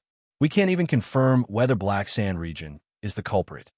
Archduke Alcius' pupils gradually contracted. Obviously, this information was somewhat beyond his expectations. This is the Black Prophet Morad, a means of the kingdom's secret intelligence department. Thale shook his head helplessly. In other words, the so-called feud between Walton and Lampard, Dragoncloud's city in Black Sand region that you have always believed and might not exist at all. This means that if Lampard can convince King Nuven that he did not participate in Prince Mariah's death, Alcius stared at Thales in disbelief. Nuven Walton and Chapman Lampard. Thales shrugged and sighed. They don't have any feud over the death of their son. They can totally form an alliance. On the contrary, Nuven will not trust you, because perhaps the real murderer. Thales recalled a little boy in a blue suit and glasses in an anime from his previous life. He pretended to touch the bridge of his nose, then narrowed his eyes and pointed at Alcius decisively. He's among you. The murderer also did something else. Before Thales finished speaking, he narrowed his eyes and threw out another piece of information. And this was what King Nuven told me. Archduke Alcius' pupils slowly narrowed. He is also the one who framed Lampard under Broken Dragon Fortress and used the Mystic Gun unit to try and kill me. Archduke Alcius' breathing became heavier. Thales did not miss any of his expressions. A few seconds later, the Archduke of Prestige Orchid lowered his head and chuckled. Alcius' gaze was sharp. If all this is true, then they might have formed an alliance.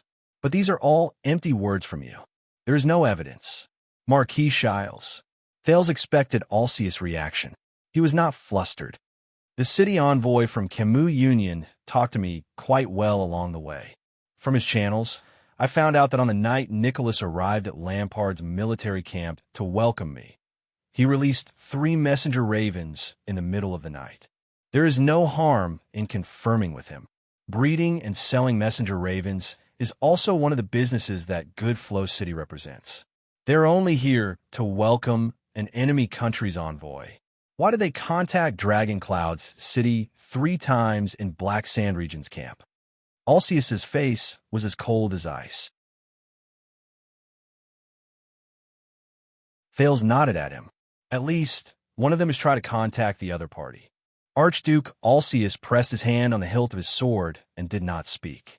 After a moment of silence, the Archduke said calmly, "If Nuven wants to find an ally who can successfully choose his king for the sake of the Walton family's future survival, then be it me or Rockney from the city of faraway prayers.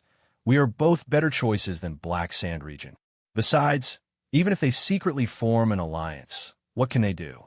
Extet isn't Constellation. We choose our own king. Do you think Nuven can appoint Lampard as his successor before he dies?" Alceus retorted firmly, "Will it feel like an imperial appointment?" This sentence suddenly popped up in Thales' mind for no reason. This made him burst into laughter. "No," Thales cut him off firmly. "Chapman Lampard of Black Sand Region has the greatest advantage to become the next king." Alceus did not speak. He was waiting for the foreign prince's reply. "Your Grace, why do you think that after what happened to Prince Mariah and the Fortress Treaty, war hasn't broken out between our 2 countries?" Thales asked flatly. Alceus' gaze shifted slightly. "You." The Archduke's gaze as he looked at Thales slowly changed. "You were sent to Extet. Your father's oath to the throne used your safety to ensure that war would either not break out, or it would break out into an all-out war that could only be won with the entire strength of Extet. The price would be heavy, and no Archduke would be able to face it alone. And in order to contain Black Sand Region, King Nuven had to stand on the same side as the Jade Stars to prevent war." Alceus' expression became more and more unpleasant. Thales finally smiled. "Yes, these 2 factors are the main reasons to prevent war from breaking out on Extet's side. Once they all disappear, once King Nuven is no longer afraid of the price of an all-out war, and no longer hesitates to mobilize all the archdukes in the country in the name of the common elected king, eliminating every archduke's worry of facing the enemy alone. Once King Nuven no longer has the need to contain Black Sand Region's expansion, and even needs to help them expand to ensure that they obtain a bargaining chip in the king's selection, Lampard of Black Sand Region will undoubtedly be the biggest beneficiary of war. He is close to the northern territory of Constellation and has Nuven's open and covert support." Alceus raised his head and stared at the ceiling. Thales could not see his expression clearly. "Now you know why King Nuven came to you to discuss the matter of soldiers, and to test your attitude towards killing me?" Thales lowered his eyebrows. The noise of the banquet continued to ring in his ears.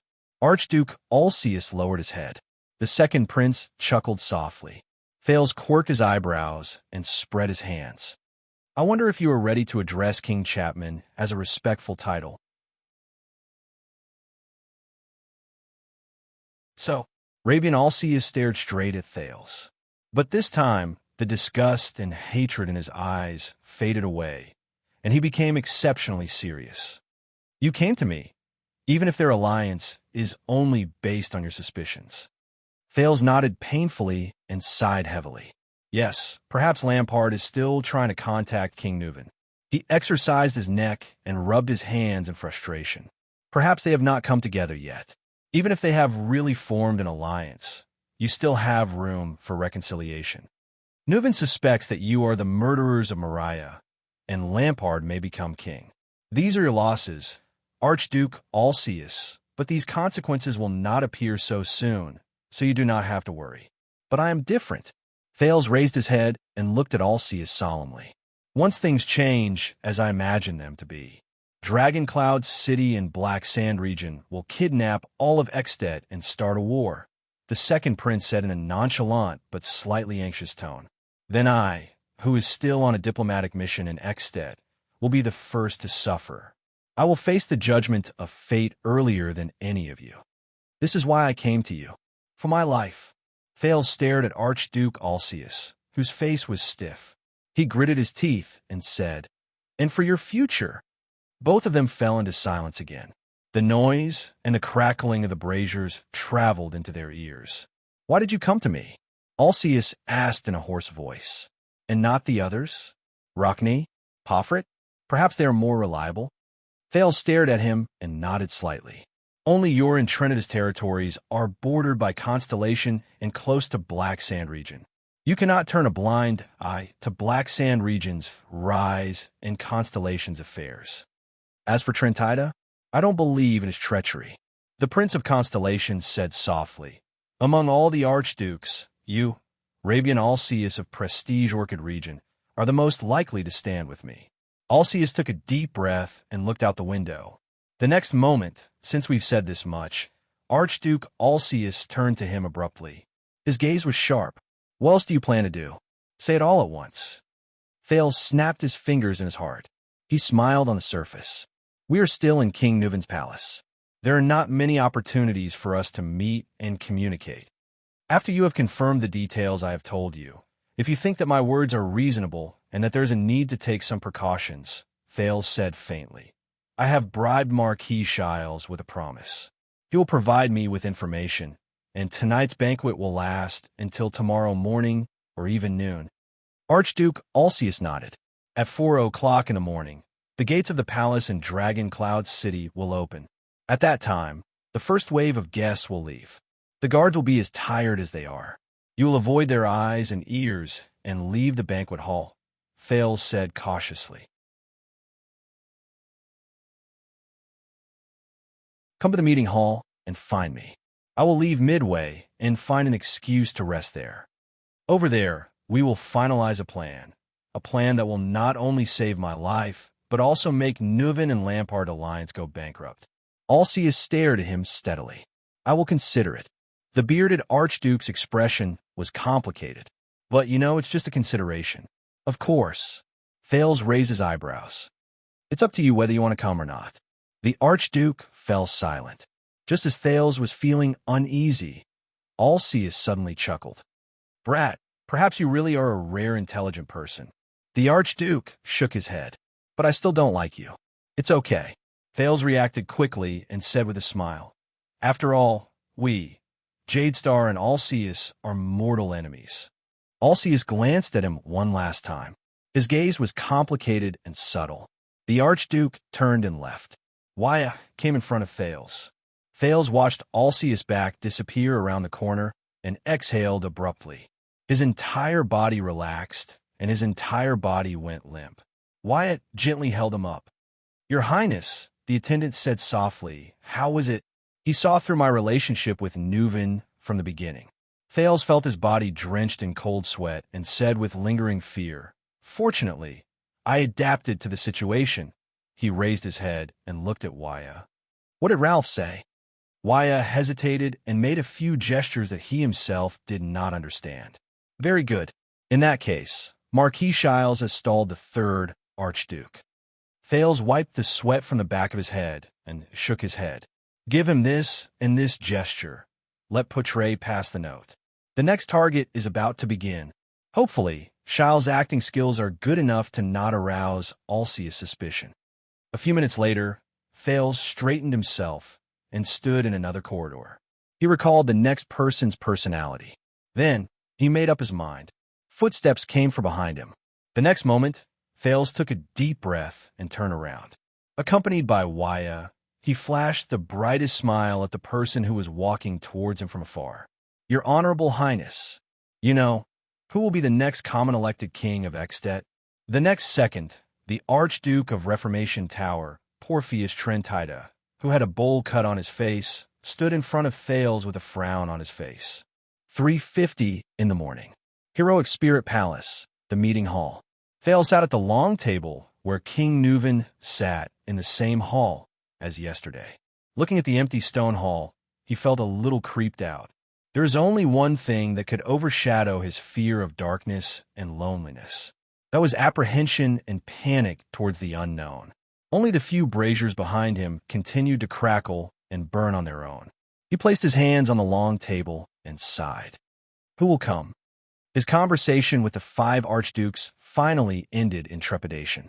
Alcaeus of Prestige Orchid region was the first. It made him especially nervous and took a long time.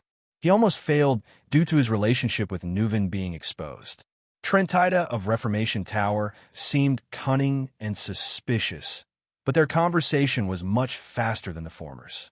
Trentida quickly understood what Thales meant, and his gaze revealed deep suspicion. It was unclear whether it was directed at Nuven or Thales. These 2 southern archdukes were not the most difficult. Archduke Lecco of Defense City in the north was the 3rd person. However, this old baldy was the most difficult to deal with.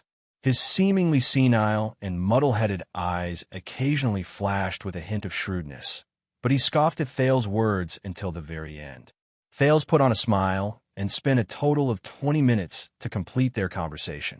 The conversation with Archduke Rockney of the city of faraway prayers in the west was the fastest to end. The long-haired archduke was taciturn. He nodded and shook his head more than he breathed, causing Thales to doubt the effectiveness of the conversation. Judging by his demeanor, Thales suspected that he did not care who became king. The last one was the young Archduke of Beacon Illumination City. The brown-haired young man, Concre Pofrit, was the friendliest. He was also the most shocked by Thales' words. Even when he left, he still looked dazed and in disbelief. Thales had to comfort him. It hasn't happened yet. It's just that. Thales squeezed the pocket watch that Poutre had handed to him. The cold metallic touch made his heart tighten. Who could it be? Who could it be? Who was the mastermind who hired the disaster swords to murder Mariah and then assassinate me? Or no one appears at all? If I really can't find the murderer, Thales laughed bitterly. I hope King Nuven dies tonight. At this moment, Astra's thud. Astra's footsteps came from outside the stone hall. Thales was shocked. He sat up straight. It was a series of heavy and rhythmic footsteps. Step by step, the person walked over on the stone bricks. As the footsteps slowly approached, a figure was projected into the stone hall. The person seemed to be especially tall. The person finally walked into the meeting hall. Under the light from the brazier, Thales saw the person's shoulder-length hair and his unusually serious expression. There was a picture of an ancient book embroidered on his robe. The second prince was stunned. This was the person he had least expected. The brazier was still burning fiercely. The man stopped in front of him. "I'm here," he said faintly. Thales jumped down from his chair and frowned. He still remembered that this serious man had refused King Nuven's order to kill the Prince of Constellation in a duel in this stone hall. The reason was that it would simply tarnish my honor. And now, he was standing in front of him. "Hello." The second Prince of Constellation paused for a moment. He looked at the tall, slender man and sighed in disappointment. The Archduke of the city of faraway prayers of Ekstedt.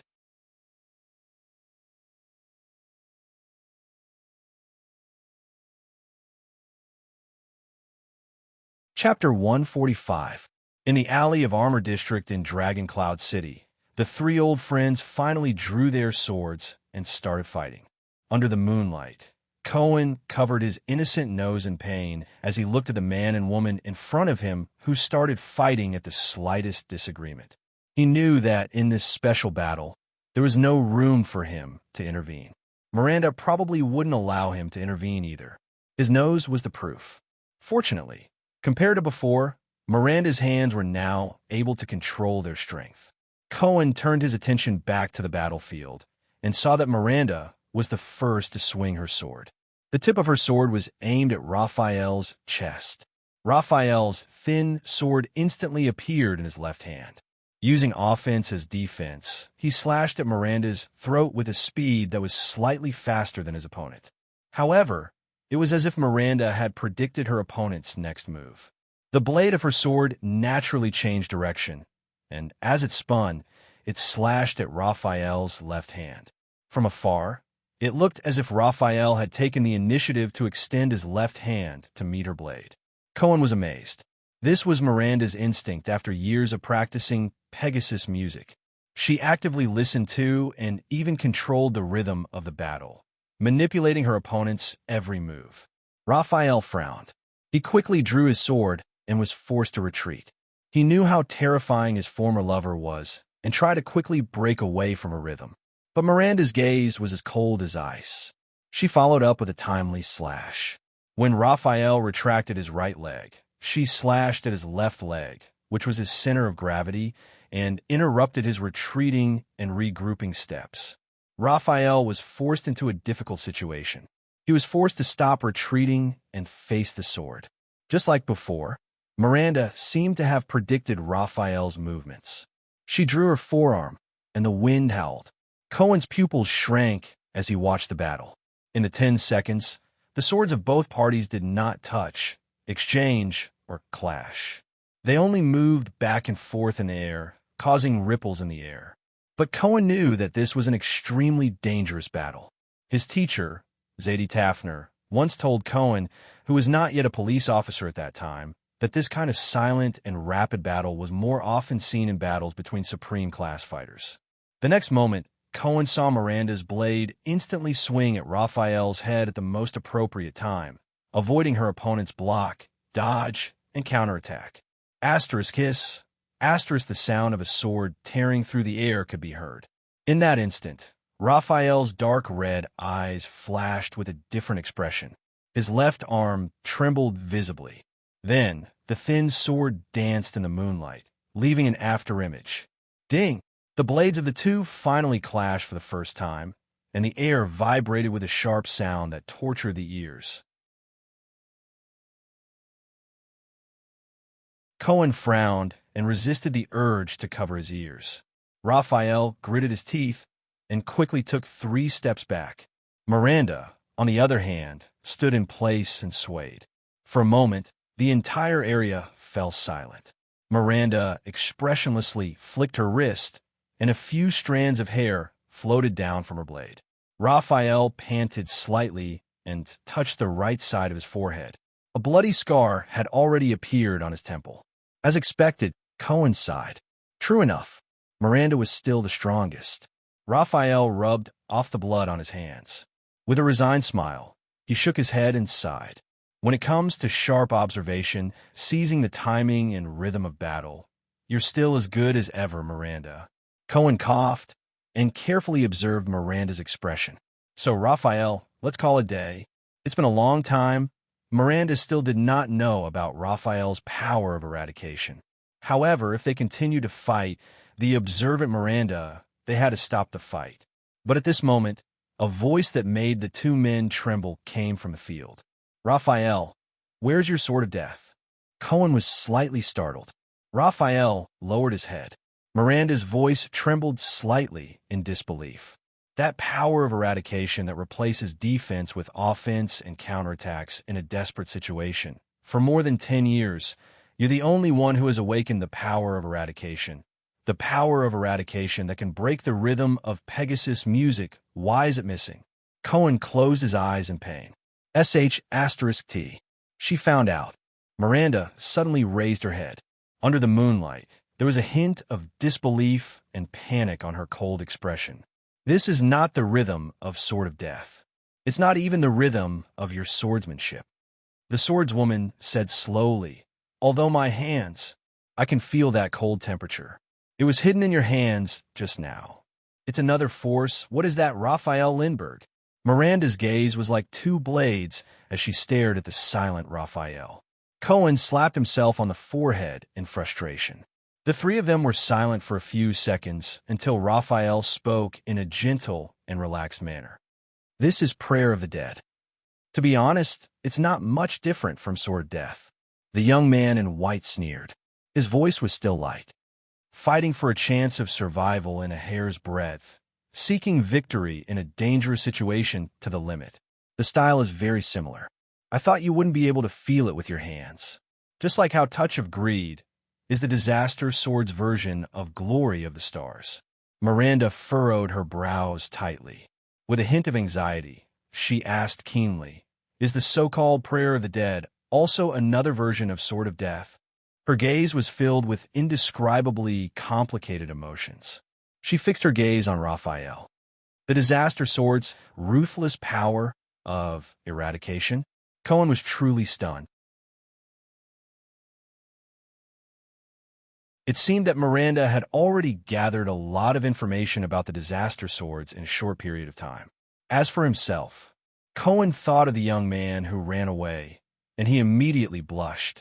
It seems that Klein has told you too much. Raphael narrowed his eyes, as if he was deep in thought. Even if it's an unrestricted inheritance from outside the tower, he's still a swordsman who is close to supreme class. Why would he talk so much?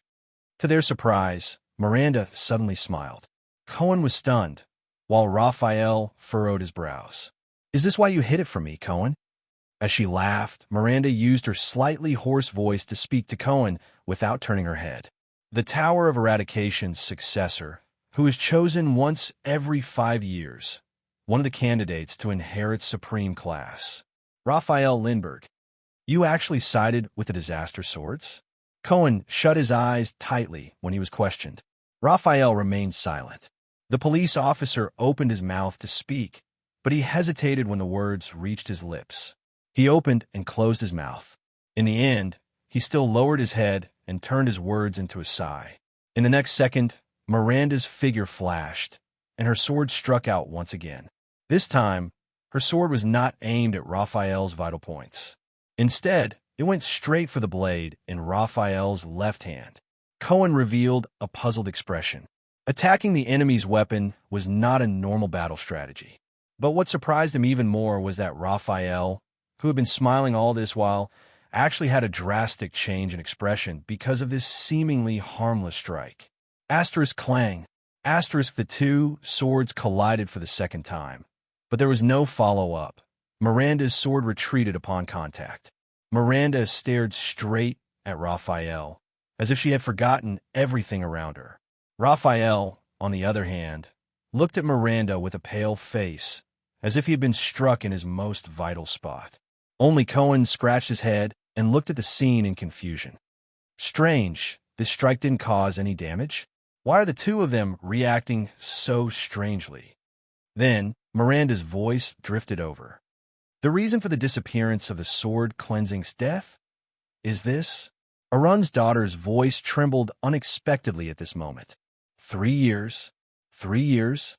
It's him. Is this the reason? Him. The young man in white, Raphael, stared blankly at Miranda. His expression was complicated. Mira. She still found out. This was the first time they met after 3 years. She found out. He lowered his eyes. In the next second, the swordswoman suddenly raised her head and shouted agitatedly, Raphael, you arrogant idiot. Raphael didn't say anything. He just looked at her calmly. Cohen stared in shock at Miranda, who seemed to have lost control of her emotions. What's wrong? Wasn't she a strong and independent strong woman just a moment ago? How did she become a grief-stricken ex-girlfriend in the next moment?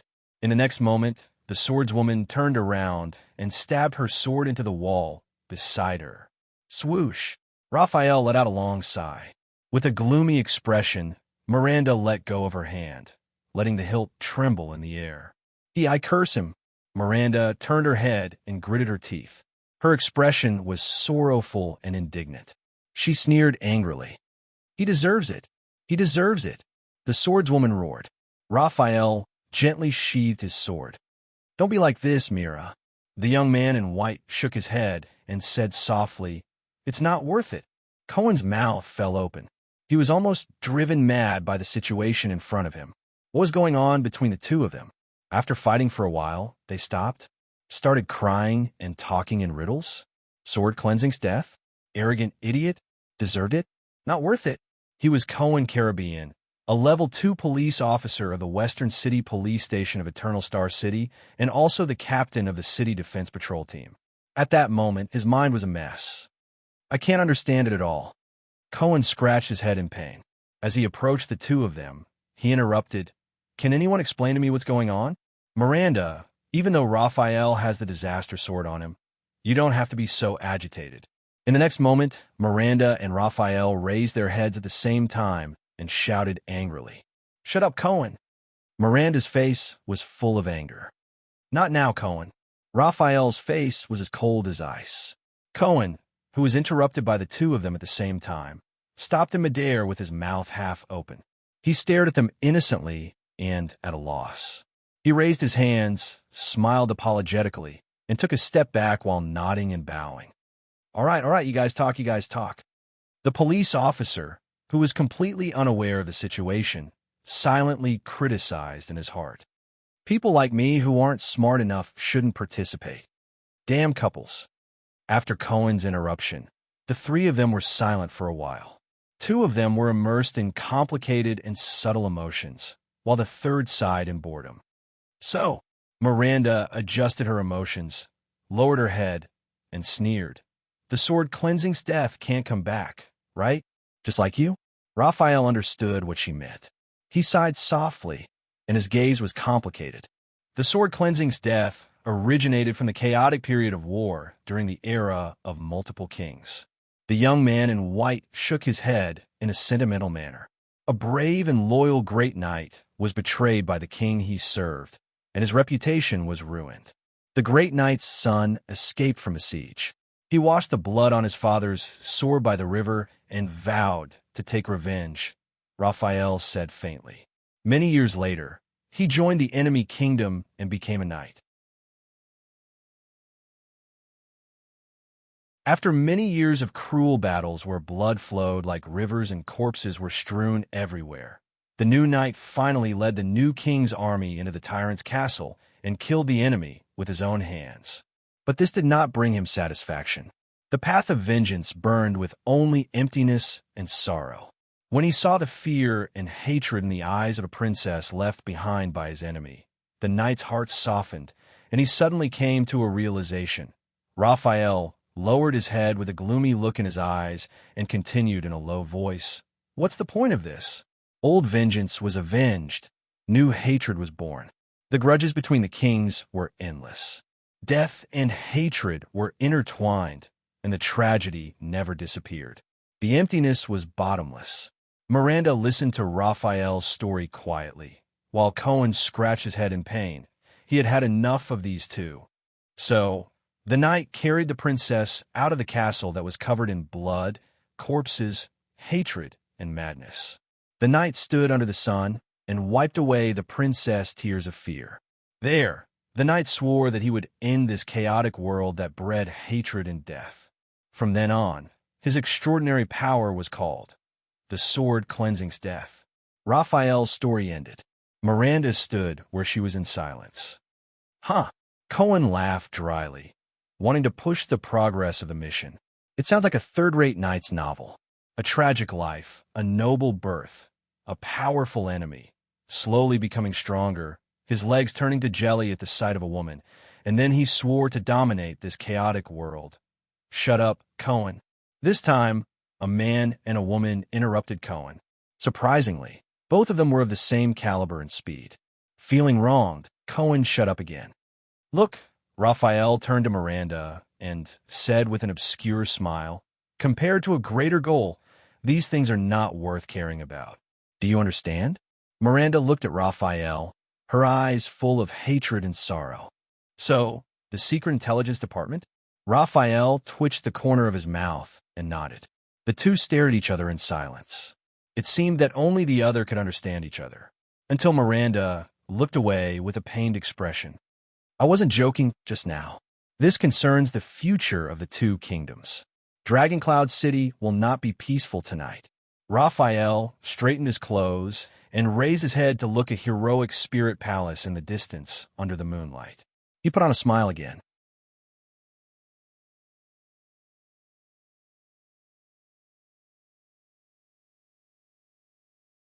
Chapter 146. Cohen exhaled. He did not understand anything from just now until now. The police officer almost began to doubt himself. He made up his mind that no matter what the adulterous couple said, he would force them to stop this guessing game that always frustrated him and made him feel isolated, even though this situation often happened when he was in the Tower of Eradication. So, Cohen said angrily, "Do you want to tell us the truth? Disaster Sword? Secret Intelligence Department? And the reason why you're here? Raphael looked at him, his gaze subtle. Hey, Cohen subconsciously patted his saber. I don't mind joining forces with Miranda to deal with you. Raphael looked at Cohen's expression and suddenly smiled.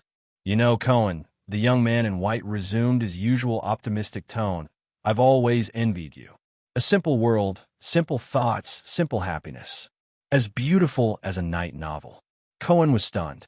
Simple, a night novel. Cohen immediately furrowed his brows. This guy really knows how to pick the right time to scold me. Miranda snickered. Raphael looked at Miranda's smile, and his eyes moved. Then he smiled as well.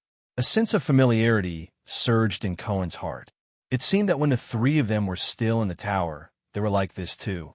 Remember, keep a low profile and hide. Raphael slowly turned around and whispered to them, find a good place to hide. Don't look for people like Goo anymore. In the next moment, Raphael's figure disappeared from the alley. Hey, Cohen's expression changed. He was about to chase after him, but Miranda grabbed his arm. Cohen, Miranda lowered her head and said faintly, don't chase after him. Cohen looked at Miranda in disbelief. You let him go just like that? The police officer raised his hand in the air indignantly. It's the first time we've met in 3 years. Aren't you going to ask anything, including about the disaster sword? Miranda did not raise her head, nor did she look in the direction where Raphael disappeared. She said absent-mindedly, there's no need to ask. After all, he still carries a mission from the Secret Intelligence Department. And Arun's daughter's voice became softer and softer. I didn't let him go. Cohen looked at the swordswoman in confusion. Miranda sighed. I can't beat him anymore. Cohen was stunned.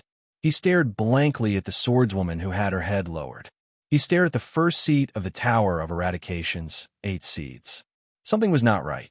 Suddenly, Cohen noticed that Miranda's beautiful black hair should have been tied up in a ponytail. Unknowingly, they had already dispersed. Cohen suddenly thought of something and was shocked. He looked down and found Miranda's hair tie in the moonlight. The hair rope was broken. The cut was smooth, as if it had been cut by a sword. Cohen's expression changed. This was the first time Raphael and Miranda exchanged blows.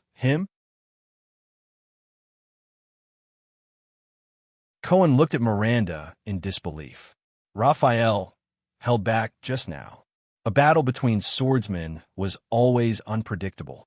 It might be easy to kill a swordsman, but to show mercy to a swordsman, it meant that the swordsman must have superior swordsmanship and control over the situation. The key was, Cohen clearly remembered that although he ranked second in the overall assessment, Raphael was definitely one of the bottom 3 among the 8 seeds when it came to one-on-one duels. But now Miranda said nothing. Cohen panted with difficulty. He looked at the hair rope on the ground and realized that his old friend had indeed become a stranger. Miranda, Cohen, whose thoughts were in a mess, said with difficulty, the story you told me at the end about the knight and the princess, what does it mean? Miranda was silent for a few seconds. Cohen. Miranda laughed bitterly. As the son of the Sword of the Twin Towers Caribbean family, your knowledge of history is terrible. Cohen's face turned red. All right, I can only accept it, but I'm really not familiar with the history of the era of kings. That's what historians are supposed to do, isn't it? That knight's name is Camelot Carluse, Miranda explained in a low voice. She looked at the ground and shook her head. And that princess, the daughter of his enemy, later became his wife. What vulgar plot. Cohen frowned. Wait, Camelot, doesn't this name sound a little familiar? Miranda ignored him and continued with her story. After that, the knight fought for 20 years, quelled the terrible chaos of war, brought peace and stability, and built his ideal kingdom. Cohen's frown deepened. Quelled the terrible chaos of war, built his ideal kingdom. Because his achievements were so great that they were unprecedented, even the patriarch of the Bright God Church could not find a suitable coronation ceremony for him. Miranda chuckled and said faintly, So, the knight's wife personally weaved a ring of jasmine flowers and crowned him. His subordinates and people gave him an unprecedented title. Miranda finished her story calmly. Supreme Emperor. At that moment, Cohen's mouth opened as wide as it could possibly get. This is the story of the first emperor in history, Great Emperor Camelot, who conquered everywhere and built the ancient empire. Cohen's eyes were in a daze, and he kept scratching his head. All right, it seems like my knowledge of history is really poor. So Raphael means? Cohen asked hesitantly. At this moment, something unexpected happened. Miranda turned her head and suddenly stretched out her hands and put them on Cohen's broad shoulders. She hugged the police officer. Then, she buried her face in his chest. Then, she pressed her entire body weight against Cohen. Cohen instantly froze. 1 second, 2 seconds, 3 seconds passed. Cohen stared at Miranda in his arms in a daze. The next moment, when he came to his senses, he was immediately scared out of his wits. What's going on? Miranda, the fiendish Miranda, was actually in his arms. That's not right. That's not how the script is written. There's a Far Eastern proverb, a friend's wife is not allowed. If she comes to her senses, if Raphael finds out, I'm not at this moment. I'm sorry. The swordswoman's voice was trembling and sobbing as it came from Cohen's arms. Cohen was instantly shocked. Sobbing? From now on, I'll treat you as a wall. Miranda's voice was a little muffled and distorted. I need to lean on you for a while. She looked like she was about to cry. Cohen lowered his head in disbelief and looked at Miranda. The swordswoman, who had always been strong and independent, was in this state. It was even more shocking to Cohen than if she threw herself into his arms and confessed her love to him. Cohen also noticed that Miranda's hands on his shoulders were trembling slightly as she leaned her face against his chest. While Cohen, who was at a loss, could only awkwardly pat Miranda's back. It's okay. You're the first seed of the Tower of Eradication, the future Duchess of the Northern Territory, Lady Miranda Arund. No matter what happens, you can wait. Cohen was stunned. He remembered Miranda's sharp observation skills. Could it be Miranda? Cohen was stunned. Did you discover something in the battle just now? That is why your conversation with Raphael started to become strange after the battle. Miranda shuddered again in his arms. Cohen confirmed his suspicions. It's Raphael, isn't it? You hit his sword, and then discovered something. Recalling Raphael's appearance, Cohen gritted his teeth and asked, Raphael, what happened to him? Miranda shivered again. Cohen looked at Miranda and felt an indescribable sadness in his heart. I can't tell you, but it's terrible. As Miranda spoke in a hoarse voice, the swordswoman's head in Cohen's arms trembled slightly again. Raphael, something terrible happened. Terrible. Very terrible. Heroic Spirit Palace, Hall of Heroes. Tell me.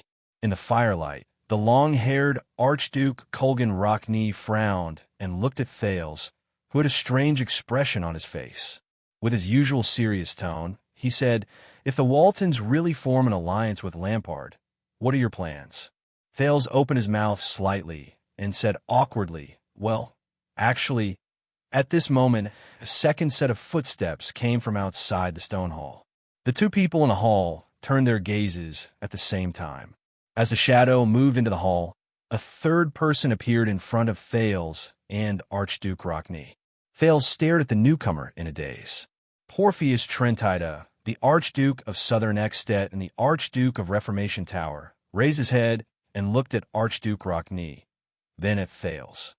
Oh my. Trentida met Rockney's gaze with a strange expression.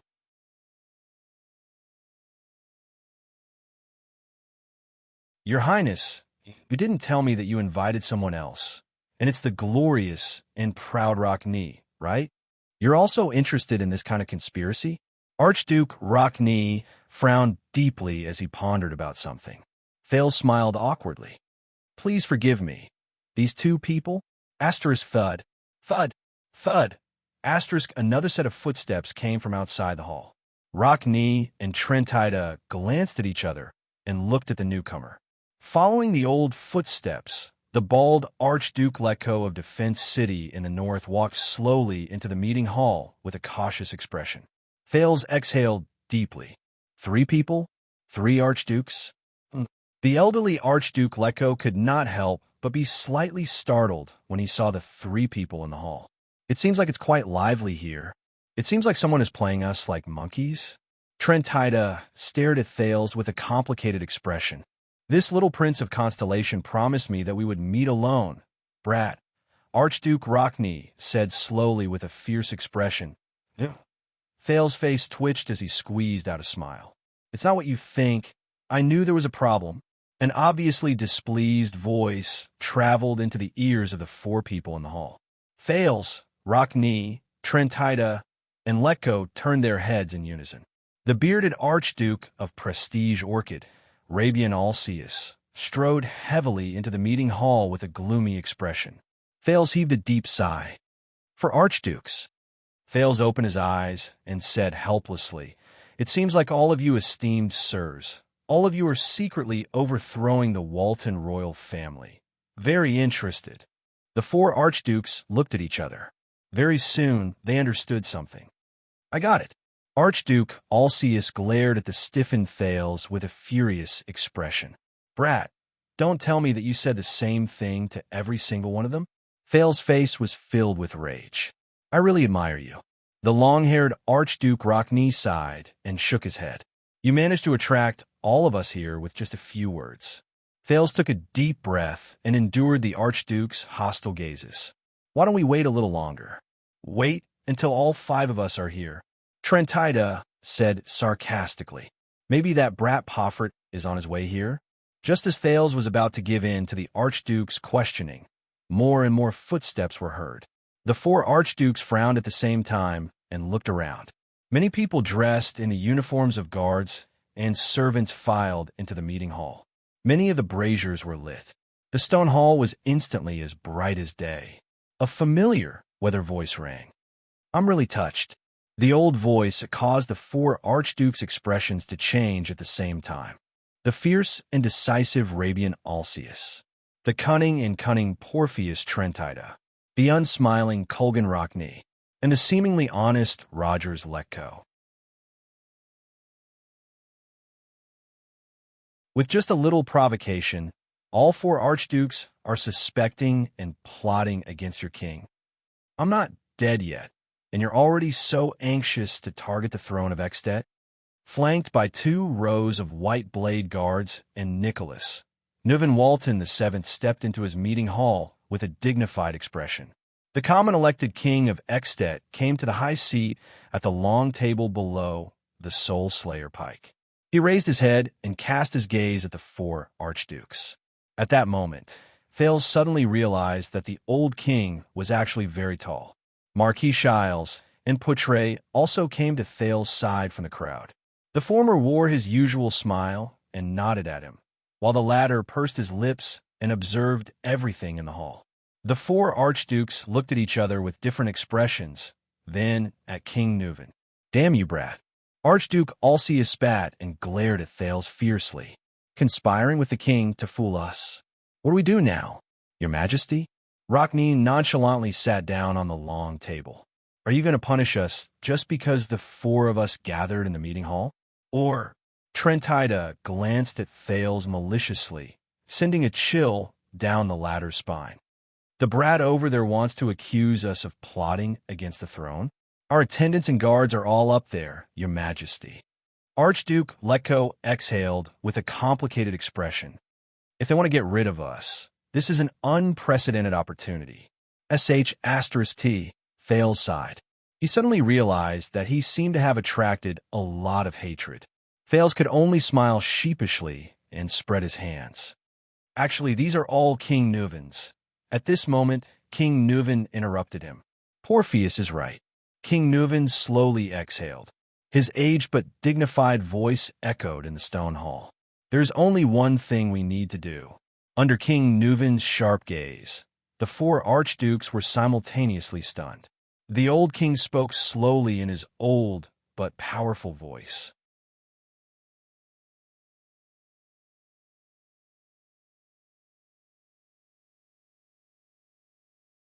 Chapter 147. This was the first time Thales saw King Nuvan with a dark golden crown on his head. dressed in a golden-red outfit that was both solemn and imposing. He walked down the stairs with his ministers surrounding him. He walked towards the long table in the middle of the meeting hall and sat on the common-elected king's seat of honor. In Thales's eyes, the nearly 70-year-old old man was no longer as gloomy and obscure as he was when he first met him.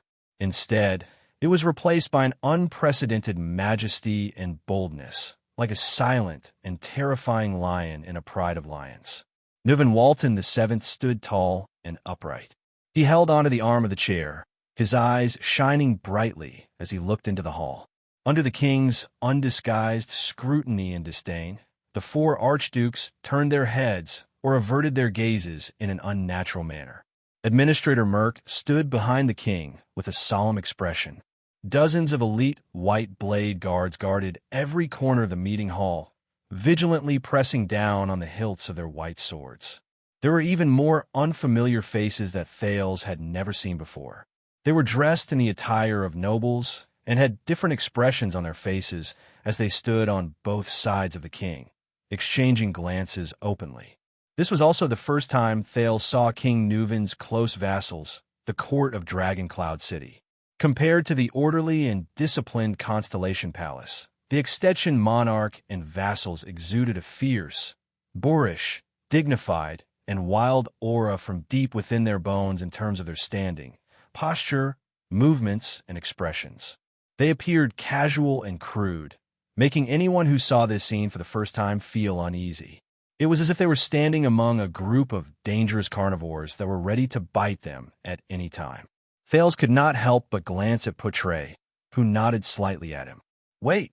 In the meeting hall, the long-haired Archduke Rockney asked the question in his thunderous voice. "What do you mean, Your Majesty?" No one answered him. "Hey, Your Majesty! Your Majesty!"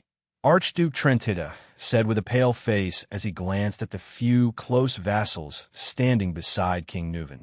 Some of them had grizzled hair, while others had gleaming eyes.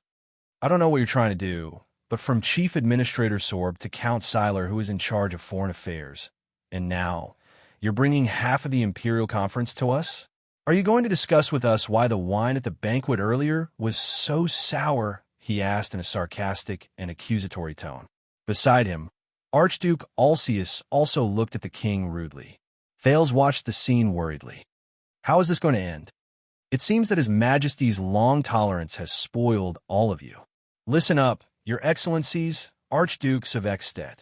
One of King Nuvan's vassals, who was more than 50 years old, replied rudely to the Archduke of Reformation Tower. "The king you swore to be loyal to, the lord whom the Northlanders swore to follow with their lives, is ordering you wait." The old official's face was cold as he reprimanded him without giving him any face. Archduke Trentida and Archduke Alcius's faces immediately turned cold, while Archduke Letko looked pensive. Only Archduke Rockney's expression did not change as he sat on the left side of the long table, just like the first time he met Thales. A few seconds later, Grand Duke Letko of Defense City let out a long sigh and slowly sat down. "You should at least tell us what this lousy trap is for, Your Majesty." Archduke Alcius also sat down in his seat and immediately said coldly, "Colluding with Constellation's brat to toy with the archdukes under him, I feel that my dignity has been greatly insulted." At this moment, a series of knocking sounds came from the hall. Asterisk knock, knock, knock. Asterisk the four archdukes turned their heads in unison and looked at the main seat at the end of the long table. There, Nuvan VII, who had a stern expression on his face, was slowly knocking on the table with his right hand. Asterisk knock, knock, knock. Asterisk Thales narrowed his eyes. He noticed that King Nuvan wore a peculiarly shaped ring on his right little finger. The center of the silver-white metal ring was inlaid with a black gemstone. The king was using that gemstone, seemingly absent-mindedly knocking on the table. "Dignity does not give you the right to question the king, Rabian," King Nuvan said slowly. His gaze was fixed on the table, as if he was particularly interested in the part of the table he was knocking on. "There's only one thing you need to do, boys. Just like what you did more than 10 years ago. Obey me." King Nuvan slowly raised his head. There was a stern glint in his eyes that left no room for argument. He looked at the archdukes. Just like a long time ago, when your father obeyed my father, and later on, he obeyed me, at least at that time we lived in harmony. Do you understand? The archdukes held their breaths in unison. A few seconds later, Archduke Letko sighed and was the first to speak. According to what that child said, you used lies to test our loyalty, and we are far away from our own guards and attendants. This really makes me worry about my own safety. King Nuvan suddenly raised his voice, causing Letko to be speechless. If I really want to take your lives regardless of the consequences, old Baldy, do you think that you can walk out of Heroic Spirit Palace alive, or even Dragon Cloud City, with just those useless soldiers by your side and that supreme class axeman behind you? Do you think you can walk out of Heroic Spirit Palace alive? This is not your defense city. The archdukes frowned at the same time. At least tell us, what are you waiting for? Rockney pushed aside his long hair and snorted coldly. Your Excellencies, His Majesty the King has already shown great kindness. Please do not be impatient. However, if you have some understanding of each other's identities and duties. On King Nuvan's left, another minister with a pondering expression replied with a smile and a profound meaning.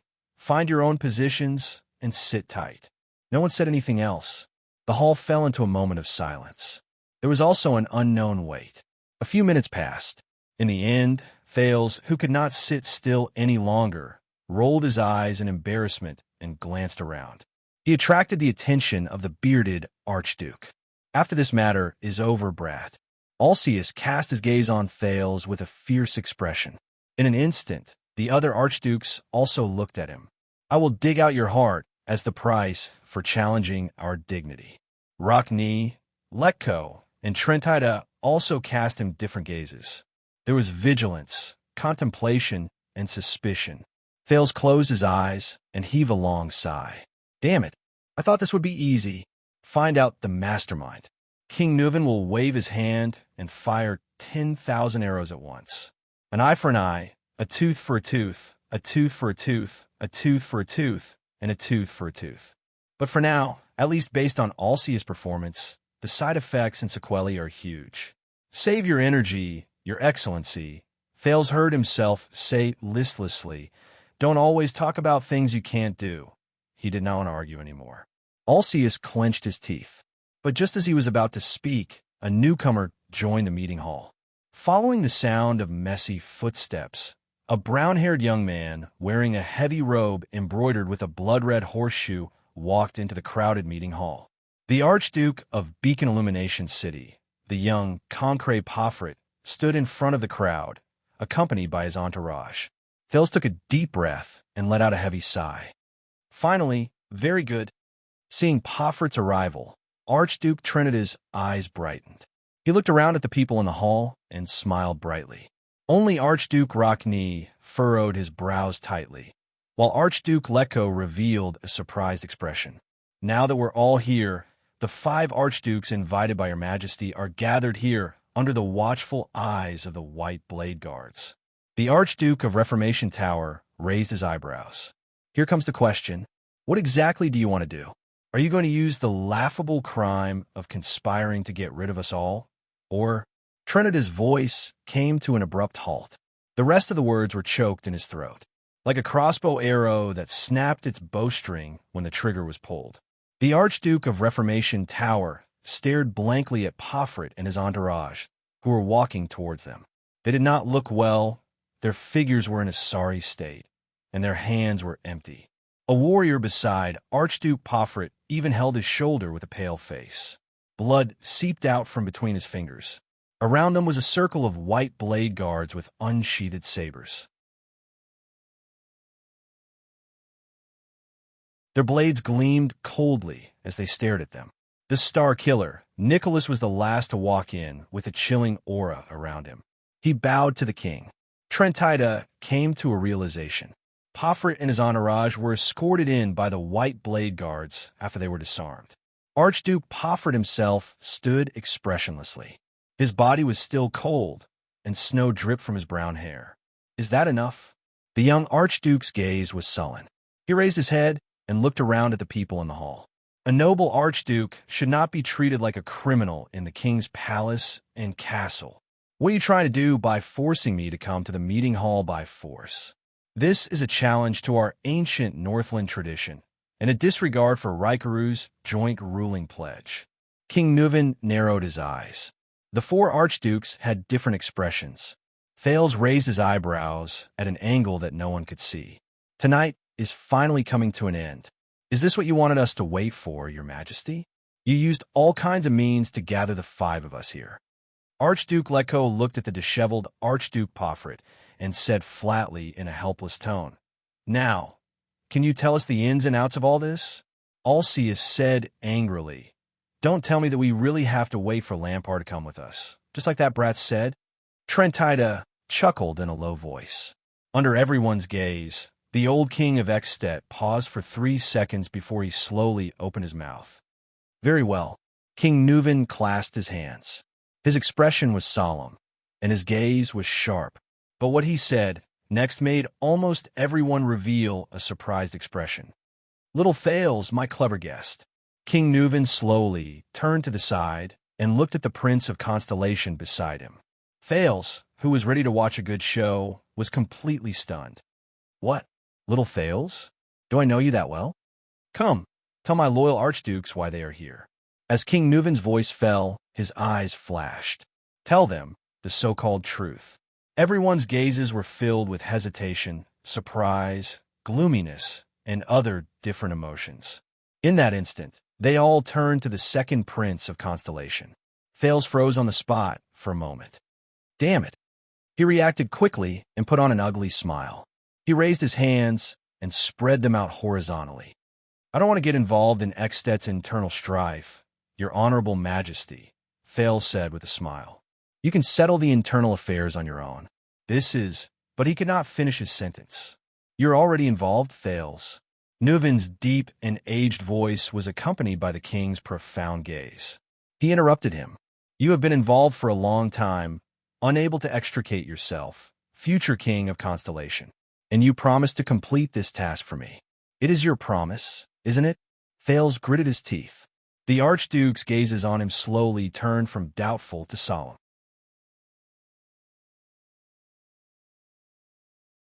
Thales gulped and furrowed his brows. "Nuven, this damned old man. Is he trying to show the archdukes that the heir of Constellation is on his side?" Thales' frown deepened. King Nuven's gaze became sharper. "Go on. What are you waiting for, little prince?" Alceus continued to glare at him fiercely. "After you tricked us all with your ridiculous words. To be honest, I thought Lampard would come with us." Thales ignored him. Finally, after Poutre reminded him in a low voice, he exhaled in resignation. "All right." Thales took a step forward as he met the gazes of almost everyone in the hall. "My apologies, Your Excellencies." Thales braced himself and said under the hostile gazes of the 5 archdukes, "Most of what I said to you tonight was a lie. Only one thing is true. Prince Mariah was assassinated in Constellation." Thales sighed. "One of the masterminds behind the scenes is among you." The moment he finished speaking, the 5 archdukes frowned simultaneously. The close vassals beside the king began to whisper to each other. The second prince ignored the noise that began to increase in the hall. "And King Nuven asked me to find a mastermind who conspired with Lampard to murder Prince Mariah," Thales said expressionlessly. "Hey, I knew it." The bald Archduke Leko sighed. "He didn't invite us here just to deal with the Prince of Constellation." Archduke Trentida turned his head and shook his head disapprovingly. "The mastermind who conspired with Lampard? Ha, I get it. But this is not an easy task." Thales turned to the 5 archdukes and nodded. "Almost all of you are suspects." The 5 archdukes turned their heads away unnaturally to avoid Thales and King Nuven's gaze. "The facts have proven that all of you are indeed restless." Thales chuckled and continued. "To be honest, I really didn't expect that my words would attract all 4 of you here. I thought it would be 1 or 2 at most." "My loyal archdukes, the co-rulers of Ekstedt," King Nuven said slowly, "it seems that all of you have great ambitions. The hall was instantly filled with whispers again. Alcius and Letko's expressions became extremely awkward. Rockney still had a cold expression, Trentida clicked his tongue and giggled, and the young Poffert's expression was still gloomy. King Nuven quietly watched everything in the hall with his hands clasped together. So, it's almost impossible to find a mastermind from you lot by following the rules. Thales sighed. I can only find another way out. I give up on starting from the suspects and start from the truth of the matter, from how the murderer would react after knowing the truth. Thales nodded at Poutre and smiled. Since we can't retreat, why not go forward with all our might? I see. Archduke Rockney of the city of faraway prayers said sternly. Everything you said was false. There was no secret meeting between Dragoncloud City and Black Sand region, nor was there any collaboration between the Waltons and Lampard. Was there? Thales shook his head. Of course not. I made it all up. His Majesty will not form an alliance with an enemy who killed his bloodkin. At the long table, King Nuven's gaze flickered strangely. I understand. Archduke Letko said with a lisp. The key lies in Lampard, right? Because the so-called mastermind who murdered Mariah is secretly collaborating with Lampard? Humph. Alcius snorted coldly. What a lousy scheme. To convince us and the mastermind at the same time that Lampard and His Majesty are collaborating? To make him think that Lampard will betray the identity of the mastermind to His Majesty? The trap is so straightforward. Archduke Trenata leaned back and giggled. Will anyone really fall for it? Thales stared at the three of them. His gaze moved back and forth for a few seconds, until the second prince chuckled. No. Thales' expression became solemn, and he shook his head firmly. It's not that simple. Don't forget what I told you. Perhaps the innocent archdukes will believe me when I said things like Lampard is not the murderer, but the kingdom's secret intelligence department has designated him as the murderer. Thales continued with a serious expression. But only the mastermind, will definitely not believe this. As Lampard's accomplice, only he knows that Lampard is indeed one of the murderers. Lampard cannot be cleared of the suspicion of murdering the prince, so it is impossible for Lampard to collaborate with His Majesty. Hence, it is impossible for him to betray His Majesty. Only Black Hand himself knows. Thales turned around and looked around to observe the effect of his words. The so-called alliance between the Waltons and Lampard that I mentioned was simply an exaggeration to scare people. It is impossible for Lampard to seek an alliance with His Majesty. Then what exactly did you mean by what you said last night? The bald Archduke Letko's eyes shone brightly. You said a lot about His Majesty abandoning hatred and choosing benefits. But if you cannot convince the murderer that Lampard and His Majesty are collaborating, I did not intend to let him believe this. I only wanted to tell him. Thales said flatly, His Majesty suspects that Lampard is not the murderer and is still trying to contact him. At the head of the long table, King Nuven revealed a faint sneer. Moreover, from the moment Nicholas went to fetch me, it is very likely that both parties have been contacting each other for a long time. Archduke Alcius said impatiently, You just said that Lampard is the murderer. He does not dare and will not collaborate with His Majesty. You cannot dig out the name of the mastermind from Lampard. I am not finished. King Nuven's investigation also discovered a key point. Thales interrupted him coldly, causing Alcius to be stunned. The mastermind also did something else. He also participated in the murder of me and the Prince of Constellation. The whispers in the meeting hall instantly stopped. During the game between him and Lampard at Broken Dragon Fortress, he bribed a group called Disaster Sword and used Lampard's Mystic Gun unit to assassinate me. He tried to frame Lampard with this. Thales sucked in a deep breath and enunciated each word clearly. This is what I want him to know. I want the mastermind to know that King Nuven already knows that the mastermind who murdered Prince Mariah is also the person who framed Lampard. Behind Thales, Poutre sighed. Beside him, Marquis Shiles had a smile on his face. So, at the end of the day, I only wanted to tell you two things after talking so much nonsense to all of you tonight. Thales shrugged. 1. His Majesty is contacting Lampard. 2. His Majesty knows that the mastermind who murdered Prince Mariah is also plotting against Lampard. Under everyone's puzzled gazes, Thales nodded slowly. In that case, whether His Majesty can reach an agreement with Lampard is no longer important.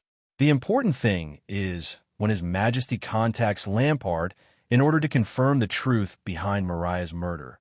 Will he inform Lampard of this matter? The archdukes were instantly shocked. They had already figured out the cause and effect of the matter. And this is possible. After all, according to what I said, King Nuvan has already contacted Black Sand region through Nicholas a few days ago. The mastermind not only murdered His Majesty's son, but also betrayed Lampard. In the face of such a possibility, he will definitely feel uneasy. Will His Majesty, in order to gain Lampard's trust, tell him that the person who framed Lampard is also the person who murdered Mariah? And Lampard happens to be the person who knows the truth behind Prince Mariah's murder and the identity of the mastermind. So, the key does not lie with His Majesty, but with Lampard himself. Thales looked at everyone's reaction and sighed deeply. If the answer is no, then he is lucky. But will this luck last forever? Will the next communication between the two parties bring up this matter? If the answer is yes, then Archduke Chapman Lampard will know that his longtime collaborator planted a mole in Black Sand region's army and framed him in Broken Dragon Fortress. This is a betrayal. At that time, if I were Lampard, the first thing I would do would be to immediately inform His Majesty of the identity of the culprit. Thales' eyes shone with an affirmative light as he said resolutely. Thales' eyes shone with certainty as he said resolutely. With the help of the Dragon Spear family, this collaborator who dared to betray, and frame him will pay the heaviest price in Dragon Cloud City.